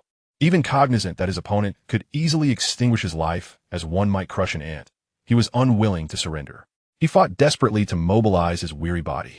Despite his efforts, he could only manage a few feeble movements across the ground. His body felt unbearably cumbersome, and the pain from his myriad injuries rendered each motion excruciatingly laborious. He perceived himself as utterly pathetic. As the footsteps grew increasingly distinct, Piccolo arrived at his side. Chapter 37. The indignity of a prince listening to those footsteps. Vegeta realized his adversary had come close. How infuriating! Am I truly on the brink of death? At that moment, Vegeta felt utterly powerless, resigned to await his fate. devoid of strength and heavily injured. He found himself at the mercy of Piccolo, who had easily bested even his grade A form. The realization struck him like a thunderbolt, engulfing him in a profound sense of dread. Despite being the prince of the Saiyans, possessing confidence and pride, he could not escape the primal fear of death. Every living being harbors an innate instinct to fear the end of life. Vegeta is no exception to this. How did things come to this point? The current Vegeta is engulfed in despair. One could say that when he first arrived on Earth, he approached life with a carefree attitude, never contemplating the possibility of failure, let alone the thought of dying during his journey on this planet. The current predicament is something he could never have envisioned. Just when he believed that his demise was inevitable, a voice pierced through his thoughts, Piccolo's voice. "Do not worry, I will not kill you. Although at this moment, I could end your life whenever I wish, for reasons I cannot articulate. I choose not to slay you." Hearing this, Vegeta was taken aback. "What? You won't kill me?" He seriously doubted whether he had misheard Piccolo's words or if they were mere hallucinations brought on by his fear of impending death.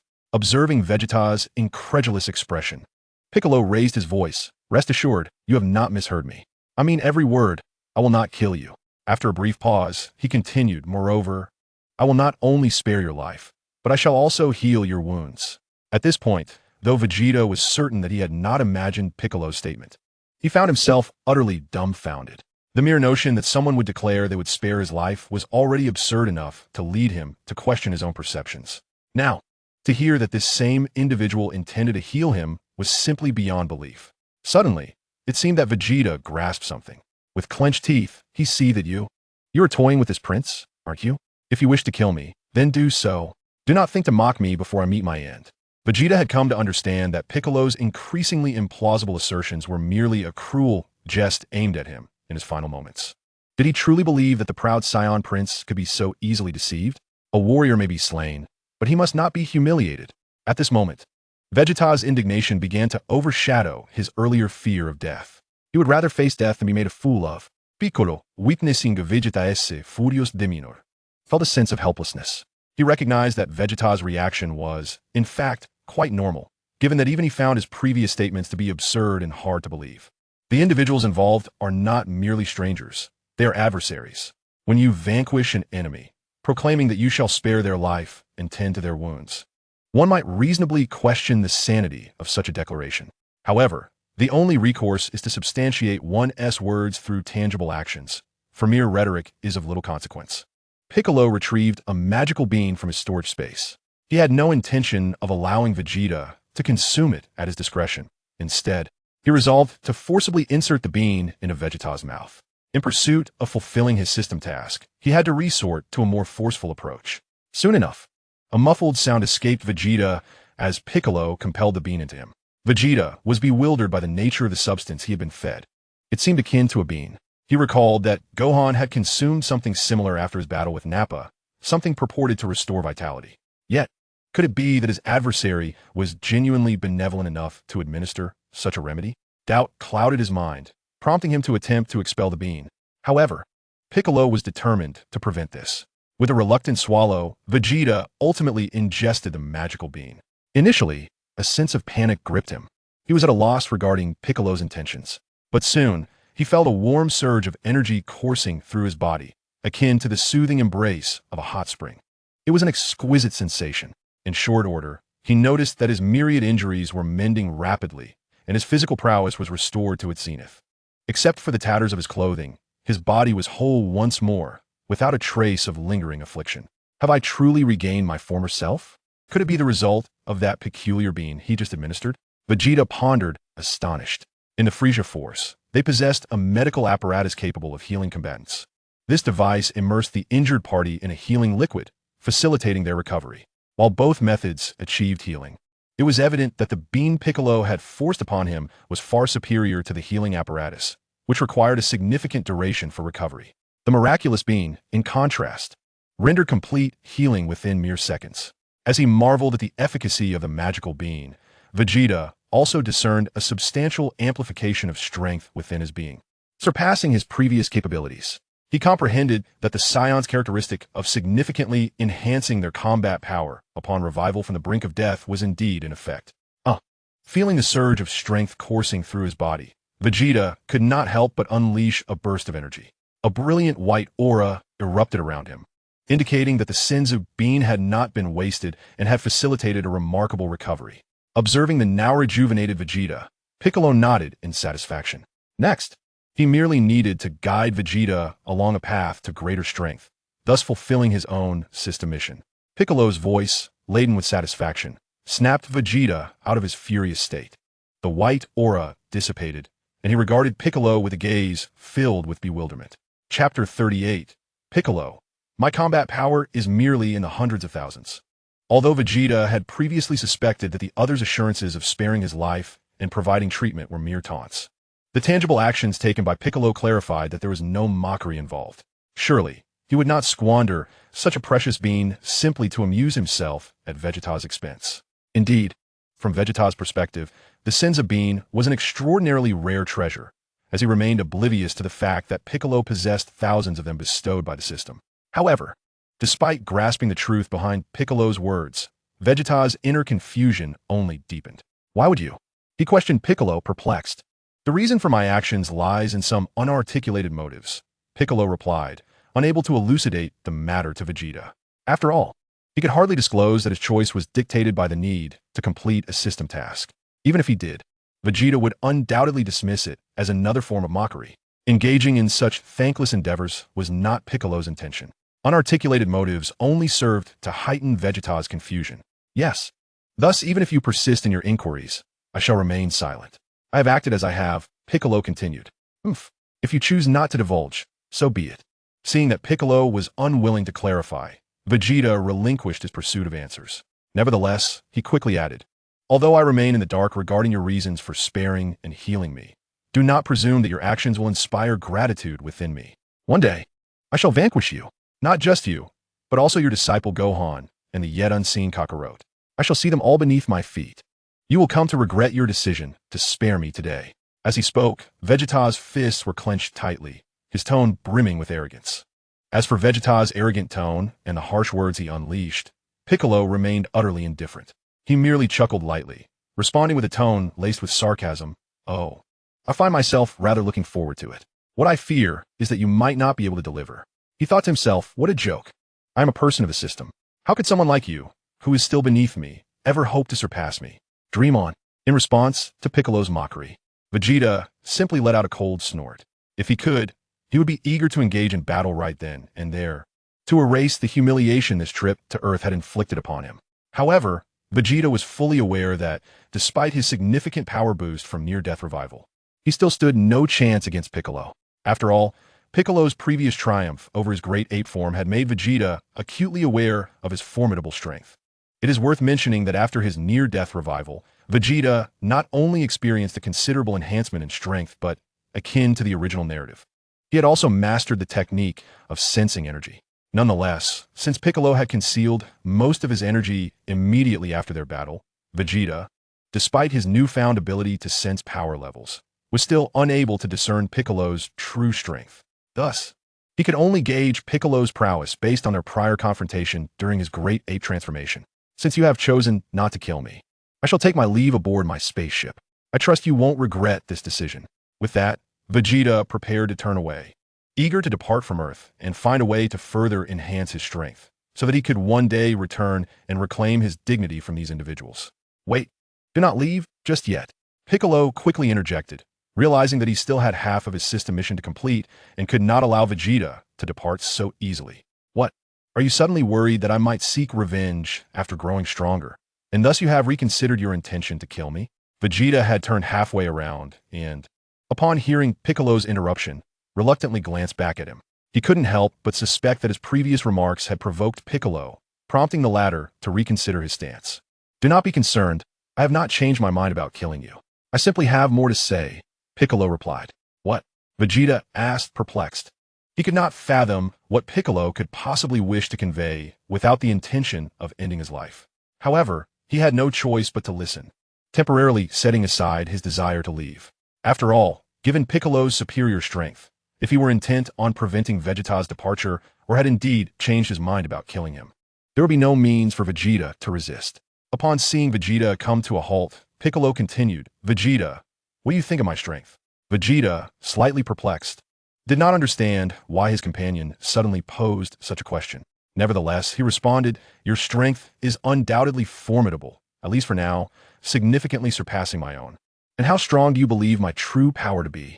Piccolo inquired further. "For instance, if we were to consider the combat power readings from the scouters you previously wore, what numerical value would you estimate for my battle power?" "Perhaps around 100,000. Vegeta pondered for a moment before replying. In his estimation, the strength exhibited by Piccolo, who could potentially defeat him in his great ape form, would likely be in that range. "Only around 100,000? Piccolo scoffed, a bemused smile playing on his lips. "Is that all? What else could you possibly possess?" Vegeta replied, bewildered. He did not perceive his estimation of 100,000 as an underestimation of Piccolo.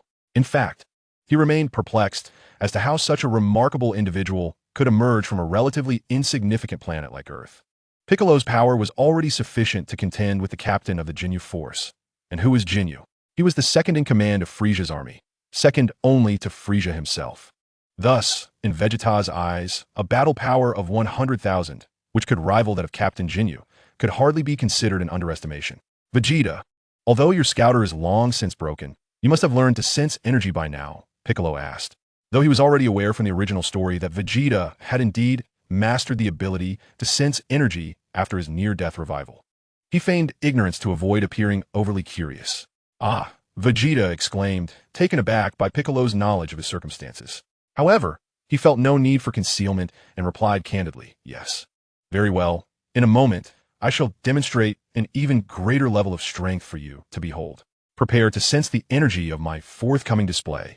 With that, Piccolo distanced himself from Vegeta, assuming a posture indicative of an impending surge of power. Chapter 39, revealing to Vegeta the astonishing battle power of 30 million. As he heard this, Vegeta's mind was inundated with questions. From what the other had said, could it be that Piccolo had not exerted his full strength during their previous battle when he faced the great ape form of Vegeta? But how could that be possible? A slight smile graced Piccolo's lips as he declared, "Just watch." "Ah," Vegeta observed as, within his perception, Piccolo, fists clenched and body slightly bent forward, began to amplify his energy, the aura around him intensifying gradually.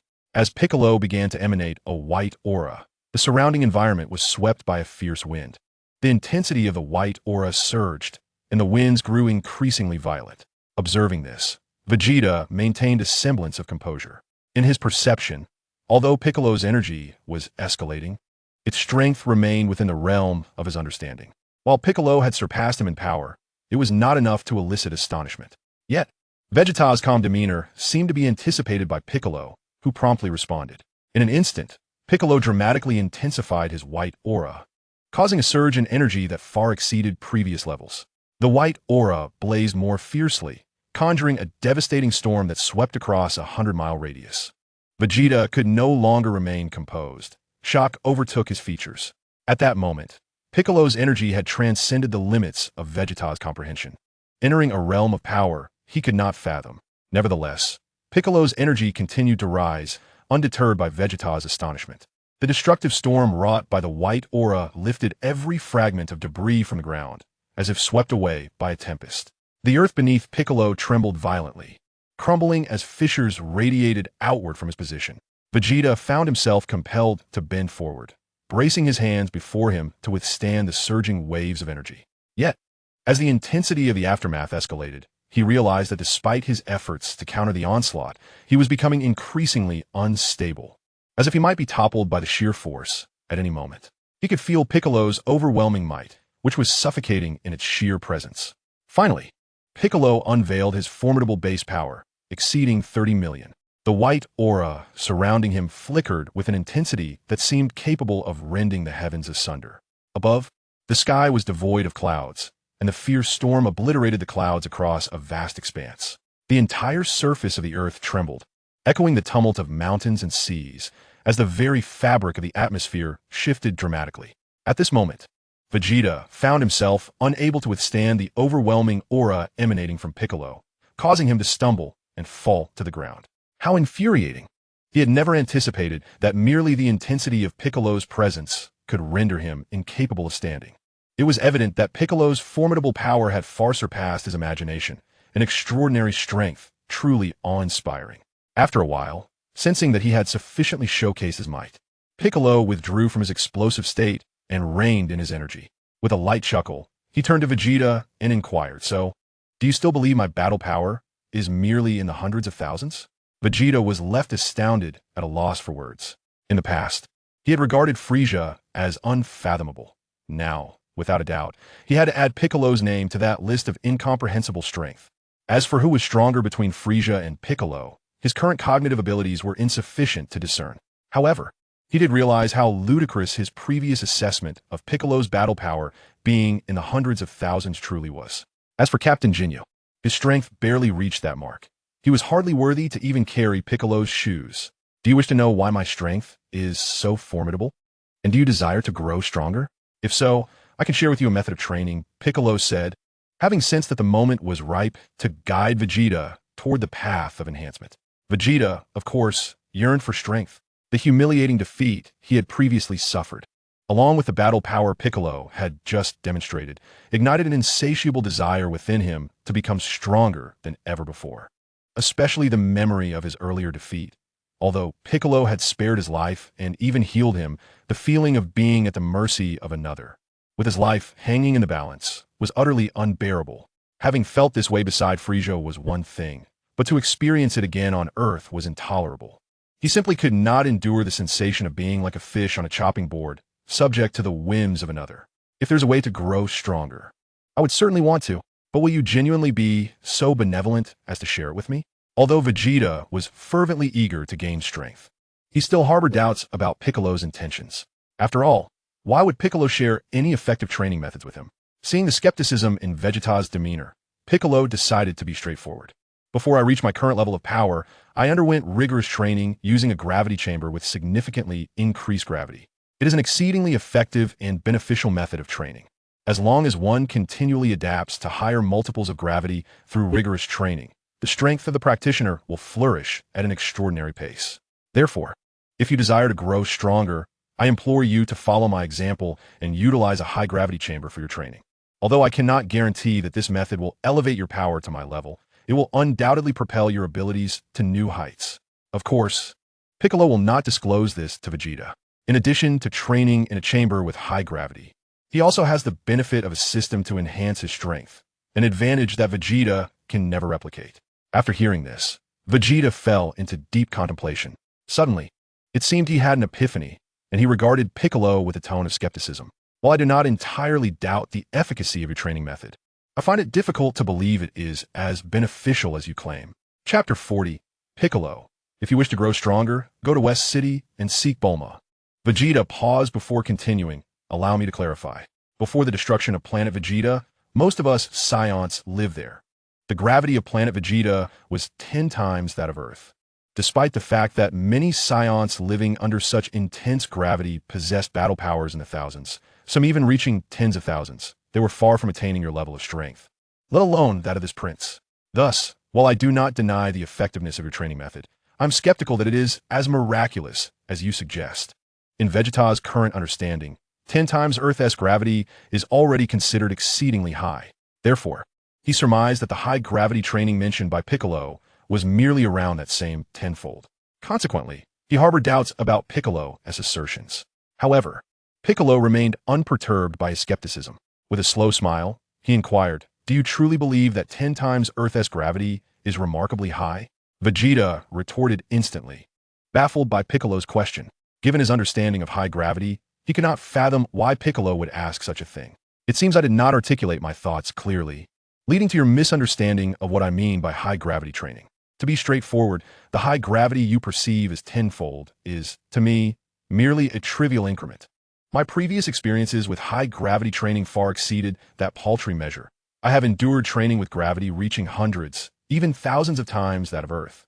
It can be said that you, Vegeta, consider a gravity multiplier of 10 times to be utterly inconsequential to me, hardly enough to even serve as a mere dental pick.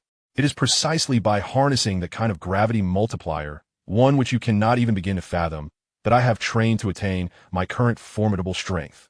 Of course, the reason for Piccolo's impressive power lies partly in a matter that is not convenient to disclose, the system. However, Piccolo believes that merely sharing this with Vegeta suffices. What? Hundreds of times, even greater multipliers? Vegeta stuttered, his words faltering under the weight of the revelation. Piccolo's assertion shattered some of Vegeta's previous perceptions. He had never contemplated the existence of gravity multipliers exceeding 10 times, nor had he imagined utilizing such extreme gravity for training purposes. Piccolo's words struck him as a sudden awakening from a deep slumber, leaving him momentarily shaken and astonished.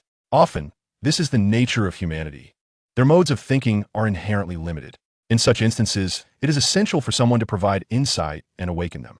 Once a person has been enlightened, breaking free from their cognitive constraints, they can swiftly grasp the truth.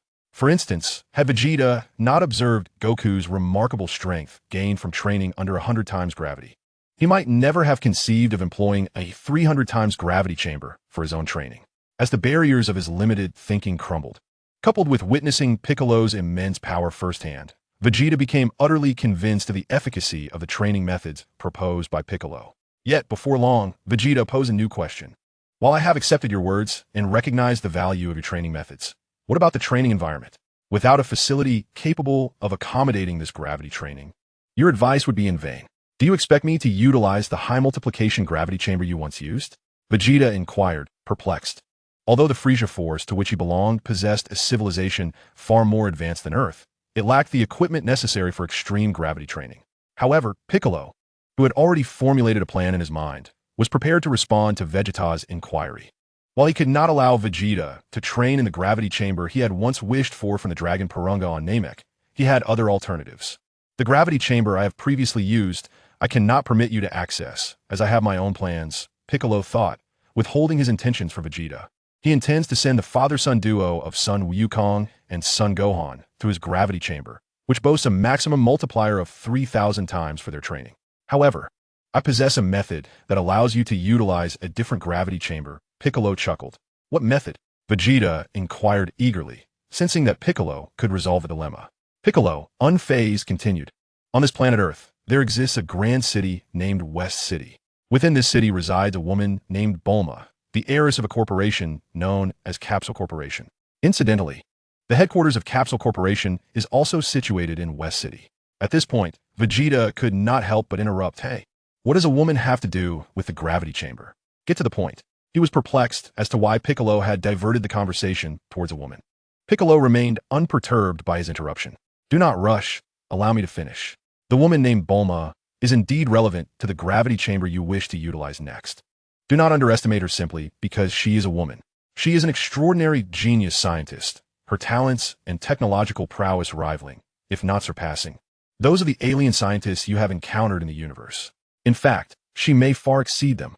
If you desire a gravity chamber of your own and wish to grow stronger, then I suggest you visit Bulma at the headquarters of Capsule Corporation in West City.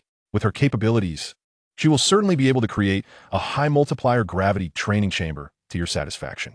Piccolo then relayed the specific address of the Capsule Corporation headquarters, Bulma's residence, to Vegeta. All right, Vegeta, I have provided you with the training method and the address of Bulma's home. Essentially, I have shared all that I needed to convey. As for how you will approach her to persuade her to construct a gravity chamber for your training, that is your concern, Piccolo remarked with a smile. Upon hearing Piccolo's words, Vegeta realized that if he wanted a high multiplier gravity chamber of his own, he would need to seek assistance. This revelation gnawed at his proud disposition. How infuriating! I never imagined that this prince would have to beg for help, and from a woman, no less. Though he felt a twinge of reluctance, the desire to grow stronger compelled him to proceed. After all, he was fervently eager to advance and become more powerful. For the sake of strength, he reluctantly decided to temporarily relinquish a portion of his dignity. Chapter 41. Preparing to take Son Wukong and Son Gohan to train on Namek. Hey, Namekians, I believe that is all you want to say, right? If there is nothing else, I shall take my leave, Vegeta stated regarding Piccolo.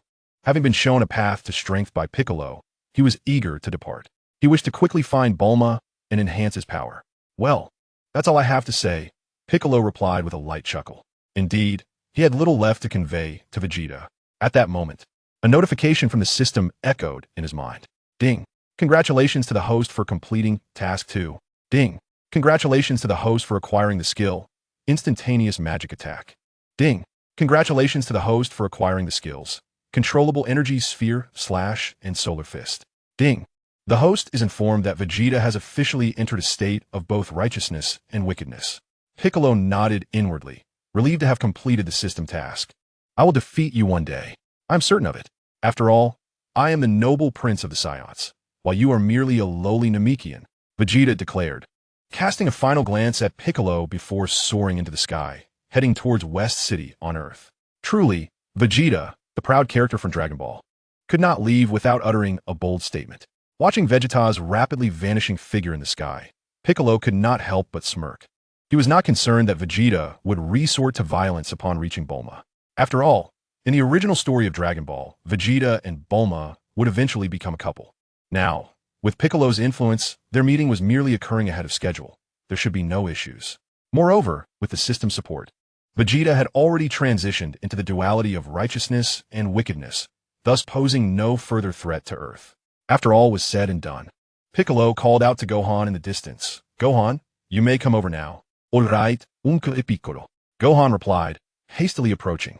In fact, shortly after Vegeta's defeat, Gohan had intended to join Piccolo. However, he was halted by Piccolo, who had received a system task requiring him to treat Vegeta and guide him toward strength. To facilitate the completion of the task, Piccolo communicated telepathically, requesting Gohan to wait at a distance. Gohan complied and had been waiting until now. Uncle Piccolo, why didn't you kill that Saiyan and instead healed him with a Senzu bean?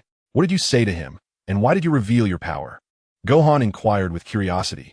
I have my reasons for doing so. It's best if you don't ask, Piccolo responded, gently ruffling Gohan's hair. He preferred not to elaborate further. All right. Gohan conceded. Son Gohan nodded obediently, placing immense trust in Piccolo, refraining from further inquiries. Gohan, we have nearly resolved matters on Earth. It is time for me to take you to King Kai's planet, where you can finally reunite with your father. Naturally, Gohan had no objections. It had been a year since he last saw his father, son Goku, and he missed him dearly. In a flash, Piccolo and Gohan vanished from their location using instant transmission. Upon their arrival on King Kai's planet, they were warmly greeted by the gathered crowd. Although they were somewhat perplexed by Piccolo's actions, the conclusion of the Saiyan incident brought smiles to their faces. Dad! Gohan exclaimed with excitement as he rushed into his father's embrace. At that moment, Goku had already emerged from the gloom brought on by the revelation of the Saiyan's transformation, comforted by the presence of his friends. He affectionately ruffled Gohan's hair, his heart swelling with pride and joy. Gohan, you have grown stronger. I witnessed your battles against the Saiyans on Earth through King Kai's special abilities. You did an incredible job protecting our planet. You have truly become a man, and I am so proud of you. Gohan nodded vigorously, his heart brimming with happiness at his father's praise. He also felt deep gratitude towards his mentor, Piccolo, who had devoted a year to training him. He understood that without Piccolo's diligent guidance, achieving such strength and participating in the defense of Earth would have been impossible. Krillin, too, offered his compliments to Gohan. Gohan, you are amazing. You've done so well.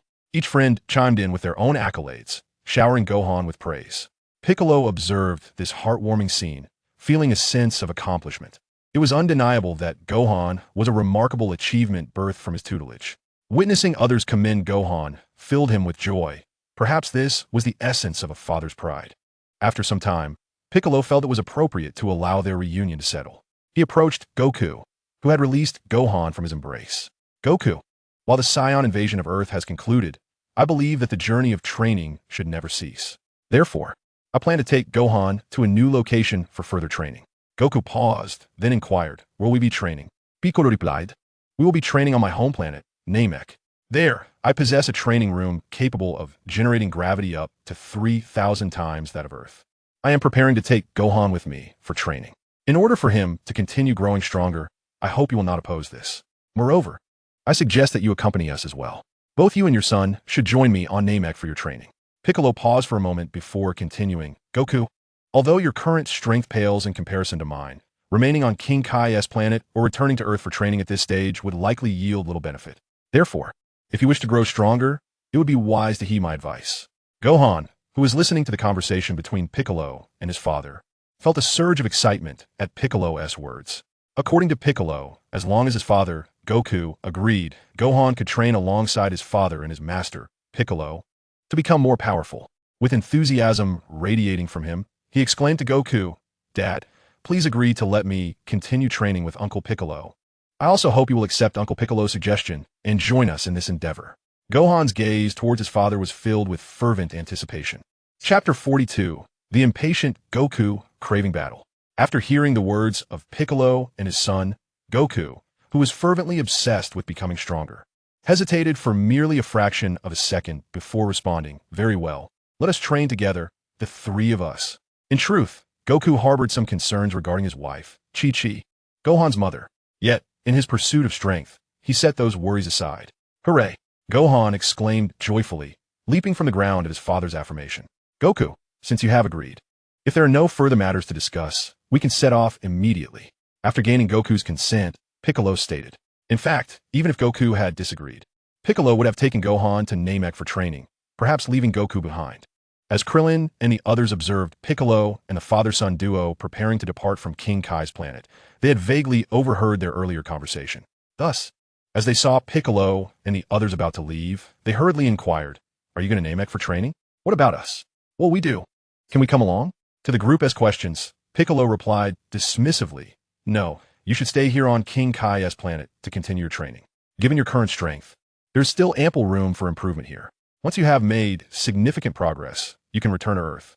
Rest assured, there will be opportunities in the future. I shall escort you to Namek. That shall suffice. Farewell." With that, Piccolo swiftly transported himself along with Goku and Gohan, vanishing from King Kai's planet. Piccolo believed that Krillin and the others could remain on King Kai's planet to train. There was no necessity for them to accompany him to Namek. After all, they would merely play minor roles in the future, unable to contribute significantly in battles against the bosses. Their only purpose would likely be to assist the injured by providing them with senzu beans. Thus, Piccolo saw no reason to exert himself in bringing them to his gravity training chamber. Before long, Piccolo and the father-son duo found themselves on the verdant soil of Namek. Before their eyes lay a lush and vibrant landscape. Undoubtedly, Namek was a planet of exquisite beauty. "Uncle Piccolo, your homeland is truly splendid, and the air is remarkably fresh, no less than that of Earth," Gohan exclaimed, genuinely moved by the sight of Namek's environment.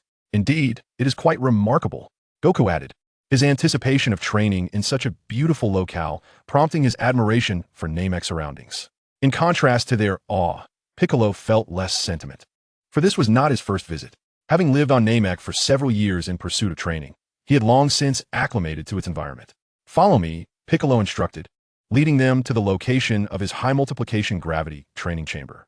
"You shall train diligently within this facility for some time." Upon arriving, Piccolo pointed towards a spacious and technologically advanced room. This was the high multiplication gravity training chamber created for him by the Dragon Purunga of Namek. It could be said that Piccolo's formidable strength was largely attributed to this very training room, aside from the system he possessed. "Piccolo, Gohan, before we commence our formal training, I wish to undertake a certain task. I wonder if that would be permissible," Goku stated, his hands suddenly brimming with eagerness. "Goku, what is it that you wish to do?" Piccolo and Gohan inquired, puzzled by Goku's enthusiasm. "I had the opportunity to observe your battles with the Saiyans on Earth through King Kai's abilities while I was on King Kai's planet. I felt an overwhelming envy, and my hands itched with impatience. I truly desired to join you in combat against the Saiyans. However, as Piccolo rightly pointed out, Gohan needed to acquire practical battle experience. Thus, I had to heed Piccolo's advice and forego the chance to fight alongside you, leaving those opportunities for Gohan." Upon hearing this, Piccolo had a strong inkling of what Goku was about to express. He was undoubtedly eager for combat. Son Gohan remained in a state of partial understanding, caught between comprehension and confusion. As anticipated by Piccolo, son Goku continued, "However, at this moment, while there is no opportunity to engage in combat with the Saiyans, I feel the need to compensate for this absence. Additionally, it would serve as a means to assess the results of my rigorous training over the past year on King Kai's planet. I wonder if I might have a chance to engage in battle before formally entering the gravity training chamber." At this point, Goku cast a glance at Piccolo and then turned his gaze intently towards Gohan. "Gohan, let's engage in a bout. Grant me the opportunity for battle," Goku said with a smile. Aware that his current strength still fell short compared to Piccolo, he deemed it futile to force a confrontation with him. Thus, Goku set his sights on his son, Gohan, believing that even though Gohan's strength did not yet match his own, he was nonetheless a suitable opponent. "Father, you wish to fight me?" Gohan responded, utterly bewildered, shaking his head repeatedly. No, I cannot. I can sense that your strength surpasses mine. With my current abilities, I am no match for you. Seeing Gohan's reluctance, Goku hastily reassured him. Do not worry, Gohan. Even if my strength exceeds yours, I will ensure that I control my power and maintain at your level. Our battle will pose no issues. Gohan remained hesitant, but at that moment, Piccolo interjected, Gohan, you should acquiesce to your father's request. Fulfill his desire for battle. Moreover, fighting your father will be beneficial for you, serving as an opportunity to further accumulate combat experience after your encounters with the Saiyans. All right, fine, Gohan conceded, recognizing he had little choice given the insistence of both his father and Piccolo. Excellent, Goku exclaimed with great excitement upon hearing Gohan's agreement. Chapter 43. Battle is permissible. But before that, I must take Gohan to a specific location. The thought of soon indulging in the thrill of combat filled Goku, a pure-blooded Saiyan, with exhilaration. It was simply in their nature to revel in battle. Yet, amid his excitement, Piccolo interjected once more, however, Goku, while a battle is indeed permissible, I must first take Gohan to a certain place before you engage in combat. Thus, the battle between you and Gohan must await our visit to that location. Although Piccolo also believes that allowing his disciple Gohan to engage in combat with Goku is quite beneficial, satisfying Goku's thirst for battle while simultaneously enhancing Gohan's combat experience. He feels it prudent to first execute a premeditated plan. Ah, where do you intend to take Gohan? Goku inquired, scratching his head in confusion, while Gohan cast a puzzled glance at Piccolo. I aim to take Gohan to a place where he can significantly augment his power in a short span of time. When we return, you shall witness a Gohan who has grown considerably stronger. His prowess may even rival your own, Piccolo replied with a smile playing on his lips. He planned to escort Gohan to the Grand Elder, seeking assistance in enhancing Gohan's abilities. This was why he preferred to implement his plan prior to their combat. It was evident that allowing Gohan to bolster his strength before facing Goku would yield a more favorable outcome. Of course, he also intended to pay a visit to the Grand Elder to discuss the current circumstances. A place to elevate power in a short time, and upon Gohan's return. He may not be inferior to me. Although Piccolo had addressed Goku's inquiry, Goku remained perplexed. Piccolo's words left him feeling as if he were shrouded in mist, unable to grasp the full meaning. Goku, I prefer not to elaborate further. Just know that upon his return, the enhanced Gohan will surely provide you with a thrilling battle, Piccolo stated as he leaned closer to Gohan. Let's go, Gohan. With that, Piccolo ceased to explain further to Goku. In a flash, he utilized instant transmission, vanishing with Gohan, leaving Goku standing in bewilderment. The reason he chose not to bring Goku along was due to his perception that Goku had already attained a considerable level of strength, while the Grand Elder's ability to unlock latent potential was limited. Given Goku's current power, even with the Grand Elder's assistance, the enhancement would likely be minimal. It was far more advantageous to assist the less powerful, yet more promising, Gohan, allowing for a battle between the father and son that was as evenly matched as possible. Long time no see, Nail. Upon arriving at the Grand Elder's stone dwelling, Piccolo and Gohan encountered Nail, the sole warrior of Namek. Gohan noted that Nail bore an uncanny resemblance to his mentor, Piccolo. As for Piccolo and Gohan, Nail merely nodded without uttering a word, still as aloof as ever. Piccolo remarked with a resigned shake of his head. Previously, when he trained alongside the other, he was not particularly talkative. After such a long absence, the other's demeanor remained unchanged. Gohan, let us proceed inside. With that, they entered the Elder's stone chamber. In the center of the room sat a large, benevolent Namekian elder, occupying a grand chair. This was indeed the elder of the Namekians. Greetings, Elder. Both Piccolo and Gohan respectfully saluted. After a brief exchange of pleasantries, Piccolo initiated a telepathic conversation, one that only he and the elder could comprehend. Gohan patiently stood by, awaiting his turn, as some matters were deemed too sensitive for him to overhear. Elder, the situation is as follows, Piccolo began, recounting his recent interactions with the Saiyans to the only being in this world who was aware of his identity as a traveler. Due to my interference as a traveler, the original timeline has undergone certain alterations. Throughout my encounters with several Saiyans, neither I nor anyone else from Earth has divulged any information regarding the Dragon Balls. Therefore, it is unlikely that Frieza in this world would discover the existence of the Dragon Balls through the sensors of the Saiyans. Consequently, it is plausible that Frieza and his cohorts may not follow the historical trajectory that led them to Namek to seize the Dragon Balls, Piccolo conveyed through their mental link. Excellent, excellent, the elder responded, his voice filled with relief and excitement. This truly bodes well.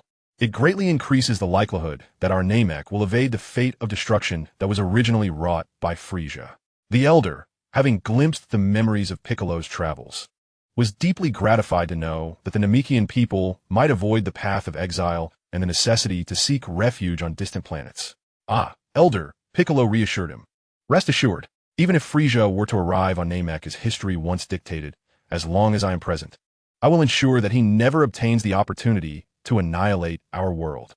With my current strength, I possess absolute confidence in my ability to defeat him without allowing the destruction of Namek. Piccolo's words served as a morale boost for the elder, easing his concerns. Is it true that you have grown so powerful? The elder, having witnessed the formidable might of Frisia through Piccolo's memories, was astonished to learn that Piccolo now felt confident enough to challenge the self-styled emperor of the universe. Indeed, it is so. This is all thanks to your earlier assistance, which has enabled me to become so formidable now. Piccolo has not forgotten the elder's previous kindnesses towards him. One might say that his current formidable strength is partially attributable to the elder's influence. Whether it be through unlocking potential to enhance power or utilizing the Dragon Balls of Namek to make wishes, the elder has made an indelible contribution to Piccolo's ascension. The elder feels a deep sense of gratitude towards Piccolo and is truly gratified. Thus, he muses, oh no. Your current strength is primarily due to your own diligence. My assistance has merely served as a supplementary catalyst for your growth. Subsequently, Piccolo and the elder engaged in a light exchange. Having conveyed most of what he intended, Piccolo revealed another purpose for his visit. Chapter 44. The Elder. Gohan's latent power is indeed astonishing. Elder, I have come to you today not only for what I just mentioned, but also to request your help with another matter.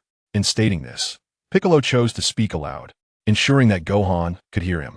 Do not hesitate. If there is anything I can assist you with, please feel free to express it. As long as it lies within my capabilities, I will certainly help. The elder, as ever, remained approachable and benevolent, responding with warmth and kindness. Piccolo then gestured towards Gohan, who had been standing quietly nearby. Elder, this child is named Gohan. He is my disciple. He is the child I previously mentioned, who participated in the battle against the Saiyans. He is a child with a heart of justice, an exceptional warrior. Therefore, I hope you can assist him, as you did for me, in unlocking a portion of his latent abilities and enhancing his strength. The elder, trusting and understanding of Piccolo's assessment of Gohan, was fully convinced. As for Piccolo's request, it was neither excessive nor difficult for him. Thus, the elder nodded in agreement. Very well, this is no problem. Upon receiving the elder's affirmation, Piccolo turned to Gohan, saying, Gohan, come here for a moment. Let this esteemed elder help you enhance your strength. This is also the purpose of my bringing you here. Okay, Gohan responded, demonstrating his understanding and obedience. He quickly approached the elder as instructed. However, perhaps due to the anticipation of the unknown, Gohan's expression appeared slightly anxious. Child, you need not be nervous. Simply stand there calmly, the elder reassured him. As he spoke, the elder placed his aged hand gently upon Son Wukong's head. Son Wukong nodded, gradually allowing his body and mind to relax. Soon, the elder exclaimed in astonishment, oh, the potential of this child is truly remarkable. While assisting Son Wukong in enhancing his strength, he widened his eyes in surprise. Piccolo, this child has an immeasurable future. His potential far surpasses yours. The elder expressed his admiration for Son Wukong's latent abilities. Indeed, Wukong is a child of immense potential, far exceeding my own. Piccolo acknowledged without hesitation. As someone who had traversed dimensions and was well acquainted with the original narrative, he understood Wukong's potential better than anyone else. The transformations of Super Saiyan 2, Mystic, and Beast forms in the future could be deemed extraordinarily formidable. Meanwhile, Son Wukong remained quietly observant, silently experiencing the continuous surge of power within him. He felt as though he was undergoing an unprecedented experience, relishing the exhilarating sensation of growing stronger without the need for arduous training. However, due to Son Wukong's exceptionally high potential, the time the elder spent unlocking it was rather considerable. After a while, the elder finally withdrew his hand from Son Wukong's head, signifying the conclusion of his endeavor to unlock the child's potential. Yet, with a face full of regret, he lamented, alas, it is such a pity. If only my abilities were not so limited, this child's potential could yield far greater strength. Piccolo, smiling, offered words of solace. Elder, your assistance in allowing Wukong to enhance his strength without training is already a tremendous boon. There is no need for self-reproach. What you have done is more than sufficient. Right, Wukong? Piccolo turned to smile at son Wukong. Yes. Son Wukong nodded vigorously, feeling an overwhelming surge of power coursing through him. His strength had transformed drastically compared to before, as if he were an entirely different person. At that moment, he was filled with joy and excitement. To express his gratitude, son Wukong earnestly thanked the elder. Thank you, elder. You're welcome. The elder replied kindly, appreciating the gratitude from such a kind-hearted and righteous child. As matters were now settled, Piccolo and son Wukong engaged in light conversation with the elder before bidding farewell and exiting his home. Uncle Piccolo, I have a question I would like to ask you. Gohan inquired of Piccolo with earnestness. What is the matter? Piccolo replied, why did you not bring me here to seek the Grand Elder's assistance in enhancing my strength sooner? If I were stronger, I could have dealt more effectively with the Saiyans who invaded Earth. Gohan articulated the doubts that had long lingered within him. A query he had wished to voice the moment he was granted power by the Grand Elder. However, the timing then had seemed inappropriate, hence his delay in asking. Foolish child, Piccolo admonished gently. The path of cultivation must be traversed step by step. One cannot rush the growth of seedlings. You had no experience back then, and to ensure that you could progress further in the future, I could not allow the inexperienced you to directly approach the Grand Elder for power enhancement. Moreover, it is not too late to enhance your strength now. Do not overthink it. Simply adhere to my guidance regarding your training, Piccolo reassured, affectionately ruffling Gohan's hair. Very well. Gohan conceded, relinquishing his concerns. In a flash, they vanished from their location, employing instant transmission to return to the gravity training chamber where Goku was. Dad, we are back! Gohan exclaimed, brimming with excitement, eager to showcase the newfound strength he had acquired. At last, you have returned. It has felt like an eternity. Goku, eager for battle, couldn't help but voice his impatience.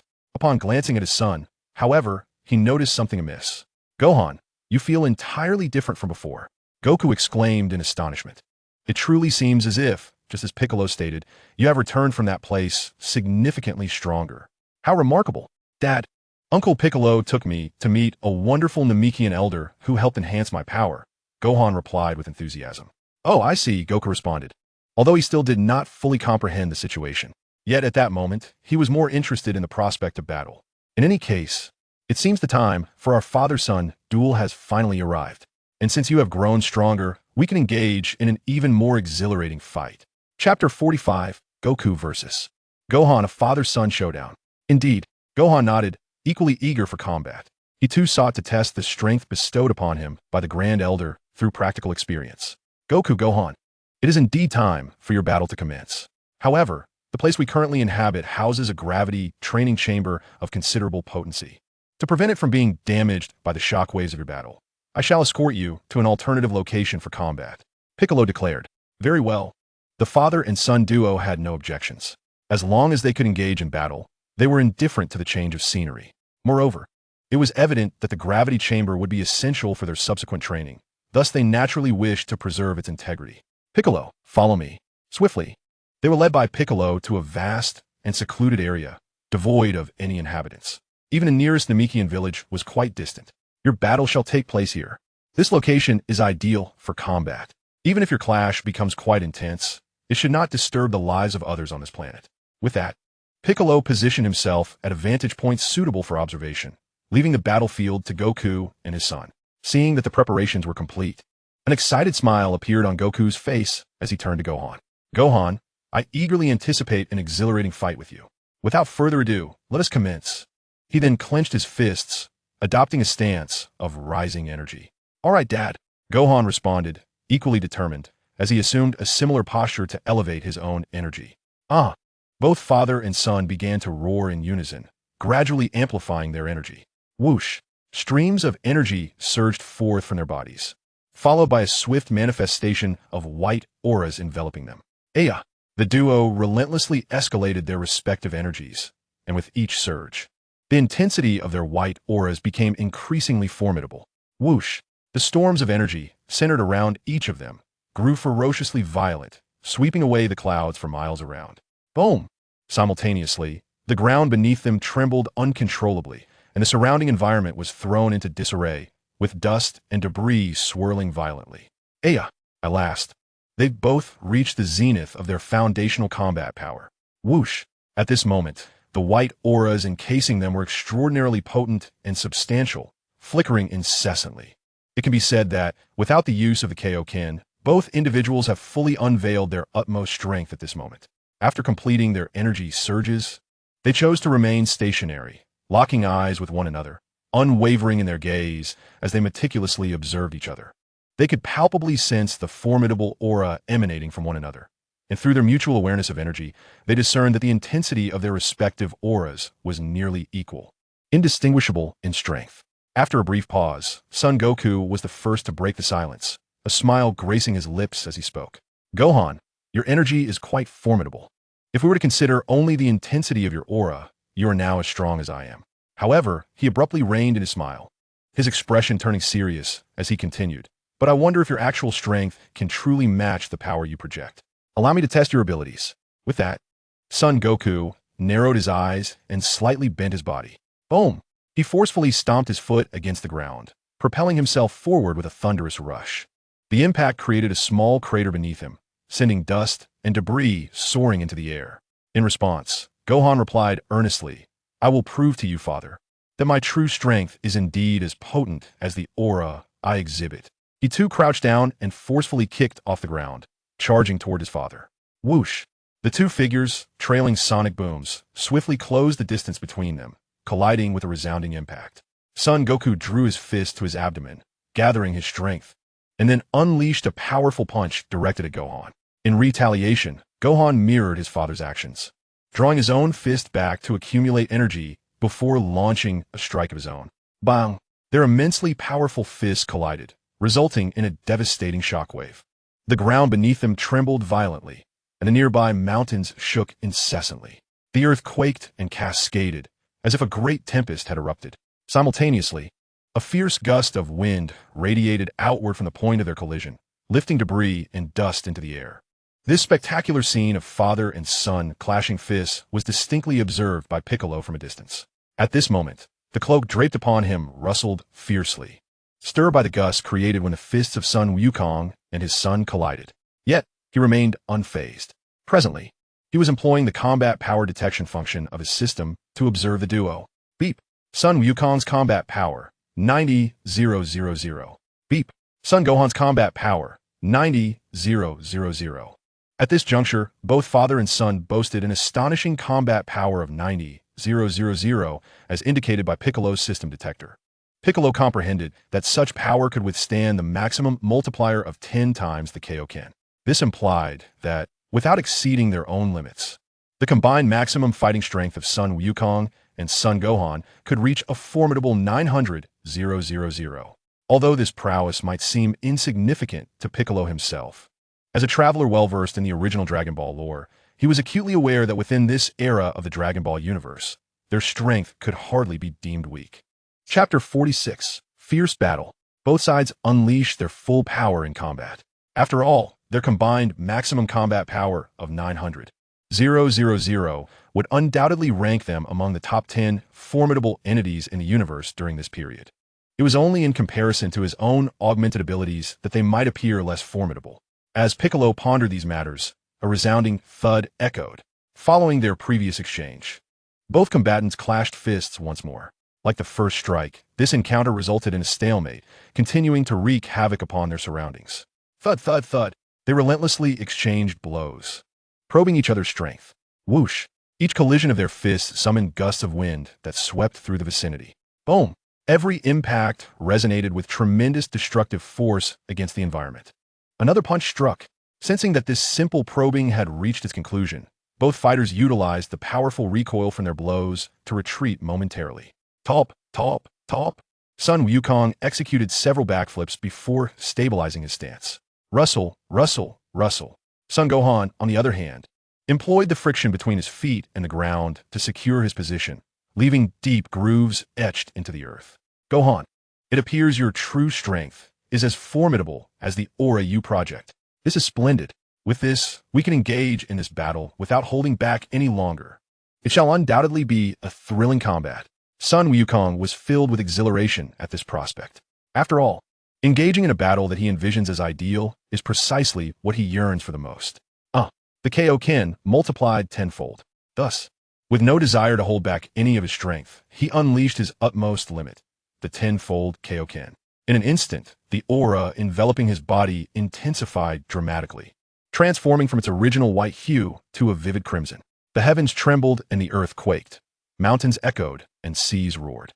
A powerful storm of destruction radiated from him, expanding outward in all directions. Ultimately, Son Goku's entire being appeared to be engulfed in flames, as if the crimson aura were fiercely ablaze. Observing this, Son Gohan followed suit, entering his own peak state. The tenfold Kaioken. Likewise, Gohan's originally white aura, upon invoking the Kaioken, morphed into an even more potent crimson. His entire form seemed to burn brightly in the fervent flames. Moreover, during Gohan's execution of the tenfold Kaioken, his impact on the environment was no less formidable than that of Goku. The might radiating from the two was truly astonishing. In terms of power, given that both possessed identical foundational combat abilities, their strengths remained evenly matched as they simultaneously employed the tenfold Kaioken. Beep. Son Goku's battle power, 900,000. Son Gohan's battle power, 900,000. Meanwhile, Piccolo, observing from the sidelines, utilized his system detector to quantify their combat prowess. As he had anticipated, after both invoked the tenfold Kaioken, their maximum battle power reached 900,000. Everything was in place, awaiting the crucial moment. Suddenly, with fervor, Son Goku shot forth, racing towards Gohan. Bang! Gohan, too, propelled himself toward his opponent with haste. At this moment, having unleashed the tenfold Kaioken, both warriors were entirely prepared for what was to come. The two trails of crimson flames drew closer, on the verge of collision. Bang! The two fiery forms collided violently, akin to a volcanic eruption. Father and son faced each other, their palms pressing together in a test of strength. Before engaging in tactical combat, they sought to fully experience the raw clash of power. Boom! Boom! The ground beneath them buckled under the immense pressure, sinking dramatically. From their center, the earth crumbled, and fissures spread like a spider's web in all directions. The surrounding environment trembled as if shaken by a cataclysmic earthquake. The clash between the two individuals unleashed an unimaginable force of destruction upon the vicinity. A cacophony of exertion echoed as they gritted their teeth, desperately thrusting their palms forward, attempting to topple one another through sheer might. Gohan, the strength I have cultivated over this time has taken considerable effort. I never anticipated you would reach my level so swiftly, Son Goku exclaimed, pushing his hand forward. I owe much of my rapid advancement to Uncle Piccolo, Gohan replied, straining with all his might. Indeed, Piccolo could be truly regarded as an exceptional mentor, a sentiment echoed by Goku. Thus, the two continued to engage in a stalemate of pure strength, pushing against each other without any embellishments or techniques. However, it was evident that such a straightforward contest of power would yield no victor between two evenly matched adversaries. After a prolonged deadlock, they mutually disengaged from this raw confrontation and transitioned into a different form of combat. On the ground, the air crackled with energy as two crimson figures flared and clashed. Each collision reverberated with immense force, and the surrounding landscape seemed to be engulfed in calamity. Mountains crumbled, the ground collapsed, and tumultuous waves surged. It must be said that after employing the Kaioken X10 technique, both combatants exhibited a marked increase in strength. Their battle, now enveloped in a fiery crimson aura, was nothing short of fierce. With a mighty exertion, Son Goku hurled a punch aimed at Gohan's face. Gohan deftly tilted his head, evading the strike. Goku's fist met only air. Undeterred, he swung again, targeting Gohan's face once more, but Gohan deftly dodged to the left, avoiding the attack again. Having successfully evaded two consecutive strikes, Gohan seized the initiative, launching a rapid sweeping kick that sliced through the air. Goku opted not to evade, but instead chose to block with his hand. With a resounding thud, his arm absorbed the force of the attack. Chapter 47. A Spectacular Duel. A visual feast of impact. Goku stood firm, having successfully withstood the onslaught. He unleashed a powerful whirlwind kick, his entire being enveloped in crimson flames. This strike was as swift as lightning. In response, Son Gohan also opted to deliver a whirlwind kick to counter Son Goku's assault, his body ablaze like a raging fire. Moving with equal rapidity. Bang! Their feet collided, producing a deep, resounding thud. Bang, bang, bang. The two whirlwind kicks repeatedly clashed against one another. Whoosh! Gusts of wind radiated outward, emanating from their fiery forms, sweeping in all directions. Boom! A series of thunderous roars erupted from the epicenter of their confrontation. Bang! The fiery silhouettes of both combatants were finally separated by the recoil of their whirlwind kicks. Yet, they swiftly prepared for their next moves. Whoosh! In an instant, Son Goku vanished from sight. Moments later, his scarlet figure reappeared behind Son Gohan, delivering a punch with his left hand aimed at Gohan's back. Son Gohan reacted with remarkable speed, rapidly turning around. Bang! He steadied himself and met the punch with his right palm. Well done, Gohan. Your reflexes are even quicker than I anticipated. Son Goku praised sincerely. As he spoke, he unleashed a left hook with his other hand. Son Gohan, not daring to be careless, responded. Bang! He firmly intercepted the attack with his left hand. Seeing his two attempts thwarted, Son Goku launched a knee strike. Son Gohan countered, meeting the attack with his own knee. Bang! Their knees collided forcefully. Bang, bang, bang. The exchanges continued, the sheer force of their strikes stirring up debris around them. Then, Son Gohan took the initiative, delivering an elbow strike. Bang! Son Goku transformed his fist into a palm, blocking the assault. Undeterred by his initial failure, Son Gohan retracted his fist to his abdomen and threw another punch. Bang! Son Goku crossed his arms in front of his chest to absorb the blow. Bang, bang, bang! After several exchanges, Son Goku exclaimed, "This battle is truly exhilarating." Son Gohan nodded in agreement. Bang, bang, bang! Thus, they continued their back-and-forth combat, trading blows without resorting to energy-based techniques, opting instead for their martial prowess. The visceral combat scene unfolds as a visual feast. The sound of fists colliding resonates in the air. Both combatants continue their fierce struggle. Watch out! The air crackles as Sun Wukong, enveloped in crimson flames, unleashes a flurry of punches, each accompanied by a piercing whoosh, striking fiercely at Son Gohan. Whoos, bang, whoos, bang, whoos, bang. Son Gohan responds by either evading or bracing himself against the onslaught. Now it is my turn to retaliate. Behold my rapid punches. After successfully defending against Sun Wukong's combination, Son Gohan shifts from defense to offense. Tot tot tot. Tot tot tot. He launches a series of rapid punches at Sun Wukong, his body ablaze with crimson energy akin to a volcanic eruption. His fists move with the swiftness of the wind, as relentless as a machine gun. Bang, bang, bang, bang, bang, bang. Sun Wukong, a seasoned fighter, fluidly absorbs each blow from Son Gohan, expertly parrying every punch. Tot tot tot. Tot tot tot. Son Gohan presses forward with relentless attacks, his body advancing with each strike. Bang, bang, bang, bang, bang, bang. Meanwhile, Sun Wukong defends while retreating, their movements resembling two conflagrations in a passionate chase.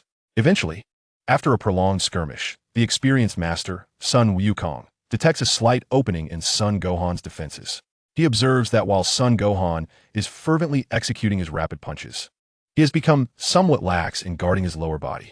Though this flaw is not glaring, the seasoned Sun Wukong is quick to notice it. Naturally, he seizes this rare opportunity. With a smile, he remarks, "Gohan, while your series of punches is indeed formidable, your focus on your hand attacks has left your lower body vulnerable." With that, he delivers a powerful kick to Son Gohan's abdomen without halting his defensive maneuvers. Bang! Sun Wukong's foot strikes forcefully against Son Gohan's midsection. Ugh! The immense impact sends Son Gohan, his body blazing like crimson flames, hurtling backward. At this juncture, the two fiery forms that had been entwined in combat finally part ways, creating a significant distance between them. Recognizing the opportunity presented by Son Gohan's displacement, Sun Wukong knows he must not let this chance slip away. He slightly bends forward, positioning his hands at his waist in a flower bud stance. Came. A pale blue sphere of energy began to coalesce between his palms, to seize the moment and prevent his opponent from evading after regaining composure. Sun Wukong did not linger in gathering the energy.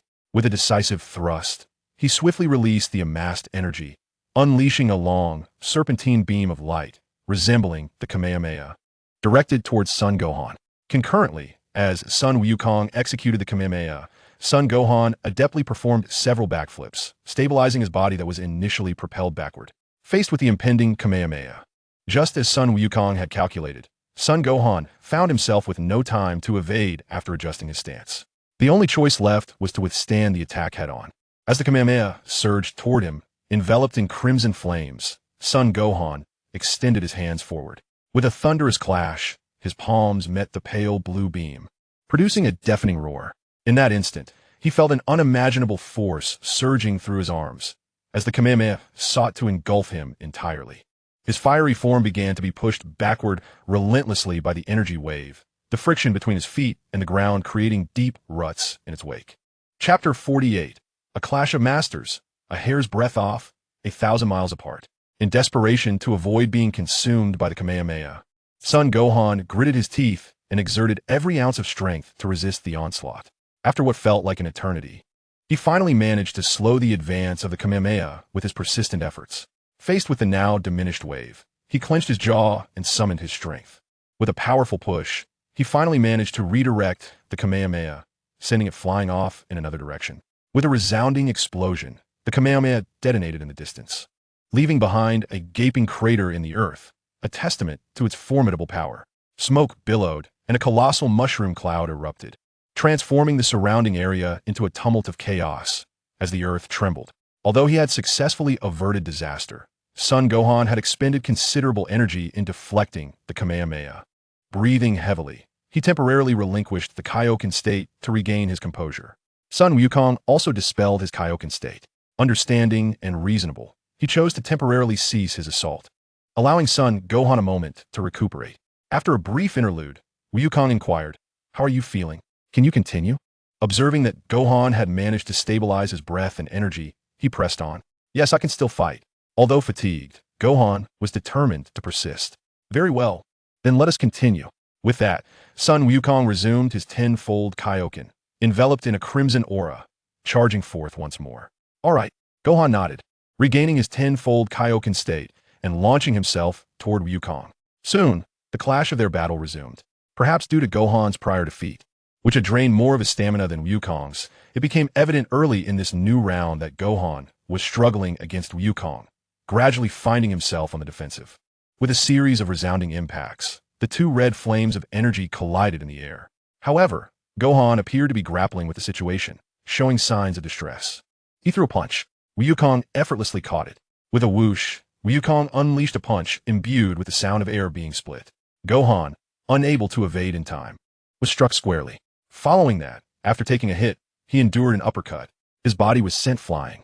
Seizing the moment, Wukong pursued, aiming a kick at Gohan's midsection.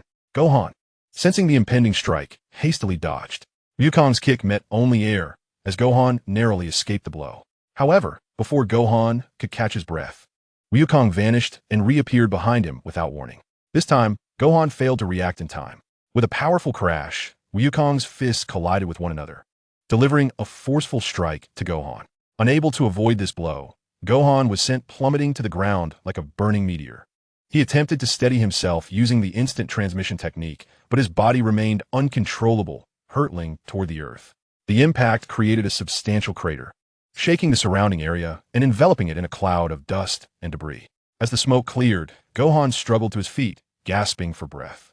He coughed, now fully aware of the phrase "a miss by a hair's breadth can lead to 1,000 miles of difference." Due to the previous battle, he made an error while executing a series of punches, which allowed his father, Son Wukong, to seize the opportunity. Consequently, he received a fierce kick to the abdomen and endured a Kamehameha wave, resulting in his inability to match his father's prowess in this new round of combat. Primarily due to fatigue, it was evident that he was now at a distinct disadvantage. "Wufan, are you still capable?" Son Wukong inquired, hovering in the air as he rubbed his head. "I'm fine, father. Let's continue." Wufan was not one to concede easily, especially not in a sparring match that held no life-threatening stakes. As long as he could stand, he was determined to fight on. Regarding his injuries, he was aware that Uncle Piccolo possessed senzu beans. As long as he remained alive, he could recover from multiple wounds with their aid. With this thought, accompanied by the sound of air being sliced, Wufan launched himself skyward, his scarlet form blazing like fire. He drew his fist to his abdomen and aimed it at Son Wukong. Despite having the upper hand, the seasoned warrior Son Wukong remained vigilant. When faced with Wufan's renewed assault, he brought his palms together to block the strike. At this moment, Wufan's energy had noticeably waned. making it easy for Sun Wukong to deflect the blow. Undeterred, Wu Fan attempted another punch, only to be bewildered when he realized that his opponent neither evaded nor defended himself. His fist struck nothing but air. Oh no, it's an afterimage. In that instant, realization dawned upon him. Sun Wukong had vanished from his original position, deliberately leaving behind an illusion. As Wu Fan processed this revelation, Sun Wukong had already positioned himself at his side, launching a flying kick accompanied by the rush of wind. The kick landed squarely, sending Wu Fan reeling backward. He collided with a mountain peak, the force of impact shattering it to fragments. Before he could even touch the ground, Sun Wukong pursued him relentlessly. He understood now that as long as his son remained standing, he would not abandon this fight. Thus, Sun Wukong resolved to show no mercy. With a fierce determination, he aimed another kick at Wu Fan's body. Following that, a relentless barrage of punches and kicks ensued. At this moment, Son Gohan resembled a mere punching bag, enduring blows without any means of retaliation. With a resounding thud, Son Goku delivered a swift punch to Gohan's abdomen, sending him hurtling once again in a specific direction. Thud! Thud! Gohan crashed through several mountain ranges. This time, Son Goku did not pursue him. Instead, he remained stationary, slightly bending forward with his hands placed on his hips. Came! Haim! He began, as a pale blue energy began to coalesce in his hands. Chapter 49. The battle concludes. Both of Gohan's fathers offered their encouragement. Son Goku felt this was an exhilarating battle. The intensity of their clash had reached a remarkable zenith, bringing him immense satisfaction. However, it was nearly time to conclude, for all feasts must eventually come to an end. No matter how spectacular the combat, it must ultimately reach a resolution. As a fitting culmination to this exchange, he intended to unleash the Kamehameha wave once more to punctuate their sparring session. Is it coming to an end? Murmured Piccolo, who had been observing for quite some time. He sensed that Gohan's current energy was only 1/3 of its peak strength. It was evident that the outcome of this bout had already been determined. In truth, Piccolo had anticipated Gohan's defeat. After all, it was exceedingly difficult for Gohan to triumph over his mentor, Son Goku, a seasoned fighter with vast experience. Defeat was, therefore, quite reasonable. Nevertheless, he firmly believed that through this practical combat, Gohan would undoubtedly emerge stronger in the future. Whoosh! At that moment, Son Goku, shrouded in crimson flames, emanated a dazzling pale blue light from his palms, which rested at his waist. The energy for the Kamehameha wave had nearly reached its full potential. Came! Haim! Ha! With a mighty roar, Son Goku thrust his hands forward, releasing the accumulated pale blue energy. Whoosh! An impressive wave of pale blue light, as thick as a barrel, surged forth from Son Goku's hands, racing towards where Gohan stood. In an instant, a blinding blue radiance engulfed the surrounding area for miles. Meanwhile, Gohan, having been forced backward and having already shattered several peaks, found himself utterly incapable of resisting the approaching Kamehameha wave. He could only watch helplessly as the energy wave bore down upon him. Boom! Gohan and his surroundings were engulfed by the Kamehameha wave. In that moment, the earth trembled. The ground fractured, dust billowed, and smoke filled the air. A towering mushroom cloud ascended from the site of the explosion. Once the dust and cloud dissipated, Son Gohan lay on the ground, half awake, his breath becoming increasingly feeble. At that moment, he was utterly incapable of rising to his feet. With a swift movement, Goku, having sensed that the sparring session had concluded and that he had emerged victorious, appeared at his son's side. Gohan, are you all right? He inquired with concern, taking in the disheveled state of his son. Cough, I'm fine, Dad, Gohan replied with a brave facade. However, as he spoke, his expression shifted to one of distress. A sharp pain coursed through his body, causing him to grimace and cry out. Soon after, he began to cough up blood in violent heaves. The sound of cracking bones echoed as he felt numerous fractures within him, an unbearable agony enveloping his being. He was not only unable to stand, but also struggled to move his limbs, his entire body teetering on the brink of collapse. Gohan, it appears you have sustained serious injuries.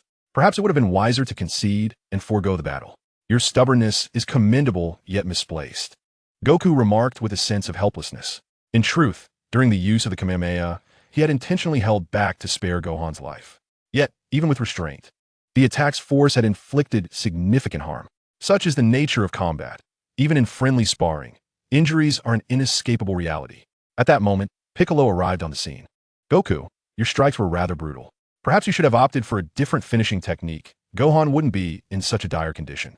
He glanced at Gohan's wounds and pained expression, a hint of reproach in his tone, though he had sensed Gohan's weakened state from a distance. Seeing the extent of his injuries up close was more alarming than anticipated. Fortunately, he possessed plenty of senzu beans to aid Gohan's recovery. Without them, the aftermath of this battle could have been devastating.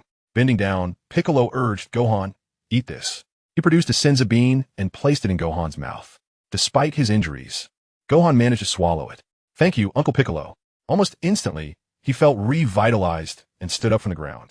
"You're all right," then Piccolo said, nodding with satisfaction as he observed his pupil's swift recovery. Meanwhile, Goku felt a sense of relief wash over him at the sight of his son restored to health. A sigh of relief escaped him as worries dissipated. "Piccolo, you are indeed reliable," Sun Wukong expressed sincerely. He felt that Piccolo was an exceptionally competent master. Not only did he teach his disciple exceptionally well, but he also prepared the magical beans with remarkable thoughtfulness. After speaking, he patted Son Gohan's shoulder and gave him a thumbs up. "Gohan, that was truly an impressive sparring session. I thoroughly enjoyed that exhilarating battle. Your strength and combat skills are quite commendable. Your progress is truly astonishing." He showered Gohan with praise. In response, Gohan appeared somewhat dejected. "But it was futile. I still lost to you, Dad. I revealed flaws during that battle. In terms of combat power, I am no match for you." He felt unworthy of such compliments from his father and was not entirely satisfied with his performance, leaving him in a rather gloomy mood. Guan, you needn't belittle yourself. You've only been training for a short time, and you've already achieved this much. That's quite impressive. Just gain more battle experience, and next time, you might not lose to me," Sun Wukong encouraged, giving his son another reassuring pat on the shoulder. He acknowledged that Gohan's recent performance had its flaws. Yet in light of his overall display, those could only be deemed minor issues. He believed that with more practical experience, Gohan would ultimately overcome such challenges. "Well, Gohan, your father speaks wisely. Just keep pushing yourself. With diligent training, strive to become stronger, aiming to not lose to him next time," Piccolo added, offering his encouragement. As a master, he felt that Gohan needed motivation at this moment, and he was quite pleased with Gohan's performance. After all, against a combat master like Sun Wukong, it was commendable that his disciple Gohan could hold his own. "All right," Gohan said, rubbing his head. Seeing both of his fathers offer such comfort, he quickly regained his spirits. "Now that your battle has concluded, let us proceed, as originally planned, to the high-gravity training room. That is, after all, the true purpose of our visit to Namek," Piccolo stated. Indeed, Sun Wukong and his son echoed in unison. In light of this, their fervent desire to grow stronger naturally left no room for dissent. With the battles concluded, the next step was, of course, to embark on rigorous training. Whoosh! Soon, the group swiftly returned to the location of the gravity training chamber. Clang! Piccolo opened the door to the training room. "Gumin, top, top, top." The group entered the gravity training room. Goku and Gohan were struck by the advanced technological ambience of the environment. It appeared that both the training equipment and living facilities were fully equipped. Indeed, witnessing such a training chamber filled them with anticipation for the rigorous training that lay ahead. Top, top, top. Piccolo approached the controls to adjust the gravity multiplier. Given that both of their combat powers were already considerable, Piccolo promptly set the gravity chamber to a staggering 100 times the normal gravity. He recognized that both of them possessed a combat power of 90,000. In the original narrative, Goku had achieved this level of power through training under 100 times the gravity, making it a fitting starting point for their training. Uncle Piccolo, is this what it feels like to train in the gravity chamber? Gohan expressed his sensations. Though it isn't excessively uncomfortable, I feel as if my body is laden with lead. Despite his formidable strength, this being his first experience in the gravity chamber left him somewhat unaccustomed. In contrast, Goku, who had already spent some time training under 10 times gravity on King Kai's planet, appeared much more at ease. To this, Piccolo responded, "No worries. Since your combat power mirrors that of your father, with a few days of adaptation, you will be as adept as he is. As you both continue to grow stronger, we can progressively increase the gravity multiplier until you can both acclimate to the maximum of 3,000 times gravity." After conveying this, he added, "Now, let me teach you how to operate the gravity training room. I will step outside to train and leave the space within the chamber for you." "Piccolo, what do you mean?" Goku inquired, puzzled. "Uncle Piccolo, you're not training with us?" Gohan echoed his confusion. "Unfortunately, I am significantly stronger than both of you. I fully acclimated to the maximum gravity of 3000 long ago. Therefore, it is more beneficial for me to leave the training space to you. Upon hearing Piccolo's explanation, they understood. Indeed, at present, Piccolo was far more powerful than they were. Moreover, as the other party had already acclimatized to the maximum gravity multiplier of this gravity chamber, remaining here to train alongside them would indeed yield limited benefits. Very well. They nodded in agreement and proceeded to learn the operational methods of the gravity training chamber as instructed by Piccolo. Since these methods were relatively straightforward, it wasn't long before the father and son had mastered them. After imparting this knowledge, Piccolo retrieved a bag containing several hundred senza beans from the system's storage space and presented it to the two, saying here, "This bag contains some senza beans. Besides serving as a means for you to heal during your training, they will also conveniently address your dietary needs while training on Namek, as one bean can sustain you for 10 days without hunger. Thus, this supply should suffice for a considerable time." Indeed, he intended for the two to rely on the senzu beans for sustenance, as opposed to himself, a Namekian who could survive solely on water. Fortunately, with an ample supply of senza beans, he was able to resolve this concern effectively. "Piccolo, you truly are thoughtful, even considering our dietary issues," Goku remarked, genuinely impressed by Piccolo's foresight. Had he been in Piccolo's position, he would not have been able to conceive such thorough considerations. "All right, Goku. You may focus on your training here. I shall take my leave for now." With that, Piccolo exited the gravity training chamber. "I too must commence my training. I cannot afford to be complacent, lest I be surpassed by these Saiyans." Once outside, Piccolo wasted no time. With a swift leap, he soared toward a remote, open area far from the gravity chamber. He was about to embark on a new phase of his training journey. A month later, Earth, West City, at Bulma's residence. "Hey, woman, how much longer will it take for you to complete the gravity training chamber? This prince is eager to utilize it for my training." A man of short stature and a noticeably receding hairline spoke to Bulma with an impatient tone. This individual was none other than Prince Vegeta, who had been at Bulma's house for a month. During this time, not only had he taken advantage of her hospitality, but after successfully persuading Bulma to construct a high multiplication gravity chamber, he had been relentlessly urging her to expedite its construction. For reasons unknown, Vegeta felt an instinct urging him.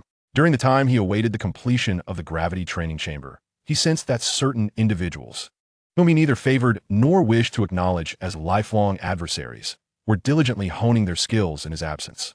This intuition warned him that if he did not hasten to utilize the gravity training chamber, those rivals would soon outstrip him in strength. Such disconcerting premonition compelled Vegeta to incessantly urge the woman before him, known as Bulma, to expedite the construction of the training facility. "I say, must you persist in your daily nagging? Can you not see how busy I am crafting this high-magnitude gravity training chamber for you?" Bulma retorted, her patience wearing thin. "While I possess the capability to create the gravity chamber you desire, it does not imply that I can complete it in just a day or two." Chapter 51. Bulma proposed conditions for hastening the construction of the gravity training chamber. "And for the love of all that is good, can you refrain from calling me woman? You know my name is Bulma. Is it so difficult for you to address me properly?" Bulma continued, her dissatisfaction palpable. She had never encountered anyone so rude while soliciting assistance, particularly one who, despite being in need, could not even muster the courtesy to use her name. In truth, she remained perplexed as to why she had initially agreed to construct a gravity training chamber for this man who incessantly pestered her, especially after learning from his own lips that he was named Vegeta, one of the very Saiyans who had once sought to invade Earth. It was bewildering that upon her first glance at him, she had perceived him as not being a villain. Reflecting on it now, she found it quite strange that she had believed someone with such a history could be anything but malevolent. Was it merely instinct? As for Bulma's remarks, Vegeta, arms crossed defiantly over his chest, displayed little reaction. He merely turned his head away with a huff. Yet, it seemed that Bulma's words had struck a chord, for in the ensuing stretch of time, Vegeta refrained from further urgings, opting instead to stand silently in place. Silently, Bulma continued to observe the construction of the gravity training room. To her surprise, she noticed that Vegeta had not urged her again after she had spoken, which struck her as odd. Previously, despite her request for him to refrain from pestering her, her words had little effect. He would soon resume his insistence. Yet this time, he chose to remain silent, patiently waiting. Was there something different about her words this time? It seemed she had indeed expressed herself more than before, specifically requesting that he refer to her as Bulma rather than as woman. Did this demand cause discomfort for the Saiyan, named Vegeta? This thought left Bulma feeling somewhat displeased, as she believed her name to be quite lovely. Why should he find it difficult to address her by her name? In her irritation, a clever idea struck her.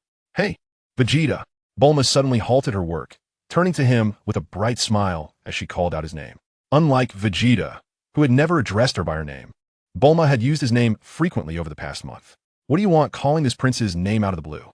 Vegeta replied, puzzled by her sudden pause in the construction of the gravity training room. Vegeta, you keep urging me every day, wanting me to finish the gravity training room sooner. Bulma said, her smile unwavering. Indeed, woman. But what of it? You should have already figured that out without asking, considering how persistently I've been urging you, Vegeta remarked, finding her question rather perplexing. He thought it more sensible for her to focus on expediting the construction than to engage in trivial inquiries, as he was growing increasingly impatient for the completion of the gravity training room. What I'm about to say pertains to accelerating the construction of the gravity training room, Bulma continued, her face radiating enthusiasm. What? Vegeta replied, momentarily taken aback. Vegeta, I actually have a method to significantly enhance the construction speed of the gravity training room, greatly reducing the time required for its completion, she declared. At this, Vegeta paused, a flicker of irritation crossing his face. Woman, since you possess a method to enhance speed, why not employ it? Was my previous urging not compelling enough? Vegeta mused, realizing that his persistent entreaties over the past days had yielded naught but solitude. This revelation stirred a sense of urgency within him. Vegeta, do not be hasty. Allow me to finish, Bulma interjected with a smile. Indeed, I have a method, but if it bears no advantage, I am reluctant to utilize it.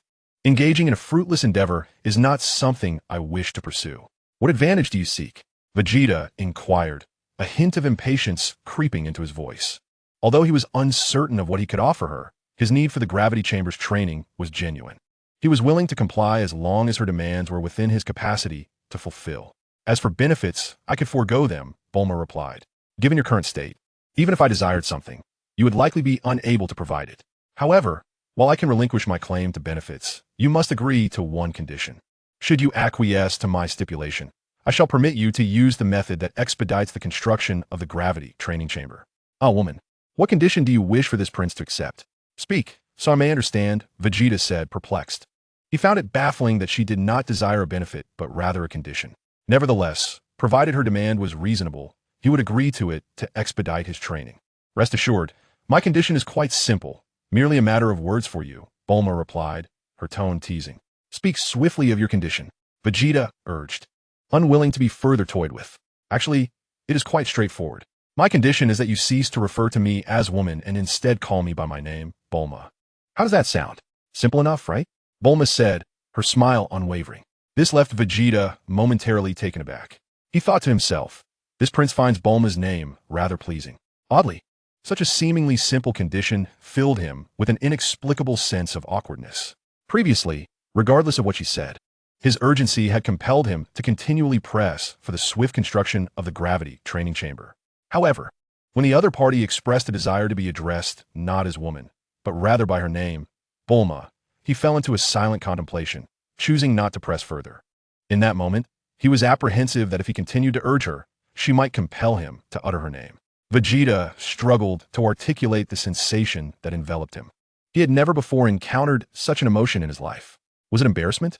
Could it be that he felt shy about addressing her directly? The notion that calling her by her name could induce discomfort in the proud Saiyan prince was preposterous. He was, after all, a formidable Saiyan prince. How could he possibly feel bashful over a mere woman? As Bulma had rightly stated, her request was exceedingly simple. In light of his desire to utilize the gravity chamber for training, what compelling reason did he have to decline? Indeed, he found himself devoid of any rationale to refuse her. As he pondered this, Bulma, noticing his prolonged silence regarding her proposal, spoke up again. Hey, Vegeta, so, do you accept this condition or not? Just agree to this straightforward condition, and I will expedite the construction of the gravity training room. Upon hearing her insistence, Vegeta felt an undeniable compulsion to acquiesce. He opened his mouth to respond, yet for reasons unbeknownst to him, the words eluded him. Although he had convinced himself that he would not be deterred by a woman, when it came to actually agreeing to her request, he found himself at a loss. He He felt a profound contradiction within himself, an oddity that puzzled him. Logically, it should not be this difficult to articulate those words. Oomph. If you can't even agree to such a simple condition, it seems you are not as eager for the training room as you claim. If that's the case, I shall continue constructing the gravity training room at my own pace. You, the Saiyan Prince, could just wait patiently. After all, you need only endure for another 10 or so weeks, and the gravity chamber will surely be ready. Bulma grumbled, her dissatisfaction palpable. In response to her words, Vegeta found himself desperately trying to suppress the strange feeling that had never before gripped him. He steadied his breathing, clenched his teeth, and, after a moment of struggle, managed to stammer out, "Damn it. If that is the case, I shall agree to your request. In the future, this prince shall no longer refer to you as woman, but will instead directly address you by your name. This must suffice, I suppose." He found himself unable to wait any longer. In pursuit of utilizing the gravity training chamber to enhance his strength, he reluctantly uttered words that were inexplicably difficult for him to express. Upon hearing this, Bulma finally smiled and remarked, "Now that is more like it.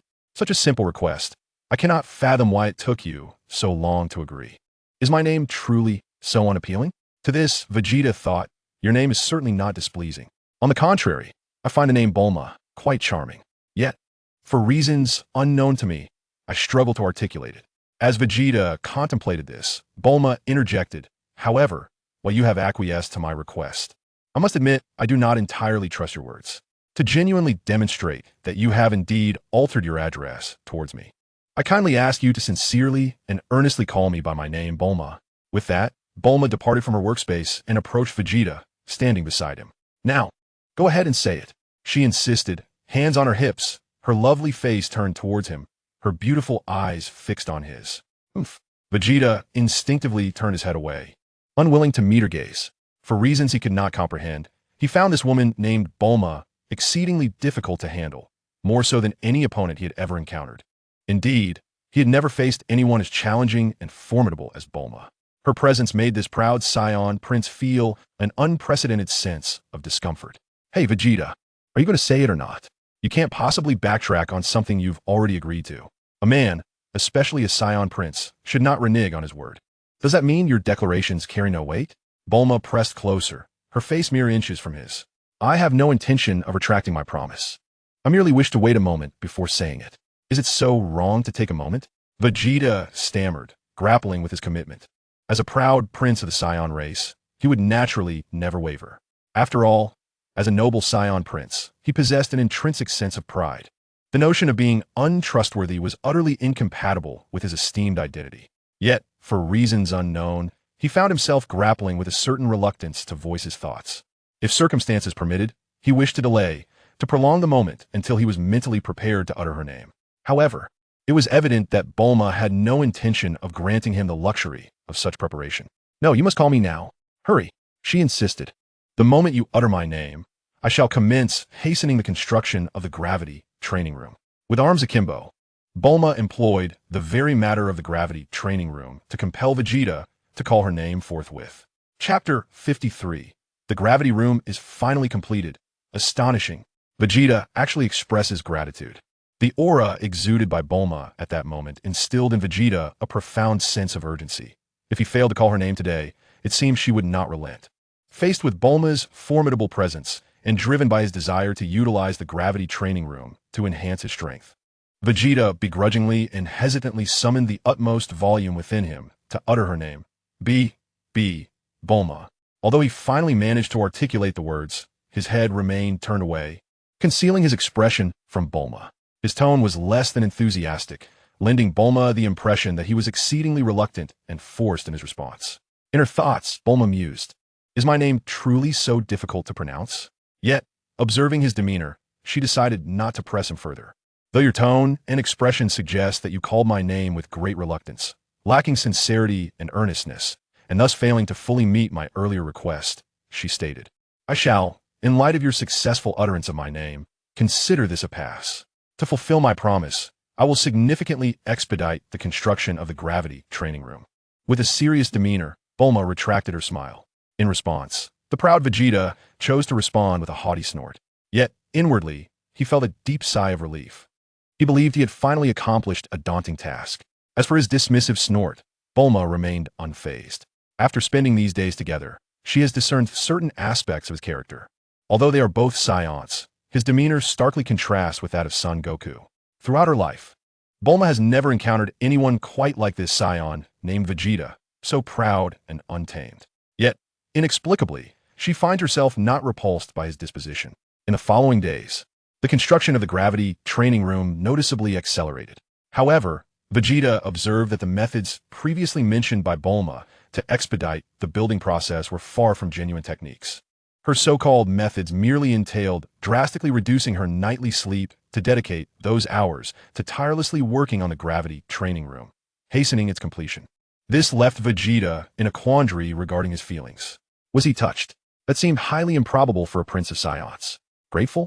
Perhaps to some extent, as her relentless efforts were ultimately for his benefit. He also found her somewhat foolish for sacrificing sleep just to earn him calling her by her name. Oof, what a silly woman. Although, he had to admit, her foolishness had a certain charm. Bah, a prince like him could never entertain such notions. Nonetheless, while he could not find her adorable, he begrudgingly acknowledged her as a talented and capable woman.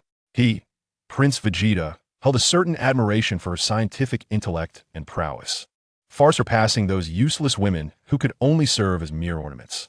Her various accomplishments indeed warranted him, the proud Saiyan prince, to regard her with a measure of esteem. Days continued to pass, and amidst Bulma's relentless dedication, the gravity training room, initially projected to take another month and a half to complete, was finished in less than a week due to her tireless efforts. Phew, this truly has exhausted me, she sighed, relieved that the gravity training room was finally complete. The past days had thoroughly worn her out, and the prolonged lack of sleep resulted in dark circles under her eyes, transforming her once beautiful gaze into that of a panda. After several consecutive days of intense labor, her overall spirit appeared exceedingly fatigued. Vegeta, come here and give it a try, she said, stifling a yawn. I believe this high multiplication gravity training room you've been waiting for is finally ready. The various designs within should adequately meet all your training needs. Bulma, weary yet eager, was determined to impart the operational methods of the gravity chamber to him, so that she could finally indulge in a restful slumber. She felt that if she did not take the time to recuperate, she might very well reach her breaking point. Has it finally been completed? This prince has truly endured a long wait. Vegeta's lips curled into a slight smile, his expression unmistakably filled with joy and excitement. The gravity training room he had long anticipated was finally at his disposal, and he would soon harness its power to enhance his strength. Without hesitation, he strode swiftly to Bulma's side. Come, let me first teach you how to operate it. Here, you adjust the settings, and over there is the function for modifying the gravity multiplier. And here, Bulma, battling her overwhelming drowsiness, patiently elucidated the various functions of the gravity chamber. The operational methods were straightforward, allowing Vegeta to swiftly grasp and memorize everything she explained. All right, Vegeta, I've shared all that I needed to. You've learned how to manipulate the gravity chamber, so now you can train as you wish. Just be sure not to blow the place up. I'm off to rest now. Goodbye. With everything settled, Bulma turned to leave, her weary steps unsteady as she made her way out of the gravity chamber. However, before she could take more than a few steps, Vegeta's voice suddenly reached her ears. Turning back to face Bulma, who had already begun to pivot away, he spoke sincerely. Thank you, Bulma. Chapter 54, Bulma. Vegeta, your character isn't as terrible as I thought. Thank you, Bulma. Despite Vegeta's typically proud and aloof demeanor, the sight of the gravity training room, which filled him with immense satisfaction, coupled with Bulma's exhausted figure swaying slightly as she walked, prompted him to express his gratitude genuinely. Hearing this, Bulma, taken aback, slowly turned her weary body back towards him, having already taken several unsteady steps. With a look of incredulity, she blinked her panda-like eyes, gazing at Vegeta in disbelief. Having spent several days in his company, she believed she had thoroughly grasped his character. She felt sufficiently acquainted with his temperament. However, at this very moment, a heartfelt expression of gratitude from him shattered her previous perceptions of Vegeta's demeanor. His simple yet sincere utterance of thank you, Bulma, unveiled a different facet of his persona, one that lay beneath the layers of aloofness, arrogance, and rebelliousness. Oh my, was this the same Vegeta that Bulma had known before? This version of him felt somewhat foreign to her. Moreover, she realized that, unbeknownst to her, Vegeta had begun to address her name, Bulma, with an ease that was absent in their earlier encounters, no longer stammering, but speaking it naturally and without any awkwardness. There were no lingering expressions of reluctance, as before. Observing Bulma's astonished countenance, Vegeta let out a derisive snort, crossing his arms defiantly. Is there something amiss with what this prince has just said? Why you look so incredulous? Your expression is rather discomforting to this prince. As he spoke, his tone seemed to revert to his original character, as if the sincere Vegeta from moments ago had never existed. No, there's nothing wrong with your words. It's just that, given your personality, I never expected you to express such gratitude. It caught me off guard, she replied, hastily waving her hand with a smile. To be honest, I have somewhat revised my opinion of you. I now realize that your character isn't as dreadful as I once thought. What fuss over nothing? Vegeta retorted coldly. Although he uttered these words, his thoughts belied his exterior. He too found his earlier expression of thanks rather peculiar. Logically, such an earnest and heartfelt acknowledgement should not have been within the capacity of someone with his disposition. Could it be that his character had inadvertently changed during his time on Earth? But how could that be possible? After all, he was the proud prince of the Saiyans. How could his nature be so easily altered? While he pondered these questions, Bulma cheerfully declared, "All right, I'm truly leaving this time. By the way, I appreciate your sincere gratitude. Your heartfelt gratitude has made me feel that the efforts and toil of this period were not in vain."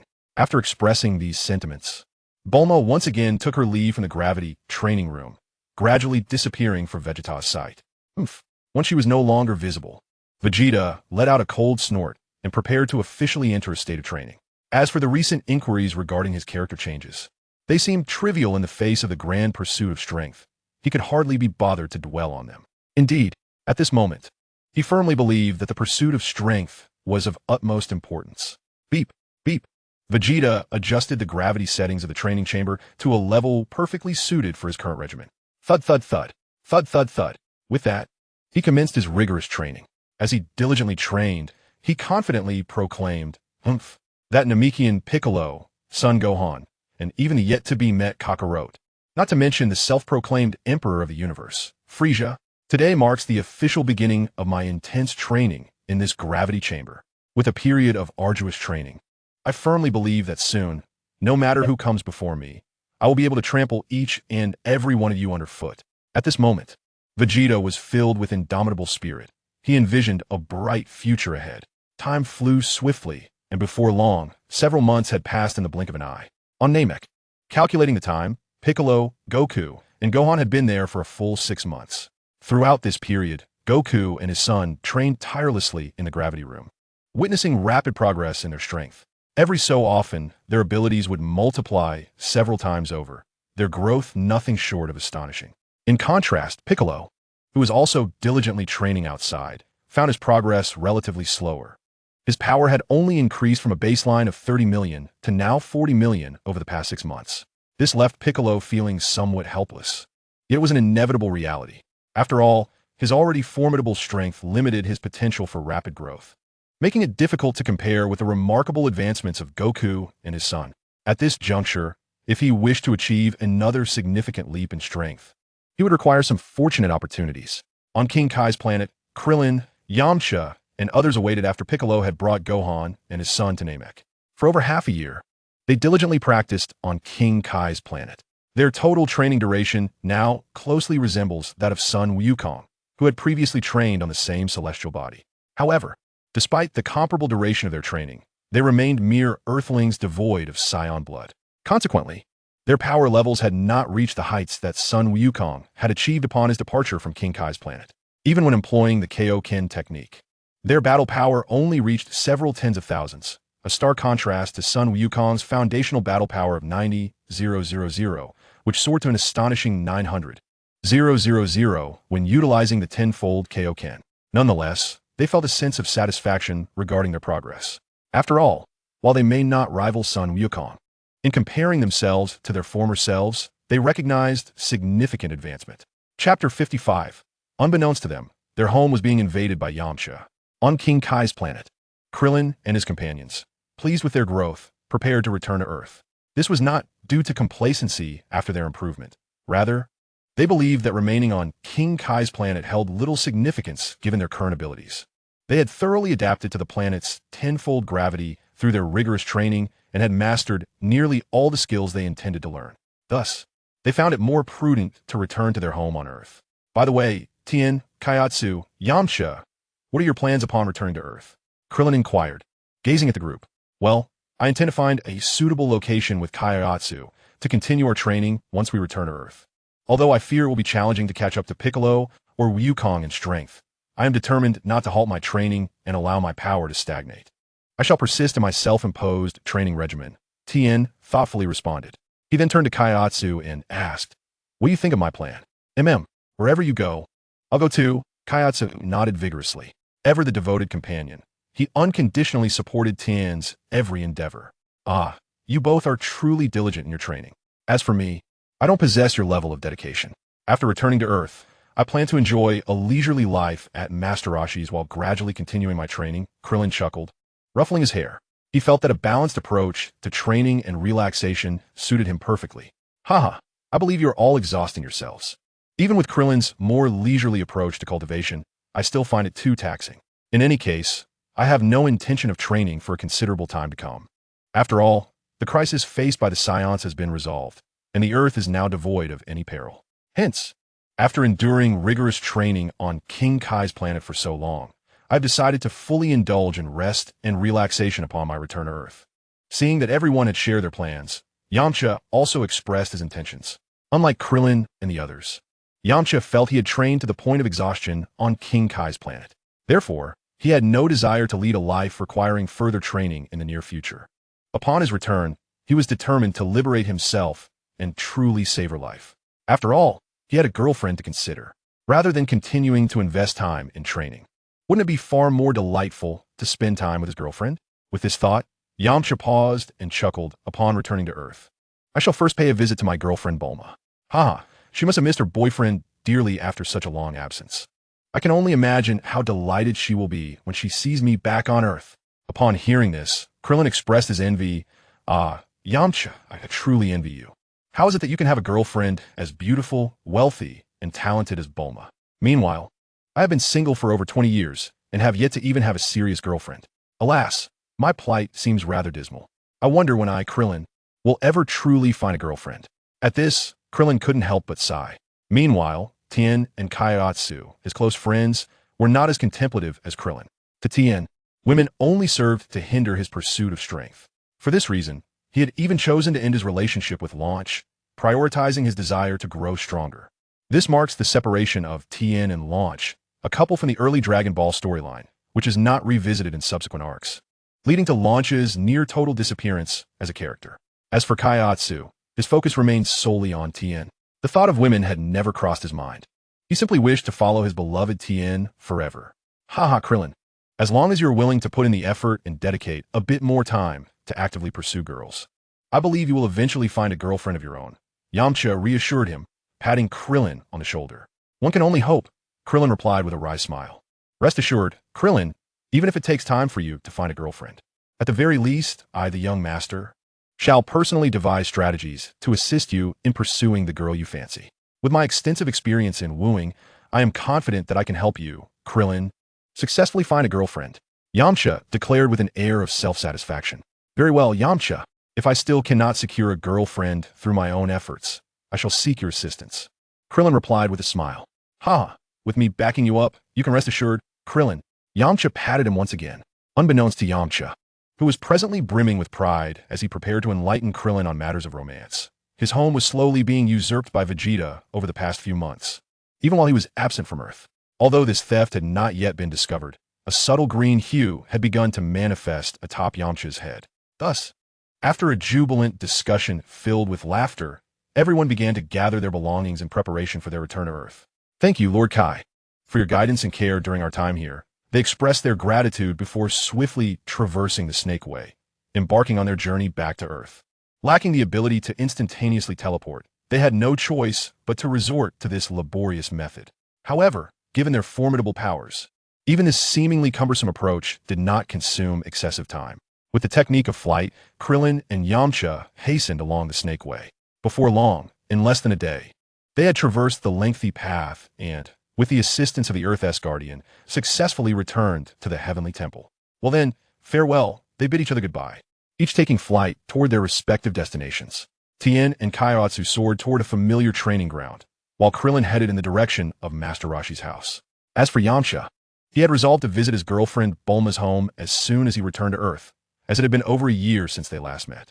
Chapter 56. The universe's foremost real estate tycoon, the malevolent Emperor Frisia. Upon returning to Earth, Yamcha was eager to see Bulma, who he had not laid eyes on for more than a year. With a whoosh, he employed his flight technique, heading toward Bulma's residence in West City. Days prior, on the distant planet Frisia 79, numerous technologically advanced buildings dotted the landscape, inhabited by a variety of bizarrely shaped extraterrestrial beings, all clad in matching attire. Upon a closer inspection, it becomes evident that the garments worn by these individuals bear an uncanny resemblance to the battle attire previously donned by Vegeta and Nappa. Within a technologically advanced structure, bustling with numerous inhabitants, an authoritative and chilling voice resonated. "Ah, Mr. Zabo, it has been nearly 6 months since we last convened." Setting aside the confirmed demise of Raditz, the actions of Vegeta and Nappa, who proceeded to Earth contrary to the directives of our Frisia force, raised concerns. Have they returned to any planet under our dominion during this time? The speaker, comfortably seated in a hovering chair, was diminutive in stature, adorned with 2 prominent horns atop his head, and his body exhibited an abundance of wrinkled pink muscle. Clad in battle armor, he exuded an air of authority, perpetually radiating the imposing presence characteristic of a superior being. This individual was none other than Frisia, the renowned cosmic real estate mogul, often referred to as the Galactic Emperor. As Frisia posed his inquiry, a tall figure emerged from the crowd, stepping forward with poise. This individual, possessing long hair and a strikingly handsome visage compared to the other peculiar members of the Frisia force, was none other than Zabo. With a respectful bow, he addressed Frisia. "Your Majesty, as of today, neither Vegeta nor Nappa has returned to any planet under the Frisia force's influence." Upon hearing this, a flicker of displeasure crossed Frisia's countenance. Yet he swiftly continued his interrogation. "Ah, since neither Vegeta nor Nappa has graced any of our planets with their presence, has there been any recent intelligence regarding their whereabouts in the past 6 months?" Zabo, maintaining his respectful demeanor, replied, "Your Majesty, there has been none. The latest information we possess regarding Vegeta and Nappa remains the same as what you were informed of 6 months ago. Ever since the battle power scouter worn by Vegeta became inoperable due to the overwhelming energy of an adversary surpassing 23,000 units on Earth, we have not received any further updates concerning their activities." Chapter 57. Frisia, a foreboding sensation compelled me, the sovereign, to dispatch the Jinyu force. The very notion of overcoming our adversaries implies that they are, in fact, not deceased. Their prolonged silence under such circumstances suggests that Vegeta and Nappa may have sought refuge amidst the vast cosmos, striving to extricate themselves from the grasp of our Frisia force, no longer willing to serve our interests. With utmost reverence, Zabon articulated his insights and analyses to Frisia. "Ah, indeed, Mr. Zabon, your perspective aligns closely with my own." Frisia acknowledged with a subtle nod, expressing his agreement with his subordinate's views. Yet, both Frisia and Zabon failed to discern the truth, which is hardly surprising, as normal logic seldom anticipates the realities unfolding on Earth. Frisia rapped his fingers against the armrest of his chair, contemplating the matter. In a voice both cold and authoritative, he addressed the assembled company, including Zabon.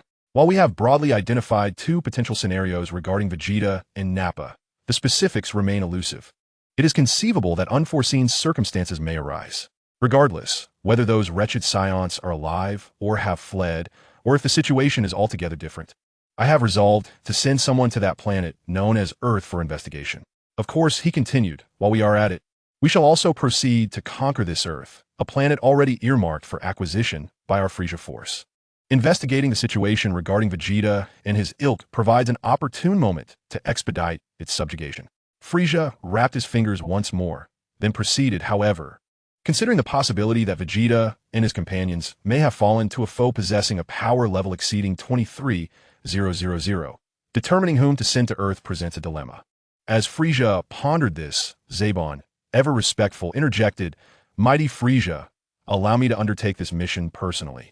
With my strength, I should be able to navigate whatever challenges await on Earth." Frisia, momentarily disrupted from his thoughts, regarded Zabon with a sense of appreciation, responding with a grin, "Ah, Mr. Zabon, based on my understanding of your capabilities. In the event of facing an opponent with a combat power exceeding 23,000, even with your formidable strength, it would necessitate a transformation to prevail against such a foe. I am aware that you harbor a strong aversion to transforming due to certain inconvenient reasons. Yet, it is surprising that you willingly volunteered to journey to Earth, fully aware of the potential need for transformation for the sake of the Legion. Your actions have reaffirmed my faith in your capabilities. Having a subordinate like you, Mr. Sabo, fills me with immense joy and reassurance. Indeed, Lord Frisia, Sabo exclaimed fervently. The praise and acknowledgement from Lord Frisia left him elated. He felt that even if he might be compelled to resort to that grotesque transformation, something that would cause him great discomfort and even despair, given his vanity, it would be worth it. Sabo's eagerness to volunteer stemmed not only from his loyalty, but also from a belief that, regardless of his initiative, Lord Frisia would likely have chosen him for this mission. After all, if there still existed an adversary on Earth with a combat power surpassing 23,000, it seemed none present could contend with such a powerful opponent except for him. Thus, rather than waiting for Lord Frisia to call upon him, he preferred to take the initiative, hoping to earn additional favor from his master. Oh. Very well then, Frisia began to respond to his loyal subordinate's request. However, midway through his words, he hesitated. A sudden bolt of intuition flashed through his mind, instilling an ominous premonition within him. This caused him to retract his partially spoken sentence. After a moment of contemplation, Frisia decisively stated, "No, Mr. Sabo, I appreciate your goodwill, but I shall not trouble you with the task of sending someone to Earth this time." Sabo was left utterly perplexed. Just moments ago, it seemed Lord Frisia was on the verge of acquiescing to his offer, yet unexpectedly, he had changed his mind. What could have prompted such a shift? Frisia, for the time being, ignored Sabo's confusion and called over a subordinate responsible for personnel communication. Oh. Yaplu, I need you to contact the Ginyu Force immediately. Instruct them to set aside their current tasks and come to this planet to meet with me. Yes, the subordinate known as Apulu, upon receiving Frisia's command, swiftly complied and hurried off to contact the Ginyu Force. What? The Ginyu Force? At this, the already perplexed Sabo became even more bewildered. Lord Frisia, why do you need to deploy the Ginyu Force? Even if this mission on Earth may encounter opponents with a power level exceeding 23,000, surely it does not warrant the personal involvement of the Ginyu Force. Sabo's face was a portrait of astonishment. He could not fathom why Lord Frisia would take such measures. However, for a loyal subordinate like Sabo, Frisia, having issued his orders, did not mind patiently explaining his reasoning. Oh. Mr. Sabo, for some inexplicable reason, I suddenly have a rather ominous premonition. I feel that our mission to Earth may not proceed smoothly and could encounter unforeseen troubles. Thus, rather than sending you, I would prefer to dispatch the far more formidable Ginyu Force. Frisia articulated his thoughts candidly. Chapter 58. The charismatic Frisia and the eccentric Ginyu Force. In response, Sabo countered, Lord Frisia, I believe you are overthinking this. The planet Earth is, in the grand scheme of the universe, rather primitive. For such a place to produce an individual with a battle power exceeding 23,000 would be nothing short of a miracle, the utmost limit. Hence, no matter how dire the situation may be, it is unlikely to present a challenge greater than one with a power level above 23,000. Pausing for a moment, Sabo summoned his courage and continued, if I may be so bold. Deploying the Ginyu Force to a lowly planet like Earth is a case of excessive force, a sledgehammer to crack a nut. To Sabo's retort, Frisia remained unperturbed. Oh. Mr. Sabo, your analysis does hold some merit. It is indeed possible that I am being overly cautious this time. My inexplicable foreboding may not necessarily be accurate. However, to quell that slight concern in my mind and ensure confidence in our mission, I deem it worthwhile to mobilize the Ginyu Force for this endeavor. Very well, Lord Frisia. Sabo acquiesced, realizing he could say no more. After all, as a subordinate, it was a tremendous privilege for him to receive such extensive discourse from Lord Frisia. One must not overstep their bounds. For Frisia and his companion, Zarbin, currently find themselves on planet Frisia 79. At this moment, the Ginyu Force is stationed on another planet under the dominion of Frisia's forces. Thus, from the time Frisia dispatched his subordinate to contact the Ginyu Force, it would require some time for them to arrive at their current location. Fortunately, the planet where the Ginyu Force is located is not too distant from planet Frisia 79.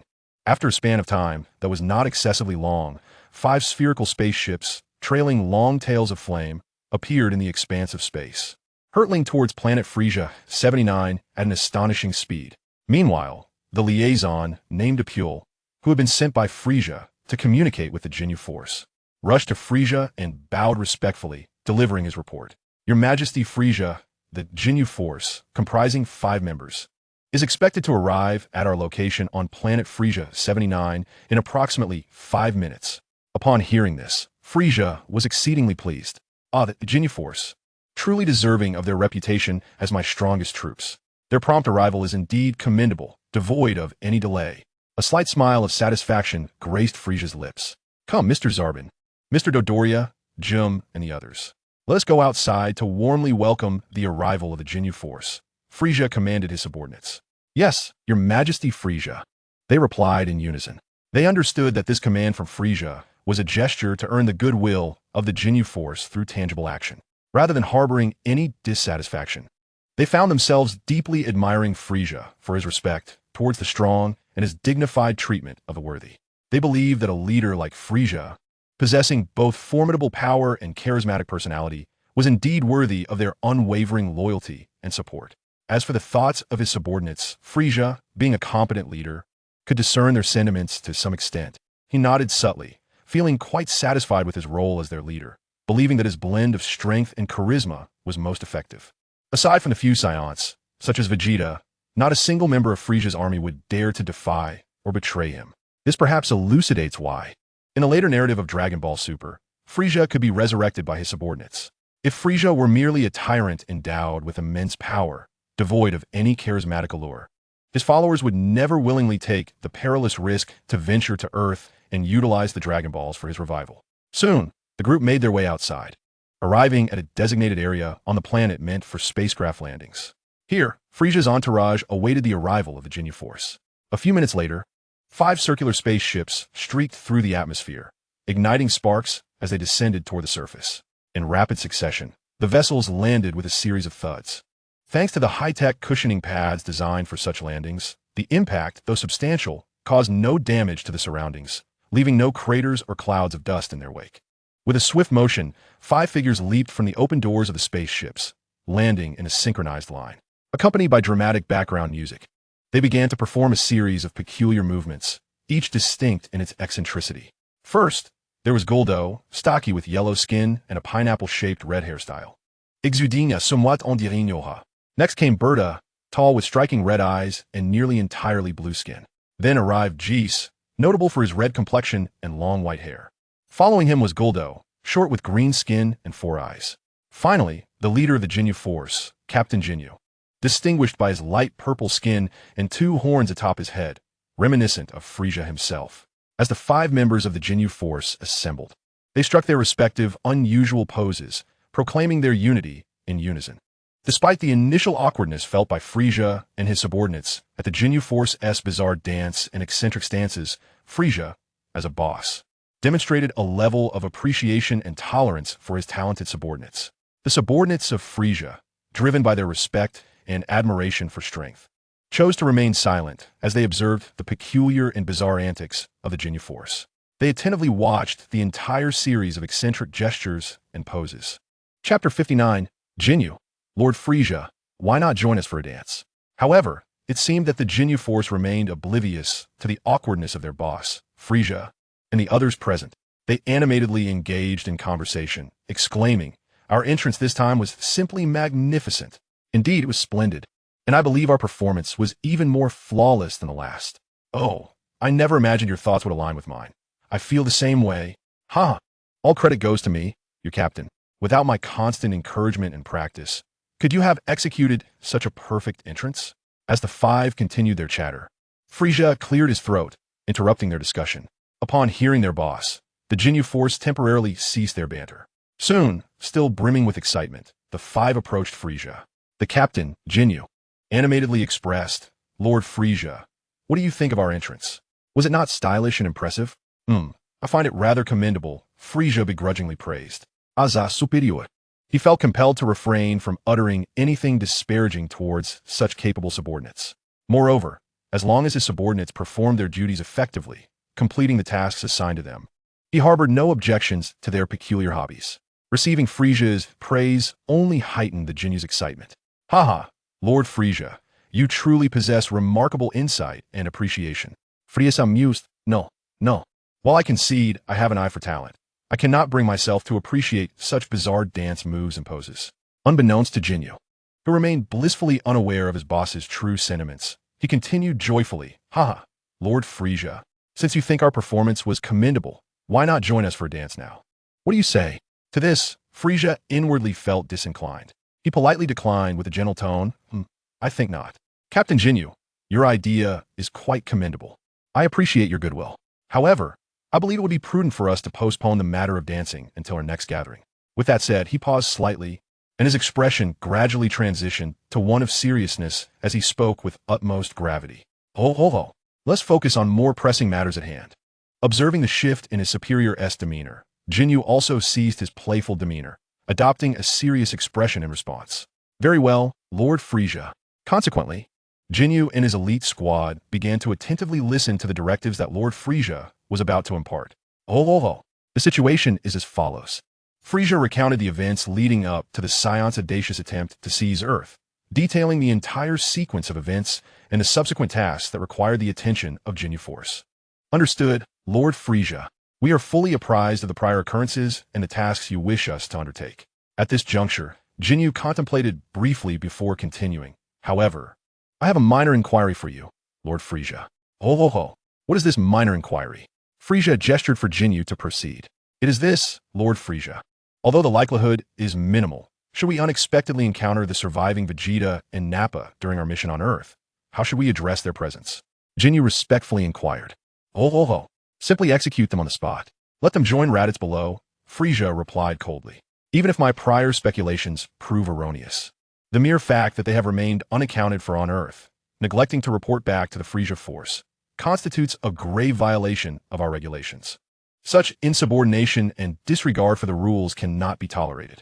I have no desire to spare their lives. Frisia concluded icily. Understood, Lord Frisia. We know what must be done. Jinyu nodded affirmatively. In that case, there is no time to waste. Jinyu Force, you shall set forth at once. Frisia declared with a smile. Despite his earlier foreboding, an instinct warned him that the mission to Earth may not unfold as smoothly as anticipated.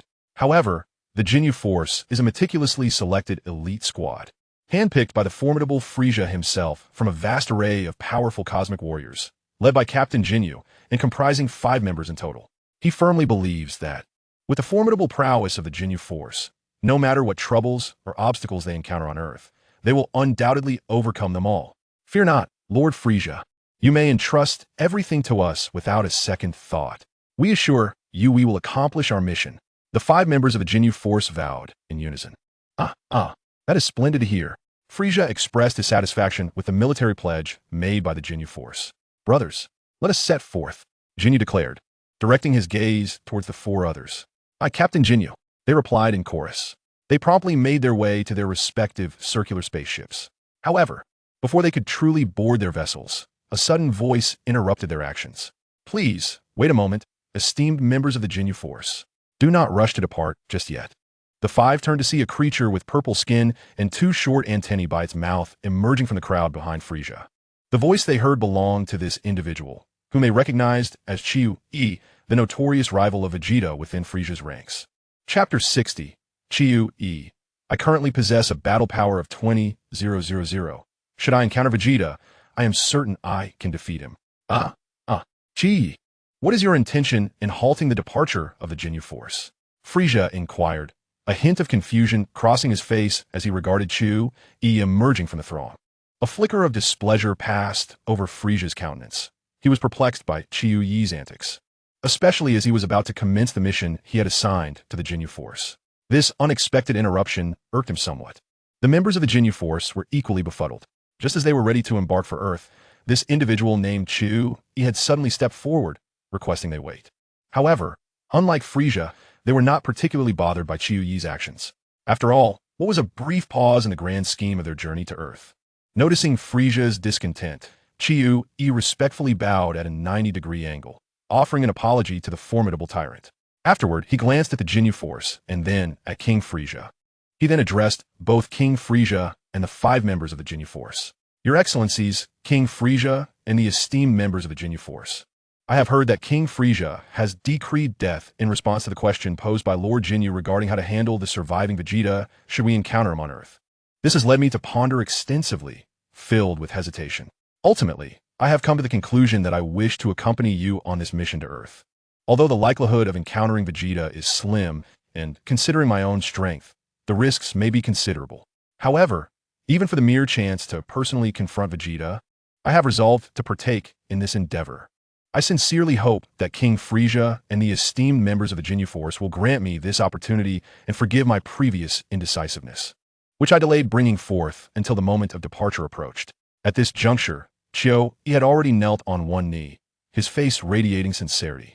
As long as King Frisia consents, we from the Ginyu Force have no objections, replied Ginyu, representing his team. He perceived the request as a trivial matter, and besides, having an additional subordinate, even one who could merely assist, would be beneficial to the mission. It could also be seen as a reprieve for Gudo, the weakest member of their unit who typically handled menial tasks. Upon witnessing Chiu Yi's earnestness, Frisia repressed his prior displeasure. Since the Ginyu Force has no objections and you yourself are not afraid to bear the risks, I shall grant you permission to join this mission. As for your previous procrastination, I will overlook it this time, given your apparent sincerity. However, let it be known that such behavior must not be repeated in the future. Yes, thank you, King Frisia. Chiu Yi bowed deeply once more. In truth, it was not his intention to delay. The mere prospect of a chance to slay Vegeta made him waver, as it involved risking his life. Although he would be accompanied by the formidable Ginyu Force, who were a peculiar bunch, he was not a member of that unit. Thus, if he were to encounter unforeseen dangers on Earth, it was uncertain whether they would come to his aid. Nevertheless, the desire to seize the opportunity to personally vanquish his nemesis, Vegeta, ultimately outweighed his fear of death, prompting him to make the decision to participate in this mission at the last moment. Chiu Yi, while I have acquiesced to your request, however, it seems that I recall your combat prowess being quite comparable to that of Vegeta, both standing at a formidable 18,000. Thus, should you inadvertently encounter Vegeta, I dare say it would be quite challenging for you to vanquish him single-handedly. Frisia, perplexed by Chiu Yi's confidence, inquired further after acquiescing to his claims. Lord Frisia, you may be unaware, but in recent times my strength has seen significant advancement. If Vegeta were still alive, with his combat power of 18,000, he would undoubtedly be no match for me, Chiu Yi declared confidently, a smile gracing his face. Is that so? Dodoria, my good sir. Utilize your advanced power detector to ascertain Chiu Yi's current combat strength, Frisia commanded, turning to his capable aide, Dodoria, who stood beside him alongside Zarbin. At once, Lord Frisia, Dodoria replied respectfully, his pink skin adorned with spiky protrusions. Beep beep beep. I report to you, Lord Frisia, that Chiu Yi's combat power has now reached an astonishing 20,000. Dodoria exclaimed, astonished by the revelation. He had not anticipated such a remarkable increase in Chiu Yi's strength, which was nearing that of Frisia's own trusted lieutenant. Impressive indeed, Chiu Yi. With such power, you could easily overpower Vegeta and defeat him alone. I wish you the best of luck in encountering Vegeta and personally ending his life. As the supreme leader of the Frisia Force, Frisia was acutely aware of Chiu Yi's long-standing disdain for Vegeta. Were it not for the constraints of their organization, these two sworn adversaries would have long since engaged in a lethal struggle. As there were no further issues at hand, the elite Ginyu Force, along with Chiu Yi, swiftly boarded their respective circular spacecraft, departing from planet Frisia 79 and setting their course for Earth. On Earth, in West City, Yamcha had arrived at Bulma's doorstep. After ringing the doorbell, he was greeted by Bulma's mother, who smiled warmly and remarked, Isen, this little Yamcha? It's been such a long time. Why haven't you visited us in ages? Were you busy with something? Yamcha, scratching his head with a grin, replied, Annie. Did Bulma not inform you that I left Earth to train on King Kai's planet? This is also the reason why I have been unable to visit your home for an extended period. Chapter 61. The tension between Vegeta and Yamcha. Upon hearing this, Bulma's mother continued to smile. So that is the case. However, Bulma herself has never mentioned these matters to me. Well then, excuse me, Annie, is Bulma at home now? Yamcha inquired with a smile. Bulma, she's indeed at home. She hasn't gone out in the past 6 months, ever since a guest arrived at our house. She has been staying indoors every day, not going anywhere at all, Bulma's mother replied, guiding Yamcha into the house with a smile. A guest? Yamcha questioned, a bit puzzled. However, from Bulma's mother's words, it seemed that Bulma had refrained from stepping outside due to the presence of this guest. Ever since that guest arrived, Bulma has been frequently helping with some kind of room repairs, and it seems she has become quite busy. I'm not entirely sure about the details. Perhaps you young ones should communicate amongst yourselves, given the size of Bulma's home, to assist Yamcha in locating his daughter. Bulma's mother directed him to a specific area where Bulma had often been lately. Subsequently, with determined steps, Yamcha made his way toward the indicated location. As he approached, he began to hear Bulma's voice. Vegeta, why did you blow up the gravity training room again? How many times have I told you to be careful while training? Stop destroying the gravity room. Bulma's voice was raised, laced with a hint of complaint and reproach. Though Yamcha couldn't fully grasp the situation, he continued walking, soon hearing a man's cold scoff. Although repairing the gravity room after you blew it up is significantly simpler than constructing a new one from scratch, it is still quite exhausting and time-consuming. Are you trying to wear me out? At this moment, Yamcha had reached their location. Bulma, he called out directly to her. Upon hearing this, Bulma, who had initially intended to continue her reprimand towards the man before her, paused and turned to see Yamcha. Oh, Yamcha, you have finally returned from King Kai's planet. However, perhaps due to her earlier frustrations, even seeing her boyfriend Yamcha's return did not immediately lift her spirits. Bulma's expression was not as joyous as Yamcha had anticipated. Of course, her displeasure was not directed at him. Indeed, I have returned. Bulma, this is... Yamcha turned to the man whom Bulma had just been scolding, inquiring about him.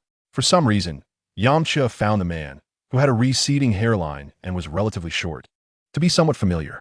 Upon hearing this, Bulma was about to respond, but before she could utter a word, Yamcha suddenly exclaimed, "Humph!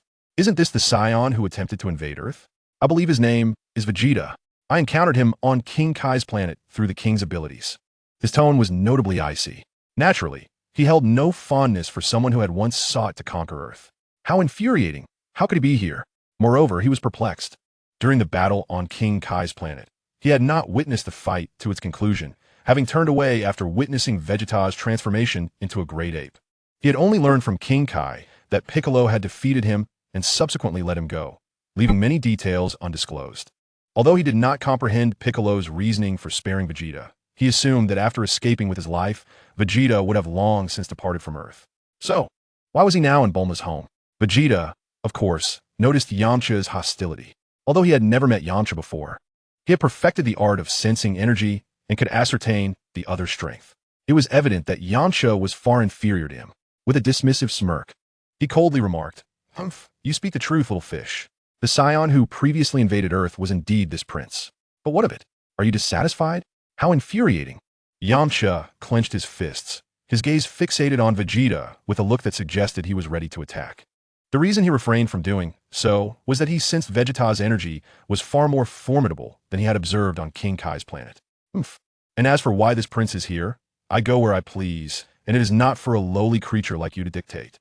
Vegeta continued with a scoff, completely disregarding Yamcha as a mere trifling opponent. How infuriating! Creaked Yamcha's fists in response to Vegeta's demeanor and words. The prince observes your apparent displeasure. If you possess the courage, feel free to make a move at any moment. This prince would not hesitate to allow you to meet your demise. Vegeta remains utterly indifferent to the other's fury, sensing an unusual temperament within himself. After all, the former version of himself would have eliminated anyone who dared to speak to him with such audacity, despite their inferior strength, rather than merely mock them as he does now. Of course, should the other party dare to act, he would not hesitate to dispatch them with the same ruthless efficiency as before. After all, he is the proud prince of the Saiyans, not someone to be provoked lightly. At that moment, Yamcha clenches his fists tighter, his face flushed crimson, despite realizing he may not stand a chance against his opponent. The unbearable urge to retaliate surges within him. Just as he is about to strike, Bulma interjects, "Oh, Yamcha, you should really let it go. The past is behind us." Vegeta certainly has no desire to conquer Earth any longer. She turns to Vegeta with a smile. "Am I right, Vegeta?" Vegeta merely responds with a cold grunt, saying nothing. However, he secretly concurs with Bulma. He has lost interest in conquering Earth. Chapter 62. Yamcha, whose girlfriend is Bulma anyway. At present, Vegeta's sole ambition is to grow stronger, relentlessly striving to surpass everyone, including Piccolo, Gohan, the yet unmet Kakarot, and Frieza. Although Yamcha is momentarily dissuaded from acting upon his anger, he finds himself perplexed. With disbelief etched on his face, he addresses Bulma. Wait, Bulma, are you serious? How could you believe that this fellow named Vegeta poses no threat to Earth? Yamcha thinks Bulma must have lost her senses. Believing that a cold-blooded Saiyan like Vegeta could ever change his ways is utterly ridiculous. Yamcha, I assure you, I'm serious. Besides, Vegeta did not refute my statement just now. Moreover, my assertions are not unfounded. Vegeta has been here for quite some time and has not committed any outrageous acts. Aside from his occasionally poor demeanor, Bulma explains with a smile. Hearing this, Yamcha feels somewhat speechless and a bit frustrated, pondering to himself. The recently mentioned Vegeta indeed did not refute you. However, he did not respond appropriately either. Who knows what that dismissive snort truly signifies? After a moment of contemplation, Yamcha continued, Bulma, even if this individual named Vegeta has not committed any outrageous acts recently, the precedent of his intention to invade Earth looms ominously. It is difficult to ascertain whether he might engage in malevolent deeds once more. In my view, this fellow is untrustworthy and perilous, akin to a ticking time bomb that poses a constant threat to our planet. For the sake of safety, it would be wise for you to maintain your distance from such a dangerous individual. Ideally, he should vacate your home and leave Earth entirely. As Yamcha spoke, his tone grew earnest, attempting to rouse Bulma from her apparent delusion. Yet, it was evident that Bulma remained impervious to his counsel. She insisted with a smile, Oh, Yamcha, you're overthinking this. Everyone makes mistakes. I firmly believe that Vegeta has completely turned over a new leaf. He is certainly no longer a villain. You can rest easy. Observing that his words had failed to sway Bulma, Yamcha was unwilling to concede defeat. However, before he could devise a more persuasive argument, Vegeta, who had been quietly listening, suddenly interjected with impatience. Bulma, you are rambling excessively. Rather than wasting time conversing with such insignificant beings, you should hasten to repair the gravity training chamber that was destroyed. This prince still requires it for further training. Yamcha found Vegeta's tone towards Bulma rather astonishing. Was this truly how one ought to address someone when soliciting a favor? Such arrogance was utterly unwarranted. More importantly, this brazen demeanor was directed at his girlfriend. Who exactly was Bulma's boyfriend? If outsiders were unaware, they might assume Bulma belonged to Vegeta. This realization ignited a surge of anger and dissatisfaction within Yamcha. Vegeta's actions felt akin to a slap in the face, trampling upon his pride as a man. Yet before he could unleash his frustration, Bulma unexpectedly responded, All right, Vegeta, I will expedite the repairs for you. Rest assured. Initially, Bulma felt a tinge of anger when Vegeta once again obliterated the gravity chamber during his training, forcing her to invest both time and effort into repairs. However, during the interval since Yamcha's arrival, she had largely quelled her indignation. Thus, when confronted with Vegeta's recent demand for her to hasten the repairs, she instinctively acquiesced, just as she had on numerous occasions before. Remarkably, Bulma found nothing amiss in her response. On the other hand, Yamcha, who had initially intended to express his frustration, felt deflated upon hearing Bulma's reaction. It was as if the air had been let out of the balloon, leaving him feeling cold and dispirited.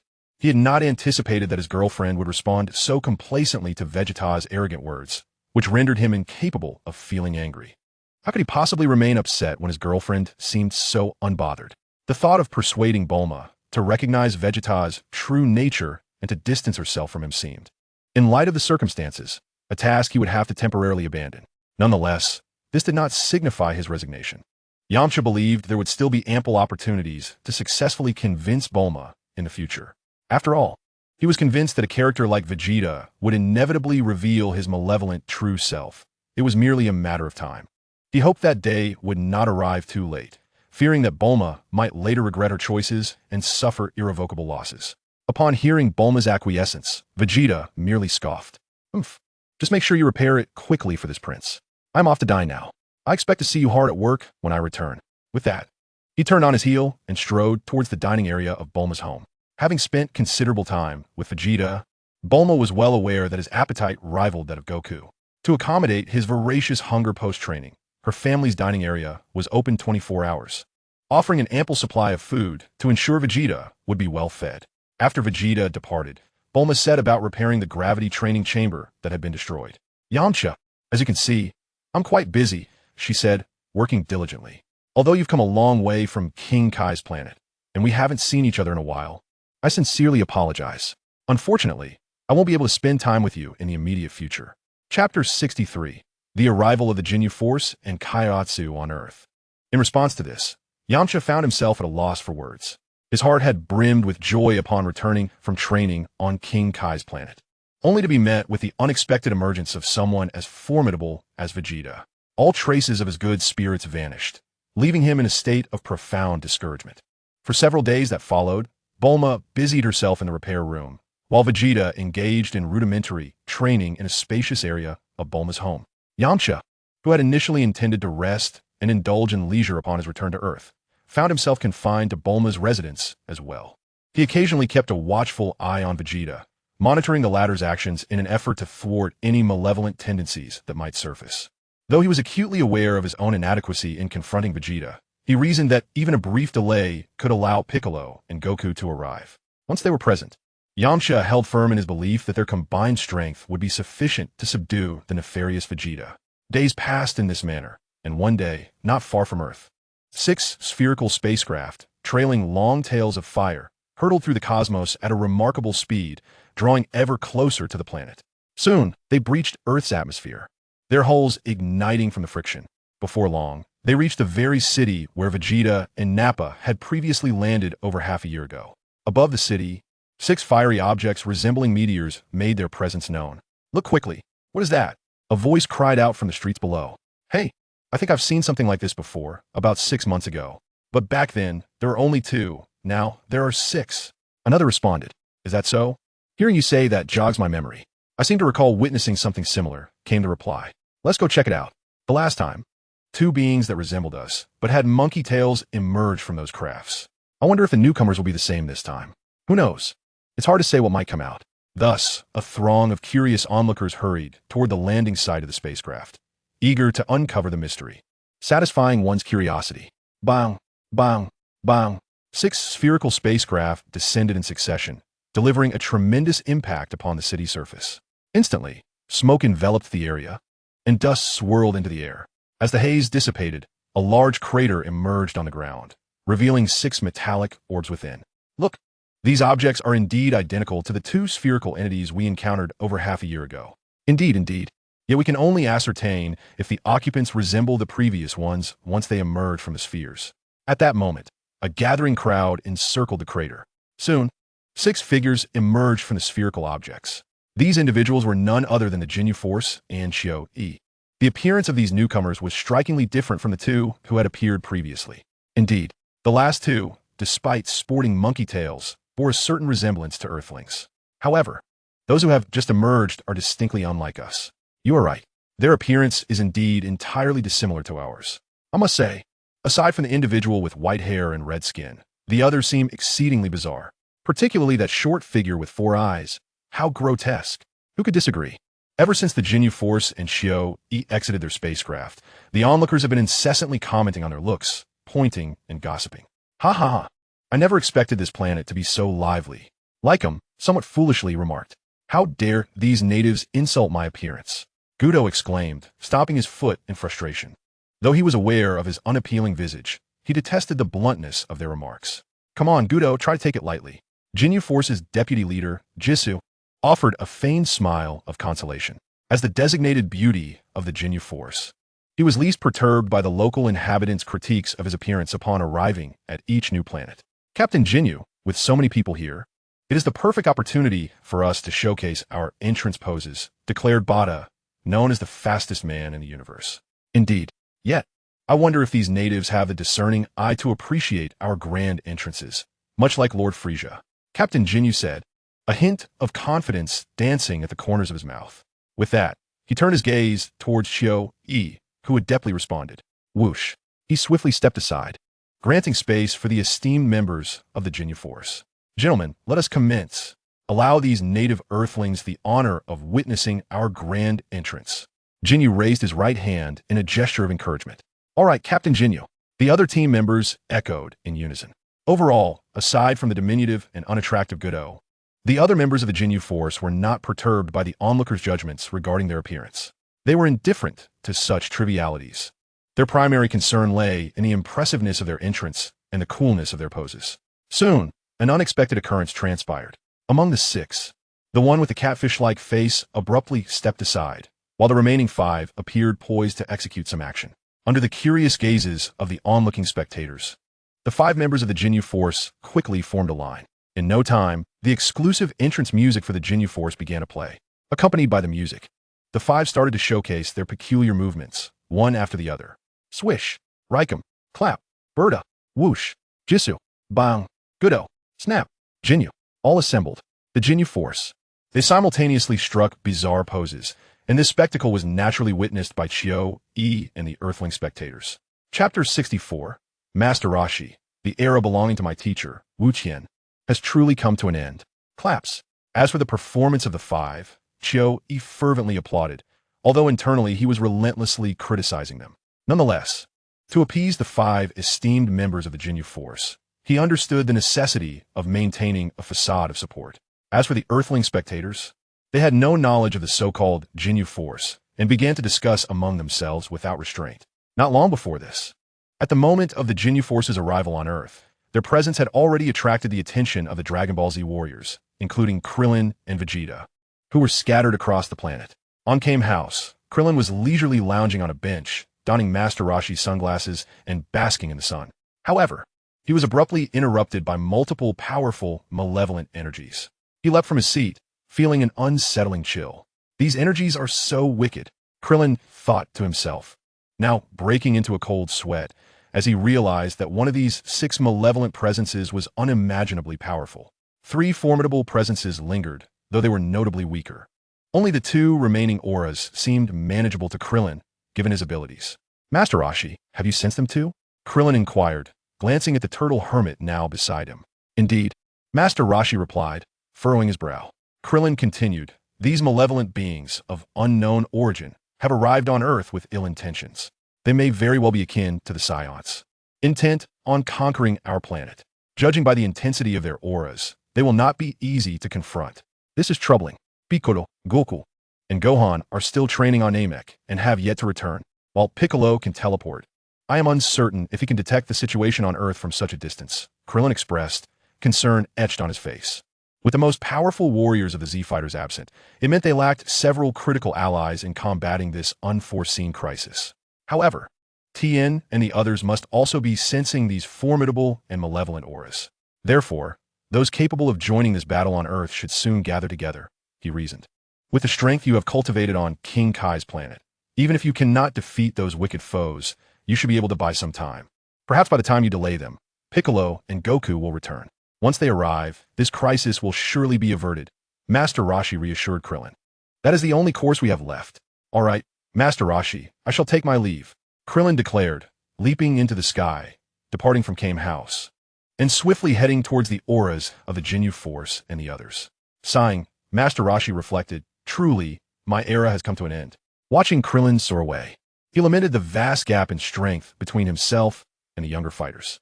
Faced with new adversaries harboring ill will towards Earth, even he felt powerless to assist. On a distant island, Tien and Kairatsu, as expected, sensed the overwhelming evil emanating from the Jinyu Force and their companions. Tien Hiaochu, usually at the bottom of the power hierarchy among the Z-Fighters, now appeared pale. It's infuriating. I can't believe the Saiyan crisis was only resolved less than a year ago. Once again, the Earth is besieged by new malevolent forces.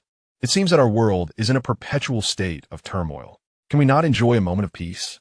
Upon reflecting on this, Tianjin Fan turned to Jiaozi and said, you stay here. I shall confront these nefarious beings.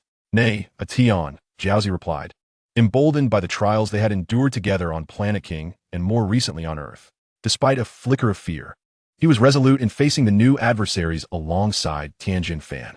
Very well then, Tianjin Fan conceded, unable to oppose Jiaozi's determination. With a swift motion, they soared towards the direction of the Jinyu Force and Xiao-Yi. In West City, at Bulma's residence, a sense of dread enveloped her.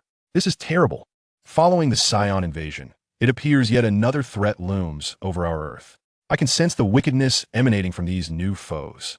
They are undoubtedly ill-intentioned. When discussing the Saiyan incursion, Yamcha emphasized his words, subtly reminding Bulma of Vegeta, the Saiyan who once sought to conquer Earth, a villain in his own right. Though Yamcha had refrained from overtly persuading Bulma to alter her perception of Vegeta, he continued to hint at his malevolence, hoping to influence her thoughts. Yet, Bulma remained oblivious to Yamcha's underlying hints. Nevertheless, her concern for Earth's safety was palpable. She hurriedly inquired, "Do we have any assurance that we can successfully navigate this crisis?" "At present, the outlook is not promising," Yamcha replied. "Judging by the malevolent energies radiating from those 6 individuals, one might presume that Piccolo or Goku could handle them. However, since Piccolo and Goku embarked on their training on Namek, they have yet to return, and their return remains uncertain. With Tianjin Fan, Krillin, and the others, I fear our strength may fall short against them. Should this crisis persist without Piccolo and Goku's return, the situation appears dire," he lamented, furrowing his brow and clenching his fist. Bulma mirrored his concern, her brow furrowing in contemplation, before suddenly asking, "And what of Vegeta? Considering his strength, can he handle those villains?" Vegeta's prowess left Yamcha somewhat astonished in response to Bulma's inquiry. He found it perplexing that, amid an impending crisis on Earth, she would pose such a question. Chapter 65. The insurmountable chasm between their strengths. Would Vegeta choose to protect Earth? In Yamcha's view, Vegeta's might ought not to correlate with the current crisis facing their planet. Could it be that Bulma believes this cold-blooded Saiyan would come to Earth's defense? While he contemplated this, he ultimately decided to answer her query. Given that guy's current strength, he should have no trouble dealing with the malevolent beings. Although he harbored significant resentment towards Vegeta, who once sought to conquer Earth, and suspected he would continue to commit nefarious acts that could threaten their world, he could not deny Vegeta's formidable power. Several days prior, Bulma had repaired the gravity training chamber that Vegeta had previously destroyed during his training. With the chamber restored, Vegeta resumed his relentless training regimen within. Out of curiosity and a man's innate competitive spirit, Yamcha ventured into the chamber the day before, seizing the opportunity while Vegeta was away for a meal. Inside, he adjusted the gravity environment to the intensity Vegeta typically employed during his workouts. The result was overwhelming. The intense gravitational force pinned him to the ground, rendering him immobile. The pressure was suffocating, as if he were on the brink of death. After a torturous struggle, he finally managed to deactivate the gravity settings. Though he survived, the experience left him haunted, extinguishing any desire to emulate Vegeta's grueling training under such extreme conditions. From that moment onward, Yamcha comprehended the terrifying magnitude of Vegeta's strength. Although he had previously sensed Vegeta's greater power through his aura, he had not fully grasped the enormity of the disparity between them until that fateful encounter in the gravity chamber. Now, Yamcha felt an insurmountable gulf separating him from Vegeta's prowess. His musings were many, yet they transpired in the blink of an eye. Upon hearing Yamcha mention that Vegeta possesses the strength to confront those malevolent beings, Bulma smiled at him and exclaimed, "That's wonderful. If Vegeta's power is sufficient to handle those wicked entities, then even if Piccolo and Goku do not return to Earth, we can rest assured. With Vegeta at hand to combat the villains and safeguard our planet, this crisis shall undoubtedly be resolved smoothly." At this point, Bulma felt a sense of relief and was no longer anxious about the impending threat to Earth. "Bulma, have you not yet awakened from your slumber? While it is true that Vegeta, that cold-blooded Saiyan, possesses formidable strength to face our current foes, it is a stretch to believe that such a character would not pose a threat to Earth's safety. A man who once sought to conquer our planet cannot simply be relied upon to fend off powerful adversaries and protect it," Yamcha interjected, perceiving that Bulma had become increasingly deluded, even voicing the fanciful notion that Vegeta could defend Earth. "You are the one still dreaming. Vegeta has genuinely reformed and turned over a new leaf. Why should it be impossible for him to protect Earth?" Bulma retorted with fervor. Yamcha, unwilling to engage in a quarrel, acknowledged the gravity of the situation, stating, "All right, Bulma, arguing here is futile. We shall soon see whether that cold-hearted creature will choose to defend Earth. Let the facts speak for themselves." After a brief pause, he continued, "Regardless of Vegeta's final decision regarding Earth's defense, I must depart now. Through my sensing of energy, I can detect that Krillin and the others are already moving toward the direction of those vile beings. I need to hurry and join them." With that, Yamcha disregarded Bulma and swiftly exited her home, taking flight toward the location of the Ginyu Force and the impending threat. Honestly, Bulma muttered under her breath. After Yamcha's departure, she made her way to the gravity training room, where Vegeta was still engaged in his rigorous training. Vegeta, you will indeed step up to protect Earth, won't you? She murmured, knocking softly on the heavy door of the training room. For reasons unknown, perhaps influenced by Yamcha's earlier remarks, her heart felt heavy with uncertainty. Or perhaps the Earth is currently facing a dire crisis, and Yamcha has already departed from his home, journeying towards the lairs of those nefarious individuals.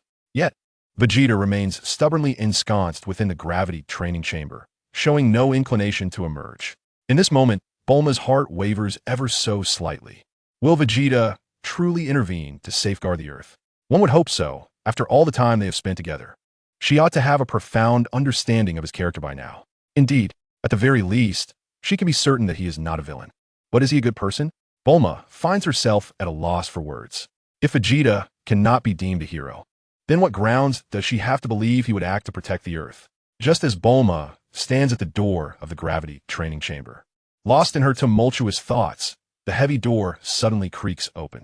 Vegeta emerges, and their eyes lock in mutual scrutiny. Hey Bulma, what are you doing standing here like a fool? Vegeta's voice pierces the silence, laced with his characteristic arrogance. The reason he poses such a question is that, being attuned to Ki, he had already sensed Bulma's unmoving presence at the door while still inside the chamber. Bulma, however, chooses not to respond to his inquiry. Instead, she earnestly poses her own question. Chapter 66. Vegeta, I will deal with those scoundrels, but it will not be to protect the Earth. Vegeta, you have chosen this moment to emerge from the gravity training chamber. If I am not mistaken, you must be preparing to set off towards the location of those villains, just like Yamcha and the others, in order to protect the Earth, correct? As she reaches the conclusion of her statement, Bulma beams with a radiant smile. This catches Vegeta off guard. Yet, after a brief moment of surprise, he swiftly regains his composure and retorts with his usual haughty and proud tone. Bulma, what are you thinking? I am a noble prince of the Saiyans. The fate of this inferior planet has nothing to do with me. How could I possibly concern myself with protecting the Earth? He pauses momentarily, but it is evident that he has more to say. Bulma, still smiling, patiently awaits his next words. However, I will go. I, the prince, will deal with those ruffians. At this point, he quickly turns his head away, avoiding direct eye contact with Bulma, and continues, but do not misunderstand. The reason this prince has chosen to confront those individuals is certainly not to safeguard the Earth. Rather, after diligently honing his abilities for so long, he merely seeks to practice his skills against these adversaries. Observing Vegeta's haughty demeanor, Bulma smirked and said, all right, Vegeta, I won't misunderstand you. I fully comprehend the words of a Saiyan prince. Now off you go. Bulma felt assured that her perception of Vegeta was not mistaken. Though he exhibited a touch of arrogance, he would undoubtedly protect the Earth. This confirmed her belief that she was the right one in her relationship with Yamcha. Oof. Upon hearing this, Vegeta let out a cold snort and ceased further conversation with Bulma. Without a backward glance, he departed from her home, swiftly soaring towards the direction of the Ginyu Force and chilled. Whoosh! Vegeta sped through the skies with remarkable velocity. Even if he left a tad later, he would not arrive significantly later than Yamcha and the others at the location of the Ginyu Force and Chilled. In fact, upon the Ginyu Force and Chilled's arrival on Earth, Vegeta, like the Z fighters, immediately sensed their presence. However, unlike them, Vegeta recognized that it emanated from 6 malevolent energies. As a former servant of the Frieza Force, he was also aware of their specific identities. He could easily discern the energy signatures of the 5 members of the Ginyu Force and Chilled. The reason he did not rush out of the gravity training chamber at once was that he wished to avoid departing simultaneously with Yamcha, whom he held in disdain. He intended to wait until Yamcha had left for a while before making his own departure. Additionally, he pondered some matters while in the gravity training chamber. He contemplated why the Ginyu Force and Chilled had suddenly come to Earth. Of course, this inquiry was swiftly resolved in his mind. It was undoubtedly due to the long-term loss of communication with the Frieza Force since his arrival on Earth, prompting Frieza to send someone to investigate and conquer the planet in the process. As for why Frieza would deploy the elite Ginyu Force, that remained unclear to him. However, he paid it little mind. After rigorous training in the gravity chamber, Vegeta felt confident that with his current strength, he could not only face the Ginyu Force, but also defeat Frieza, who had once instilled in him a profound sense of fear and invincibility. In the past, he had been too weak. Even though he had mastered the perception of energy, he could not discern who was stronger between Frieza and Piccolo at that moment. Now that his strength had increased, he still regarded Piccolo, who had previously demonstrated his energy to him, as formidable. However, he no longer perceived Frieza as powerful. To him, Frieza seemed rather ordinary. At that point, Vegeta was unaware of Frieza's ability to transform, and thus, in his understanding, Frieza's strength was merely that of his first form, which was 530,000. As for Chio-E, he had indeed been an adversary who had always been at odds with Vegeta. Yet now, with his current strength, he dismissed Chio-E as nothing more than a trivial opponent. With just a flick of his finger, he could easily eliminate him. At this moment, Krillin, Tin, Kaiatsu, Yamcha, and Vegeta were all flying toward the location of the Ginyu Force and Chio-E. However, due to the considerable distance separating them, despite their swift speed, it would still take some time to reach their destination.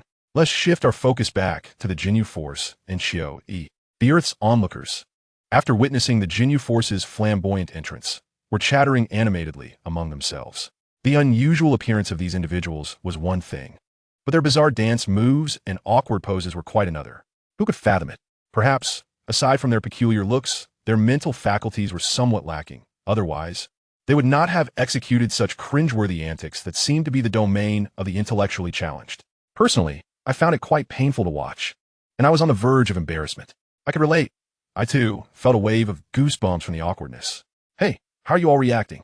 At least it's not as bad as my experience. After witnessing their antics, I felt nauseous and nearly on the brink of vomiting. The members of the Ginyu Force naturally heard and saw the reactions of the crowd. How infuriating. Our entrance was still undeniably cool and flawless. Ginyu exclaimed angrily. Indeed, these earthlings have no appreciation for our grand performance. Berta added, gritting his teeth in agreement. It's no surprise. Not everyone possesses the discerning eye of Lord Frieza to appreciate our majestic entrance. Raikum chimed in, equally vexed. Oof. Ever since that native insulted my appearance, the young master finds the primitive inhabitants of this planet exceedingly displeasing. Yet, I'm even more vexed now. Previously ridiculed for my appearance, the ancient Gudo huffed disdainfully. Chapter 67. The Fury of Ginyu. The city beset by misfortune. Among the 5 members of the Ginyu Force, it can be said that their captain, Ginyu, is presently the most enraged and dissatisfied. The meticulously crafted, ostensibly flawless entrance performance of the Ginyu Force, which he had labored over, has been dismissed by these earthlings as awkward, a spectacle only the feeble-minded could produce. This egregious affront has left Captain Ginyu feeling deeply insulted and unable to tolerate such mockery. He would not let these foolish onlookers escape unscathed. He resolved to impart a lesson to these ungrateful spectators. He called out to Raikum, Raikum, it falls to you to take action. Punish these earthly wretches who fail to appreciate our entrance. Show no mercy. Obliterate this entire city for me. Those who dare insult our display shall perish without exception. Raikum responded, Understood, Captain Ginyu. I know exactly what to do. Naturally, Raikum had no objections, and the other 3 members were equally supportive of their captain's intentions. After all, they believed that those who dared to deride their entrance deserved punishment. Meanwhile, Chio-E, realizing the imminent chaos, quickly made his way to the side of the Ginyu Force. The 6 of them huddled together. Ha ha ha, let us commence, Raikum proclaimed, standing amongst them. Suddenly, from the center of the 6, a subtle breeze began to stir from all directions. The ground trembled slightly beneath their feet. Raikum, with his naturally vertical hand, transformed his clenched fist into an open palm. Fingers splayed wide, releasing a palpable aura of danger that enveloped him. He exuded an overwhelming sense of peril. The onlookers, who had been observing, began to sense the minute changes in their surroundings and the ominous energy emanating from Raikum. No, for some reason, I suddenly have a foreboding feeling. Indeed, is that so? However, upon hearing your words, I too sense an ominous presence looming, as if foreboding misfortune. Ah, so you share this unsettling feeling as well? I had thought I was alone in experiencing such dread. At this moment, the onlookers felt a deep-seated unease, their instincts whispering that something monumental was about to transpire. Their premonition of an impending catastrophe did not keep them waiting for long. Suddenly, with a surge of gathered momentum, Raikum raised his hand with a flourish, extending 2 fingers. In a breathtaking display, an overwhelmingly powerful energy storm erupted, emanating from the center of the Jinyu Force and Cho Yi's 6 companions, violently radiating in all directions like a frenzied tempest. The air was filled with the deafening sound of explosions, reverberating relentlessly. The earth trembled, mountains shook, and dust and debris filled the atmosphere. The devastation swept across the land for miles, with the skies above the city devoid of clouds. All traces of them vanished. As the dust settled, it became evident that the capital city had been utterly obliterated, reduced to a chaotic ruin. The previously gathered spectators, without exception, had met their demise, leaving no trace behind. One could liken the scene to an apocalyptic destruction, reminiscent of the end of the world. If a certain traveler, diligently honing his skills on Namek, were to witness this moment, he would undoubtedly lament the city's tragic fate, as if certain events were destined to unfold. Despite his previous interventions in the original Dragon Ball storyline, ensuring that Vegeta and Nappa did not annihilate the city upon their arrival, allowing it to narrowly escape a catastrophic crisis, the city now faced a grim destiny akin to that depicted in the original narrative. Ha ha ha, brothers. Wasn't my technique rather impressive? If one were to nitpick, the sole deficiency lies in how swiftly and effortlessly the inhabitants of this city met their end. In their final moments, they felt no pain, vanishing without a trace. This seems rather too merciful for these earthlings. Lycum stood with his hands on his hips, exuding a sense of pride. Gazing upon the seemingly endless chaos of ruins, he was immensely satisfied with his handiwork. Hey, Lycum, while I did just instruct you to show no mercy, you might have gone a tad too far. Captain Jinyu admonished lightly. That last move of yours not only obliterated the city, but also flattened the surrounding environment for hundreds of kilometers. You must understand that one of the tasks assigned to us by Lord Frisia is to conquer this planet. If the planet is too severely damaged, it loses its value for conquest. Malasia apologias, Captain Jinyu. I indeed got carried away and, in my excitement, was unable to temper my strength, resulting in the destruction of the local environment. Lycum chuckled, scratching his head sheepishly. However, it hardly matters. After all, those foolish earthlings don't appreciate our magnificent entrance and dare to insult us. I believe when Lord Frisia learns of this, even if our destruction renders Earth worthless, he will not hold us accountable. Captain Jinyu smirked slightly. Chapter 68, Krillin and Others. After eliminating the onlookers who had mocked their grand entrance, Jinyu felt a sense of relief and had fully regained his good spirits. All right, everyone, let's formally commence this mission, Jinyu declared with a mischievous grin. Understood, Captain Jinyu.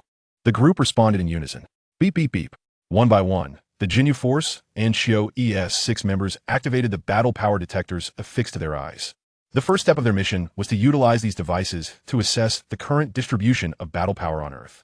The recent colossal energy explosion had undoubtedly drawn the attention of Krillin, Ten, Kaiotsu, and Yamcha, who were already airborne and had gathered together. What the hell did those guys just do? Krillin seethed, gritting his teeth. I can sense that a significant number of energy signatures have completely vanished following that massive energy surge. Who knows how many innocent lives have been lost because of it? Tien remarked, furrowing his brow. How dare those malevolent beings commit such heinous acts of indiscriminately slaughtering countless innocent lives upon our Earth? We shall never forgive them, Yamcha declared, his fists clenched in fury. Meanwhile, the weakest among them, Chaozu, remained silent, his complexion pale and fear rendering him momentarily speechless in the wake of the astonishing energy fluctuations. By the way, Yamcha, as you flew towards us, it seems another individual is also heading in our direction, Krillin suddenly inquired. Indeed, Yamcha, I sense that person's energy as well, Tien Shinhan chimed in. Yamcha had indeed noticed the presence of another individual flying towards their destination even before Krillin and the others did. He was acutely aware that this person was none other than Vegeta. However, he had no insight into Vegeta's intentions or his next course of action. One thing he felt certain of was that this individual was certainly not coming to protect the Earth.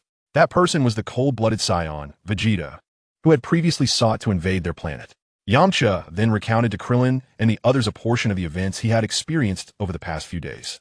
After he finished narrating the details, Krillin remarked, Yamcha, please don't take this the wrong way, but I believe that perhaps Vegeta, as Bulma suggested, has turned over a new leaf.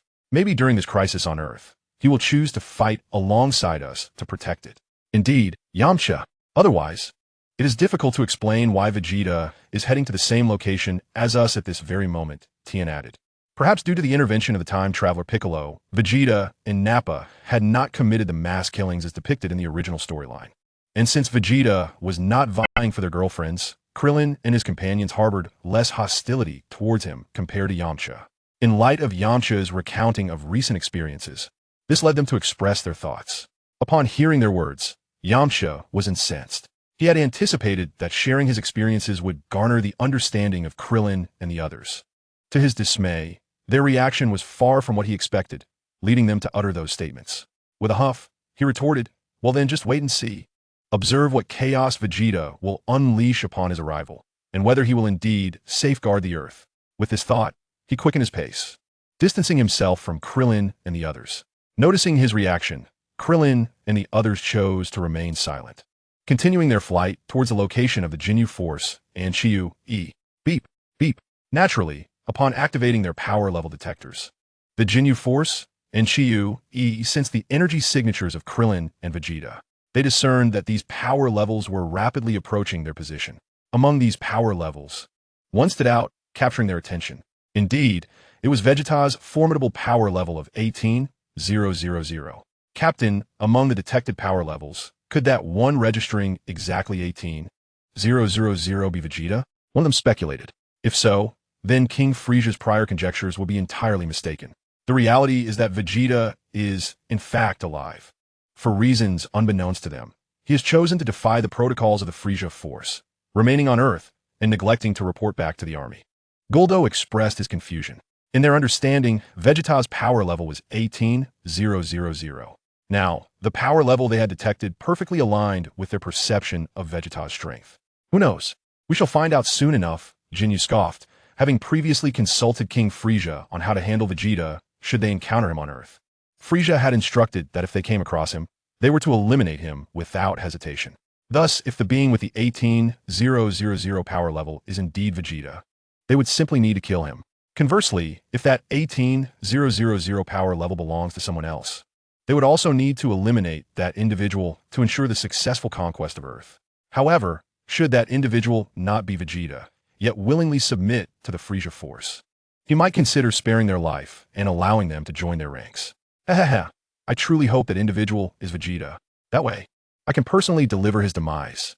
The confidently grinning Chu E, with a power level of 20,000, expressed his desire for fortune, wishing that the one with the 18,000 power level is indeed the true Vegeta. Chapter 69. Yamcha, who believes he has resolved a significant dilemma. Ultimately, the reason why Chiyo E chose to partake in this mission was to seize a fleeting opportunity on Earth to confront Vegeta. He yearned to personally vanquish his long-standing adversary, thereby putting an end to the animosity that had persisted between them. Regardless of whether the individual with a battle power of 18,000 was indeed Vegeta, the current situation indicated that 5 formidable powers were swiftly approaching. At this juncture, Jinyu paused momentarily before continuing, considering that the location they currently occupied had already been ravaged by Rikuum. Soon, they would need to engage in battle with those advancing towards them. To prevent further devastation to the planet, it would be prudent to relocate and await their arrival in a different area. Upon hearing this, the remaining 5 had no objections. They quickly departed from their current position and ventured to a more expansive terrain. Meanwhile, Krillin and the others, noticing the change in their location, adjusted their flight trajectory accordingly. After a brief interval, they finally arrived at the spot where Jinyu and his team were stationed. Almost immediately, they discerned the Jinyu Force along with Chiyo E standing atop a mountain peak. There was no doubt that these individuals were the masters of the malevolent energy they had sensed. Jinyu and his companions, in turn, immediately recognized Krillin and his team's arrival. The two factions, one virtuous and the other sinister, began to scrutinize one another. From Jinyu's perspective, Krillin and his companions, while possessing slightly elevated battle powers, were not markedly different from the Earthlings they had previously eliminated. Naturally, since the individual with the 18,000 battle power had yet to arrive, they had not yet laid eyes on Vegeta. Conversely, Krillin and his group found Jinyu's appearance to be rather peculiar. Moreover, it was intriguing to note that the attire and scouters worn by these individuals bore a striking resemblance to those worn by Vegeta and his fellow Saiyans, as observed during their time on King Kai's planet. Could it be that these individuals are also Saiyans? Tien Shinhan pondered, knitting his brow in confusion. No, They cannot be Saiyans, he replied, shaking his head. Firstly, their appearance does not match. Secondly, I recall hearing from Goku's brother, Raditz, that following the destruction of planet Vegeta by a meteor, only 4 Saiyans survived in the universe. Subsequently, both Raditz and the bald Saiyan met their demise at the hands of Piccolo. Thus, the surviving Saiyans, if we include Gohan, would be reduced to just Goku, his son, and a certain individual named Vegeta. As for the peculiar beings and their connection to the Saiyans, that remains unclear to me, Krillin explained. Upon hearing the conversation between the two, Yamcha felt as though he had unraveled a significant mystery. With a fist clenched in indignation, he asserted, "Weren't you both puzzled as to why Vegeta, too, would be heading towards the same destination as us? I believe I have deduced the reason. That cold-blooded Saiyan, Vegeta, must be allied with these malevolent beings. His shared objective is to unite with them upon his arrival here, and together conquer Earth. This also conveniently explains the similarity in attire and devices between these nefarious entities and Vegeta's previous gear. If they are indeed comrades, it stands to reason that their appearances and equipment would be alike." Yamcha felt he had unveiled the entire truth. As he finished his proclamation, Krillin and Tien exchanged glances, contemplating the implications of Yamcha's words. They found a semblance of logic in his assertions. Perhaps the situation was indeed as he described. Yet, an unsettling intuition nagged at them, suggesting that the reality might diverge from Yamcha's conclusions. However, should Yamcha's theory hold true, their predicament would be dire. After all, without Piccolo and the Goku duo, they lacked confidence in confronting these malevolent beings who had already claimed numerous lives on Earth. The thought of Vegeta joining their ranks was daunting, and as Krillin and Tien contemplated this possibility, they hesitated to pursue the thought further. They could only hope that Yamcha's speculation was misguided and that the true nature of Vegeta's allegiance would be in defense of Earth.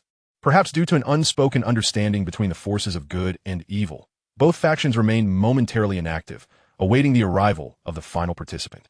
However, their wait was not prolonged. Soon, a figure descended from the sky, landing before them. It was none other than Vegeta himself. Upon his arrival, Vegeta first cast a glance at Krillin and the other's position nearby. It was evident that the reality was precisely as he had surmised through his perception of energy. Neither Piccolo, Gohan, nor the unfamiliar Kakarot had graced this place with their presence.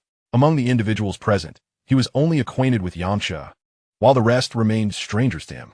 However, he was indifferent to this fact, for he could sense that these unfamiliar faces, much like Yamcha, were mere insignificant pawns lacking noteworthy power. Krillin and his companions, having noticed Vegeta's fleeting gaze upon them, felt a surge of anxiety. They fervently hoped that the calamity Yamcha had forewarned would not come to pass. After briefly surveying Krillin and the others, Vegeta then shifted his focus towards the Ginyu Force and the ominous Chue. The members of the Ginyu Force, who had been assessing Vegeta since his arrival, promptly recognized his scrutiny. "Ha ha ha, Vegeta! Who would have thought that the owner of the 18,000 battle power detected by our scouters would indeed be you?" Ginyu remarked with a sly grin directed at Vegeta. Chapter 70. Chue, Vegeta, could your new skill be a swift retreat? "Humph, I'm a prince. What of it?" Vegeta retorted with a cold snort. "Not much, but..." Ginyu turned to Chue. "Hey, Chue, why don't you convey this to him? After all, you shall be the one to confront Vegeta shortly." Thus, Ginyu decided to delegate the task to Chue, wishing to conserve his own breath. "Certainly, Captain Ginyu." Chue, who had been standing beside the Ginyu Force, swiftly stepped forward. From the very moment he laid eyes on Vegeta, an electrifying thrill coursed through him. The odds of encountering Vegeta during this mission were minuscule, yet fate had granted him this extraordinary opportunity. Now he could personally vanquish his long-standing adversary, Vegeta, with a battle power of 20,000. Chue felt remarkably fortunate. He sneered at Vegeta. "Ha ha, Vegeta, you remain blissfully unaware, do you not?" He then proceeded to divulge the reasons for their presence on Earth and the nature of their mission, hoping to provide Vegeta, the soon-to-be fallen, with clarity before his demise. Vegeta, upon hearing this, was not surprised. The details aligned closely with his prior conjectures. "Ha ha ha. Regardless, Frieza has proclaimed that our mission this time, should we encounter you in Nappa on Earth, is to eliminate you both entirely. However, given the current circumstances, it seems that Nappa, who is absent, must have met his demise. Therefore, concerning the matter of eradicating you in Nappa, we need only to eliminate you. In the eyes of Chio-E at this moment, Vegeta has already become a mere specter." "Is that so?" Vegeta, naturally, held this assertion in utter disdain. Hehehe. This time, the task of ending your life shall be personally undertaken by me, Lord Xiao. At this juncture, Xiao wore an expression of smug satisfaction and wicked charm. He could hardly contain his eagerness to confront his long-standing nemesis, Vegeta. After uttering these words, he promptly turned around, slightly bent his body, and respectfully addressed the 5 members of the Ginyu Force. Esteemed members of the Ginyu Force, time is of the essence. I wish to engage Vegeta immediately. What say you? Very well, proceed. However, the others aside from Vegeta will soon be our responsibility. Naturally, the 5 members of the Ginyu Force had no objections, for they had previously consented to Qiu, agreeing that should they encounter Vegeta on Earth, he would be granted to him. Excellent, esteemed sirs. Thus, Qiu swiftly departed from the company of the Ginyu Force. He sought a suitable location to land. Hehehe, come fort, Vegeta. Let us see how Lord Qiu deals with you. Qiu gazed at Vegeta, his face brimming with confidence. Oomph.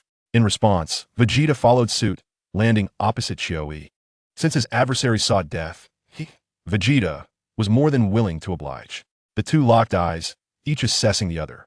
Vegeta, our enmity has been long-standing, and we have always viewed each other with disdain. Now the time has finally come for us to settle this rivalry. Qiu spoke with a hint of nostalgia, feeling that he had waited far too long for this moment. Oomph. You, with such trivial strength, dare to discuss conclusions with a prince? Vegeta scoffed derisively at this. He regarded Qiu as nothing more than a minor nuisance. With his current prowess, had he not desired to personally deliver the final blow, Qiu would scarcely qualify as a worthy opponent. Listening to Vegeta's mockery, the self-assured Qiu paid it no mind. He believed that with a battle power of 20,000, it was unnecessary to dwell on a mere dying individual. He grinned widely, cackling, "Ha, Vegeta, unfortunately, you currently lack a power level detector. If you were to use one and witness my current power level, dear Uncle Qiu, you would undoubtedly be terrified." In response, Vegeta coldly scoffed, Who are you trying to intimidate, Qiu? With your level of power, how formidable can you truly be? Qiu twisted his mouth into a mocking grin, cackling again. Vegeta, it's worth mentioning that my power level now exceeds 20,000, while you, Vegeta, are left with a pitiful 18,000. He laughed maniacally. You should be frightened now. Your demise is imminent. Vegeta, however, remained unimpressed, feeling as if he had just heard the most ludicrous joke. A power level of merely 20,000, more than half a year ago, after losing to Piccolo and undergoing a near-death revival, his power level had already surpassed that mark. Following intense training in the gravity chamber, his power had multiplied significantly. Thus, he coldly replied to Qiu, Is 20,000 power truly impressive? This prince has no reason to fear such a trivial number. Today, I shall let you, this fool, witness the new skills I have acquired through combat here on Earth. Unfazed, Qiu disdainfully sneered. What new skills are you referring to, Vegeta? Surely, they aren't merely the ability to run away? He perceived Vegeta as a fool, clinging to bravado in the face of impending doom. Vegeta, with a devilish smile, retorted, the ability to manipulate my power effortlessly. Qiu looked puzzled. What do you mean by that? Why don't you simply look at the power level displayed on your detector? Vegeta said, assuming a stance. Beep, beep, beep, 18,000. Qiu began to scrutinize the reading on his detector. Beep, beep, beep, 19,000. 20,000. What? Vegeta, your power level is also at 20,000. This means our strengths are nearly equal. At that moment, Qiu was taken aback. He felt that battling against such a Vegeta left him with no advantage whatsoever. Fool, there's no way my power could be compared to yours, you insignificant wretch. Chapter 71, Vegeta's Power Level, the Trustworthy Ginyu Force. After enduring fierce battles and rigorous training on Earth, my power level has reached heights previously unimaginable. Yet Qiu, you wretched fool, merely lingers under the command of that Frieza, achieving nothing of significance. How could you possibly compare yourself to me, the powerful prince, Vegeta? As he gradually augmented his strength, Vegeta scoffed disdainfully. Beep, beep. Upon hearing this, Qiu utilized his power level detector to continue observing the ever-fluctuating combat power readings of Vegeta. Beep, beep. 22,000, 24,000. The advanced detector that Xiao-Yi employed surpassed the one previously used by Vegeta. Thus, when the combat power reading escalated to this point, it had yet to explode. 26,000. 28,000. It could be said that the confidence that once adorned Xiao-Yi's face had long since evaporated. He wished fervently for the detector to explode soon, allowing him to turn a blind eye to Vegeta's continuously rising power levels, which filled him with dread and disbelief. 30,000, 32,000, 33,000. Finally, as 33,000 marked the upper limit of the detector he wore, a sudden explosion ensued. A cloud of smoke enveloped Xiao-Yi's vision as his detector burst just as he had desired. However, he did not find solace in this outcome. After all, even though his power-level detector had exploded, granting him his wish, he could no longer avoid witnessing Vegeta's power, which was likely still on the rise after the device's destruction. At this moment, his face was already etched with horror, and he could ascertain that Vegeta's combat power was at least 33,000. Clearly, such a formidable power level was not something Xiao-Yi's meager 20,000 could contend with.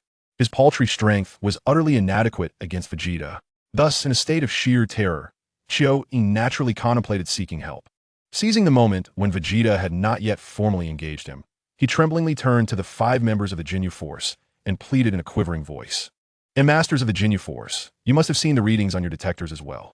Vegeta's combat power far exceeds mine. I cannot possibly match him. Therefore, could you take on Vegeta instead? I wish to withdraw. In Xiao-Yi's view, such a request, the Ginyu Force, a quintet of formidable warriors, should find little reason to dissent, especially when faced with Xiao-Yi's plea for assistance. With a smile that encompassed their collective demeanor, Jinyu addressed the matter at hand. In truth, it would not be beyond the capabilities of the Ginyu Force to personally confront Vegeta. However, upon hearing this, a flicker of hope ignited within Xiao-Yi. He believed that if the Ginyu Force were to engage Vegeta on his behalf, even with Vegeta's power level soaring above 33,000, their extraordinary strength would surely prevail, allowing Xiao-Yi the chance to gloat before the warrior's demise. Yet, as Xiao-Yi envisioned such fortuitous outcomes, reality took a turn he had not anticipated. Jinyu, with a slight smirk playing upon his lips, proclaimed, "However, since we, the Ginyu Force, previously pledged to you that we would leave the confrontation with Vegeta in your capable hands, how could we so easily renege on our word? To act in bad faith is not the hallmark of the esteemed Ginyu Force. Therefore, until the outcome of your battle with Vegeta is determined, the responsibility rests squarely upon your shoulders. How can you treat me this way, my esteemed allies?" Xiao-Yi exclaimed, as if struck by lightning, his tone tinged with dissatisfaction. This is precisely how we operate. Do you think you can instruct the Ginyu Force on how to conduct our affairs?" Jinyu retorted with a cold snort. The Ginyu Force adhered to their unique operational style, and aside from the Great Lord Frieza, no one could compel them to act contrary to their established methods. What significance did Xiao-Yi hold in this hierarchy? Very well, I understand. Xiao-Yi conceded, feeling as though a bucket of icy water had been poured over him, leaving him in a state of despair. Although he had long recognized the Ginyu Force's unreliable nature, he had not anticipated their incompetence to such an extent. In his view, the notion of integrity was a nonsensical excuse. I am on the brink of death, and you still speak of trustworthiness? Xiao-Yi now believed the words of those unfortunate souls who had previously fallen to the Ginyu Force's whims. These individuals were indeed somewhat deranged. Nevertheless, it was clear that further lamentations and covert insults would yield no fruit, since the Ginyu Force, in their folly, showed no inclination to rescue him. He was left to contemplate alternative means of self-preservation. As for Xiao-Yi's request for the Ginyu Force to exchange members to confront him, at this moment, they had already revealed only a fraction of their combat prowess, and Vegeta, having ceased his efforts to augment his strength, observed the scene with indifference.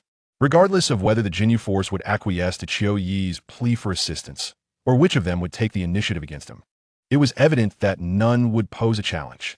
However, upon witnessing the 5 members of the Ginyu Force reject Xiao-Yi's request, the pained expression on his face, akin to one mourning a great loss, elicited a flicker of amusement within Vegeta.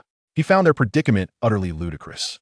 With a sly grin, he addressed Xiao-Yi, who was desperately contemplating his escape. "Ha ha, Xiao-Yi, do you realize how comical you appear? In the eyes of this prince, you resemble a jester, flailing about in a futile struggle for survival as death looms ever closer." Chapter 72. Chiu Yi's scheme, Vegeta's deception. This display also repulsed me greatly. At this juncture, Vegeta's visage hardened with cold disdain. If you possess any other tricks up your sleeve, I suggest you unveil them quickly. If not, you may as well prepare for your demise. As he spoke, Vegeta prepared to strike. At this moment, Chiu Yi, still immersed in thoughts of survival, felt a shiver run through him. Once, he had taken pride in his combat power of 20,000, which had been his greatest asset. Beyond that, he had no other stratagems at his disposal. Thus, it was evident that he was now utterly outmatched against Vegeta. Just as Vegeta was about to unleash his attack, an instinct for survival sparked a sudden epiphany in Chiu Yi's mind. In a moment of desperation, he devised a cunning plan. Facing the imminent threat of Vegeta's assault, Chiu Yi flailed his hands and exclaimed, "Wait, Vegeta! Please, do not strike yet. I have something to say." Hearing this, Vegeta momentarily halted his advance. His overwhelming strength instilled within him a profound confidence. He had no fear of any tricks Chiu Yi might employ. Rather, he was curious to see what words could emerge from the distasteful maw of one so close to death. With a playful yet mocking expression, he regarded Chiu Yi and taunted, Chiu Yi, do you have any last tricks to reveal? Or perhaps, are there final words you wish to convey?" Chiu Yi hastily shook his head. No, it's neither. Vegeta, what I wish to convey is not this." He hastily gestured again. "Isn't this a waste of the prince's time?" Vegeta remarked coldly. As he spoke, he appeared ready to strike once more. Observing this, Chiu Yi quickly interjected, Vegeta, please, do not be hasty. Listen to me carefully. There is no need for us to resort to a life and death struggle. On the contrary, we might find it beneficial to collaborate." At this point, noticing that Vegeta had momentarily calmed down, Chiu Yi paused, gulping nervously. "In truth, I have long shared your disdain for King Frieza. No, for Frieza himself. Thus, if you are willing, I can renounce my allegiance to Frieza's army and join forces with you and those Earthlings over there to confront the Ginyu Force. My strength may not rival yours, but surely it surpasses those Earthlings. I believe that with my assistance, your chances of defeating the Ginyu Force will increase, even if only slightly." Vegeta, arms crossed and with an air of disdain, scoffed. "Chiu Yi, do you truly think I would fall for such pathetic lies? Besides, handling the Ginyu Force is well within my capabilities alone. I do not require your help, nor that of those Earthlings." In response, Chiu Yi grinned broadly, clenching his fists. No, please trust me, Vegeta. With my help, your odds will undoubtedly improve." At this moment, Chiu Yi felt that his scheme was halfway to fruition. He sensed that Vegeta's attention had been somewhat diverted by his words. Now is the time to unveil his trump card. Ah, is that not Lord Beerus, the god of destruction? Suddenly, Chiu Yi jerked his head and pointed in a certain direction, exclaiming loudly, What? Upon hearing this shocking revelation, Vegeta swiftly turned his head towards the direction Chiu Yi indicated. However, it was evident that the area was devoid of any sign of Lord Beerus. Naturally, Vegeta was left staring into emptiness. For Chiu Yi, his objective had been achieved. Ha, Vegeta, you are truly a fool. You fell for it. He cackled maliciously, extending his hand towards the still-turned Vegeta and unleashing a powerful energy wave. A shock wave, imbued with terrifying energy and resonating with the sound of air being torn apart, surged directly towards Vegeta. Naturally, Chiu Yi would not be content to merely unleash a single shockwave, especially given the hard-won opportunity he had created. With fervor, he unleashed a flurry of waves towards the direction of Vegeta, employing the prince's own tactics against him, the Saiyan prince. Boom! The formidable shockwaves, laden with dreadful energy, detonated repeatedly, echoing with deafening explosions. The earth trembled beneath the onslaught as towering mushroom clouds erupted into the sky. The aftermath of the explosions whipped the surroundings into a frenzy, with fierce winds and swirling sands. Numerous mountains, unable to withstand the force of the residual waves, crumbled to ruin. Finally, panting heavily, Chiu Yi ceased his relentless assault, having expended a significant amount of energy in that barrage. The area where Vegeta had just been was now shrouded in a thick mist, and his figure had vanished without a trace. Observing the scene, Chiu Yi felt a surge of exhilaration. His ingenious strategy had been successfully executed. Foolish criatura. Who told you to be so dim-witted and fall for my trap? Chiu Yi cackled, a sinister and eerie smile spreading across his face. He was exceedingly confident in the devastation wrought by his explosive attack.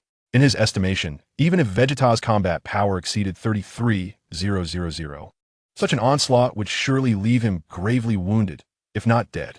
In any case, his adversary would not emerge unscathed. This is the fate that befalls you, Vegeta, for daring to oppose me, Chio-E. With arms crossed and a mocking expression, Chio-E gazed at the swirling clouds of smoke that still lingered in the air.